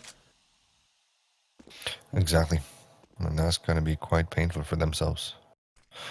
Let's see if they're going to be able to make it work, though. They're set up once again to conquer mid, and that has been granted. Fair enough, they do have control of that, but see, this is usually where things fall down. Because from here on out, I don't feel like they know where to push or how to push it. Especially, you know, with the very solid defenses on the A side. That's why now they're trying the B side, but Curtis is going to be there to defend that one at that. And he is also accompanied by one of his teammates, but that teammate is also down, and he falls down as well. And finally, a 4-3. Finally, a situation that favors Finland, but not too long. And then again, it turns into a favor for Finland once again. 3-2 with the bomb down right now. It's going to be down to Alex and Kevsey to try and retake this one. And now check this out. Alex falls in. Takes one down with him. Should but really just go for the another defuse. one, another headshot there. Fantastic stuff. There you go. It's all going to be down to a 1v2 situation. All of a sudden, Sergey, the only one left alive with the bomb being defused there. And the bomb will still be defused. Alex holding on to it, finds the actual frag. Oh, that's got to be heartbreaking for Sweden right now, man. Or sorry, for Finland, rather. As soon as I saw that frag, I was like, yo, just sit on it. Just sit on it. 14-6, and we're looking at a Sweden in the lead. Not only in the lead, but with a low money situation still after these wins, which you might ask, what the heck is going on? They're winning rounds after rounds after rounds. What's happening? Well, they're losing a lot of members, and that's it. Famazes, you've got the half armor as well. They don't need the full armor anyways because they're meeting AKs, right? So Sergey there with the first frag on a Kevsi. Nice one to open up with. You got the rest of the team now just focusing on trying to get this reply. I suppose Alex opened up too short. That smoke is raining through. Luckily for him, that could have been a risk taken by Alex, really. Let's see here. In the middle, you've got EMD in the gang taking over as much as possible. They're really trying to focus on that mid control because they know it gains them so much. We've got Curtis just behind the box here. That Molotov is just enough for them, but they go for the shots instead, which works. I mean, works at bars as well for anyone. For me, love it. Anyways, 2-on-4 situation. You've got Eric with a FAMAS going down as well. And each and every one of them, Finland's just riding through like crazy. I feel like I think this should be the wake-up call for Sweden. If they don't want to allow Finland to come closer to their score, they want to make sure they hold middle as safe as possible. Because it's opening up, it opens up way too much for Finland. Yeah, they're evolving right now. They're adapting to Sweden's keep, and right now they're finding a lot of good entries into the actual sites, especially on the B side there. Finland, so they do. They were granted mid before. They didn't know what to do with it. They lost a lot of rounds on account of that, but now they finally discover what needs to be done in order to close it down the rounds. So, yeah, very good point. Sweden definitely needs to stop giving away that mid control to Finland. Otherwise, we're going to be coming, they're going to be coming very, very close to their own scoreline. 14-7 though, still halfway there. Sweden though on an eco round, so it's not expected that they win this one, of course. An easy 17-8. Well, that's what it should be. Let's see if that's going to happen. In the meantime, though, it looks like there's more damage on the T side. There's Zen on 32 HP. In the meantime, they're going to be pushing towards the B side, and that one is completely granted away with the vents being broke down, and that means that a massive 5-member rotate from the CTs will come in there. But that massive rotate isn't so big and impressive, especially considering that they only have USBs to work with now. The only B250 being shut down out of this one. So the CTs are going to try and make this one work because they have absolutely nothing to lose. The only thing that they have to give is that $300 bonus for a frag for the Finnish team. But then again, at that point, and considering Finland's economy at this moment, that's not really a reason to concern. So 3 alive for Sweden versus 5 from Finland, and still 5 from Finland after this trade as Eric falls down. Still 2 of the CTs trying to make something happen. Oh, check this one out. 2 HP on Jallo with 19 on Zen, and they might have an idea where Curtis is. That's why they're going to retreat all together towards the spawn. And oh, there you go. Curtis falls down as well. But 5 members make it out from Finland, and that's very important for their economy. Look at that. They got plenty of money, man. They got tax for days. Oh, yeah. Let's see here. I mean, they're backing up, right? So Sweden's going to face their issues as soon as they start losing rounds here. But then again, Sweden's building up as well. Looking at what they've got, I believe they like to go for that buy round. But I think Sinkin was too low on money for them to get the entire team on it. And they're focusing on getting an entire team. Obviously, maybe waiting for that op, for example, all these things before going in for an entire buy round. Which I fully understand that. They go for the eco or the light quasi at least, while waiting, and they try to deal some economical damage, which is the perfect strat to work with at all, because looking at Finland's economical situation, this is just gold rush. Not much going on the map right now. They're giving up the mid control, obviously. CT side has been doing that for I don't know how long now. But then again, they can't do much with the pistols that they got, and they do realize that. So yeah, focusing primarily on the sights is what you want to do, and I get the fact that you do so. Sen going in for Eric up there, not a problem. At this stage, just an easy round for Finland to take home, I'd like to say, but turn around any second. Alex here. Deagle. That's a sick Deagle. I've never seen that one before either. That looked cool. Anyways, 9-14, and they're getting closer and closer. Now is a round that Sweden's going to go for, and they have the off that I was talking about earlier. Probably the key to winning here for them. What's interesting to talk about as well is that, if you position him in middle, you need to have that A1S or A4 that can support him closely. As soon as he goes down, that one rifler has to be there and make sure he gets the reply frag, because those replies have been so key, not only in rotations, but also in the fact that if you are only two people on one side, an entire Finnish team can push you and you don't have a chance. You don't stand a chance. Whether it's a 4-on-4, 3-on-3, or 2-on-2 situation, you're always spread out as a CT on this map. Yeah, that is true. Well, at this point, though, it does seem that Sweden are trying their best to adapt to the current situation. And right now, it's actually Finland that is a bit fearsome of going for that mid aggression or that mid take. They're expecting right now Sweden to have adapted more than they actually have. Mid is still open. Sweden is kind of trying to make their adaptation, so to speak, in different other parts of the map, playing this one a bit more defensive on the B side there, and with the standard keeps on the A side, because, well, it's been a while since Finland actually attacked from A main. So this is why the setup on the A side hasn't changed too much, whilst B was pretty much playing for a retake at this point, with one player onto heaven, one player onto the headshot position, and another one close by onto the connector area, trying to peek in on towards mid, but then again, mid is going to be smoked once again, which will give a bit of a warning flag towards Sweden. Will regroup and set themselves up towards the A side. They're expecting an A push here, and if Finland choose the A side indeed, well, they're going to be facing a lot of CTs, but no, they don't. Check this one out. They do make their way onto the A side there, but they're going to be confusing Sweden as the bomb makes his way towards A, and Kevzi knows it all. He's going to be waiting there, hounding on him, but Jallo has the angle. He will take down Kevzi, but Alex comes in with a refract there. He's alone in a 1v3 situation, though. He's making it work with two flanks there. Still in a 1v3. AMD is going to bring him down 14-10, and Sweden now, they're going to be feeling some sort of a burn, I suppose, because Finland are making their way back. See here. Not much invested on the CT side. They're going for this quasi again. And what can you really say about this game? It's coming back. The Finnish team is definitely coming back. Only 2 rounds for Sweden in the second half. Making it a third would give them that 15th. Making it a fourth would give them that win. So see if they can do that after this round, I suppose, because this is just a throwaway round. You can't do much with it. At least not at this point. Erikip is going to go down as well. And they don't have much to work with. I mean, sure, they invest in the utilities and all that stuff, but at the end of the day, you don't have enough to work with anyways. Looking at And that's what gets you. Very nice track from Zendo. Very good control.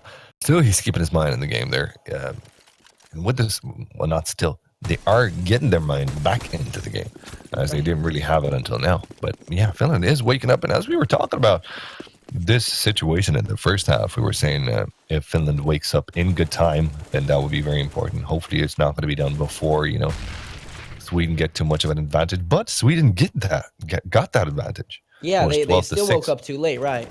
But they woke up late, but they're making it work, even as it is.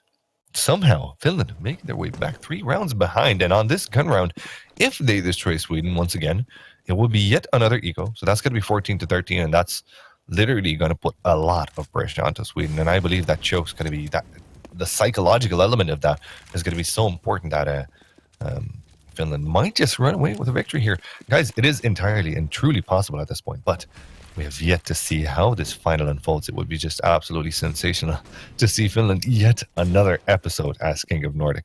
It's just, I don't know, they've shown a lot of great prowess, but so did Sweden here tonight. Who will be the victor? Well, Kurtulus opens it up nice. He's going to be the victor of this round with that shot. He wins my heart. In the meantime, though, Zen has a cheeky play towards the B side from his checker position there.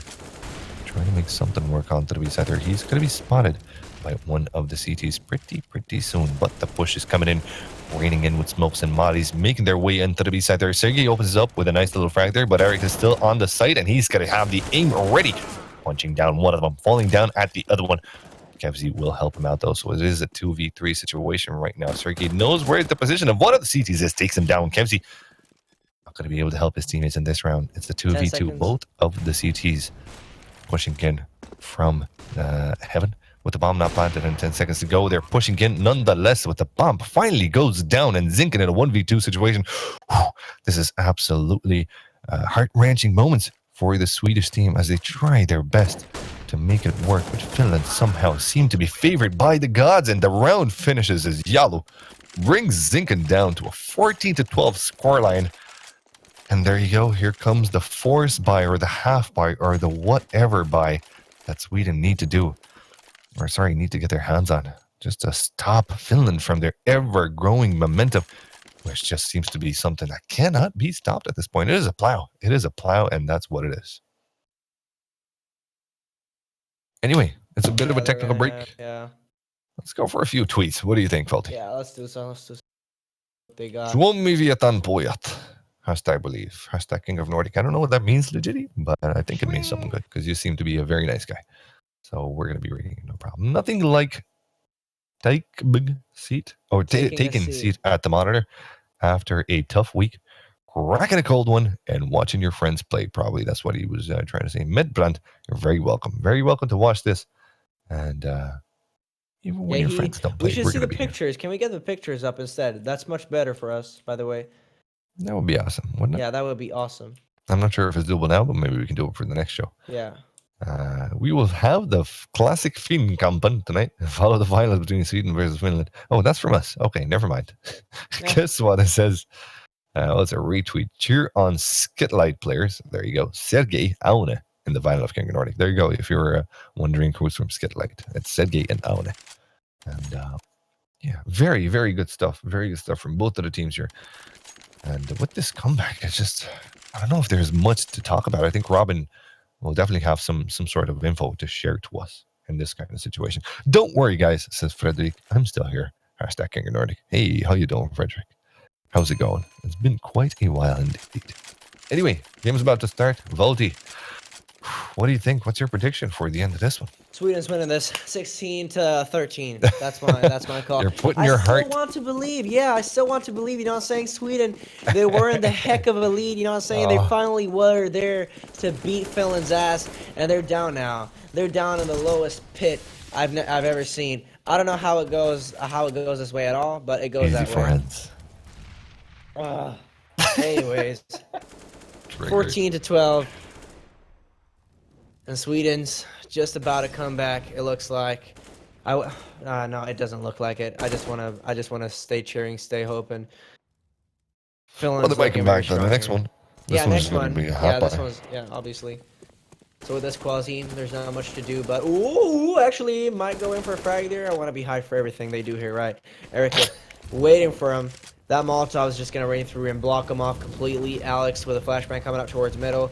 Backing over towards CT, you've got Sinkin as well, together with him, and the rest of the gang over towards the B side. So if they decide to go B, they have quite a heavy hold here. Erikip exposing himself, just spotting ahead, missing out on the shots, and he's not gonna be ready for 4 to 5 people coming out at him. But they lined up pretty nice there. Alex with a frag on EMD as well. Jau coming out with the AK-47, shot from behind. Kevsi with a frag. Sergey with 2 frags. It looked like Kurtilis with a bomb just right in front of him. Has that 5.7 in his hands. Waits for the players to get out here. Goes for the frag. Zen's gonna be going down. Sergey knows this now. Oh, that's gonna be the win for Sweden. 15-12. That's what I'm talking about. That's what I'm talking about. You can hear the happiness in my voice. I know. But gosh, It's not the win yet. Yeah, it's not the win yet. Yeah, Jesus, I lost my English. Easy good, London. Hey. 15 rounds up for Sweden and 12 for Finland. Will the Finnish team be able to bring themselves back into what would possibly be the 3rd overtime of the night? Something that we do not see often at all. I believe this is the first time in the history of King of Nordic that we have 3 overtimes in one night. Well, we're heading that way for sure. Yalu finds the first frag onto one of his enemies. Zinkin, though, will refrag. And the push towards the A side has been stumped down by Zinkin, who will find another frag there on the Yalu. Very good performance out of him. With the A main smoke, there's not a possibility for a refrag coming in from the T's. So they'd rather get back and group themselves up Let's see how this one's gonna go. Well, slowly, obviously. There's still 1 minute and 10 seconds to work with here. There's no need for a push just yet. But still, Finland have to be very, very careful against the hungry Swedish team. And this time, they're hungry for victory. They're 1 round away, 3 frags away from winning King of Nordic. And that would be quite an exemplary and amazing feature to dethrone the current king who has been there for so long that they've grown roots basically on the throne. Take down their crown from their heads.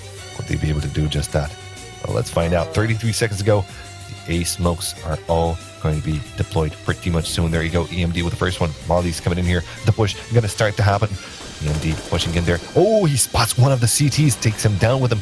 But here comes Curtis with a refract there. Curtis not going to be able to fall down just yet. EMD doesn't have the angle on him. Very good stuff, 2 to 3. The CTs still keeping themselves at bay, still keeping themselves with the man advantage. This is quite important as the round develops. 8 seconds to go, and the bomb not yet planted and burning down is EMD. Finally taken down by Erkis. It's a 1v3 situation, very much doable for the CTs at this point, but Sergey's got the frags on him. Will he be able to clutch this one for his team, keep themselves alive as the reigning champions? Oh my god, the clutch is real, and it's gonna be GG. We have a King of Nordic. Ladies and gentlemen, for such a long time in the history of King of Nordic, Sweden are the new champions.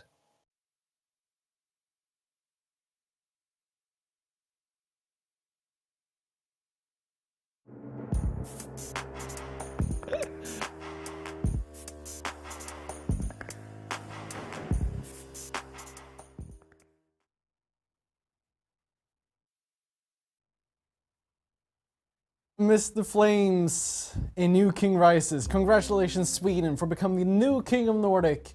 A well-deserved win after Finland's winning streak of, I am not sure how long. It's been a long time indeed. In any case, as tribute, we are going to play your national anthem for the last time this evening. Once again, congratulations to Sweden.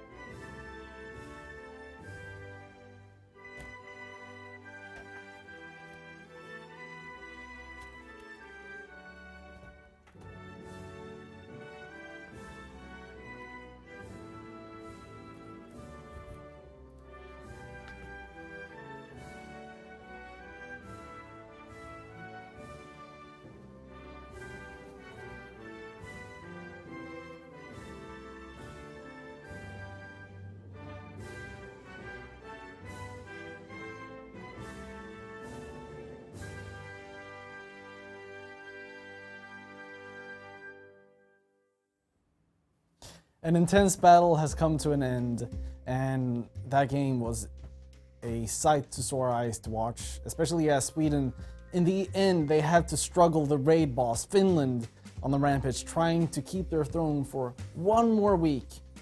But in the end, Sweden, with the plays, are able to bring it out to a 16-13, and to be honest, it looked like Sweden had a demanding lead in the early half, with 12-3 going their way.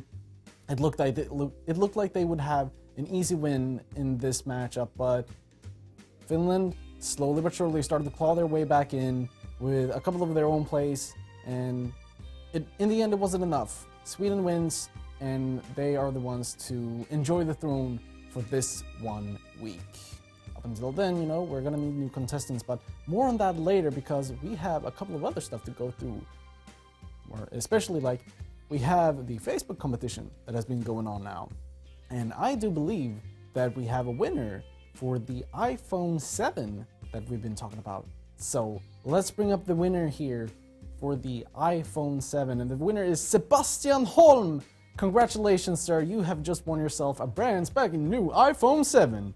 Hopefully you will get much use of it. And remember, next week, iGame is going to come back with a much bigger and better prize.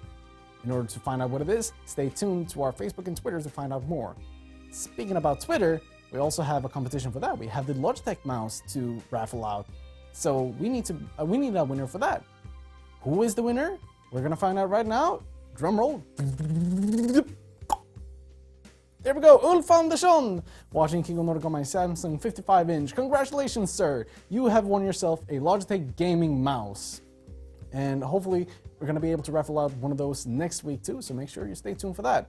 In any case, that is it for me. I'm Robin Crasher Rangstrom. Thank you, production. Thank you, casters. And thank you all for being here watching tonight.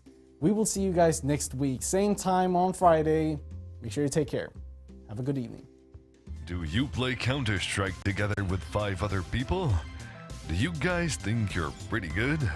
Well, then you should definitely sign your team up for King of Nordic. How, you ask? Well, if you're from Denmark, esport.dk. From Finland, csgofinland.fi. From Norway, gamer.no. From Sweden, publiclear.se.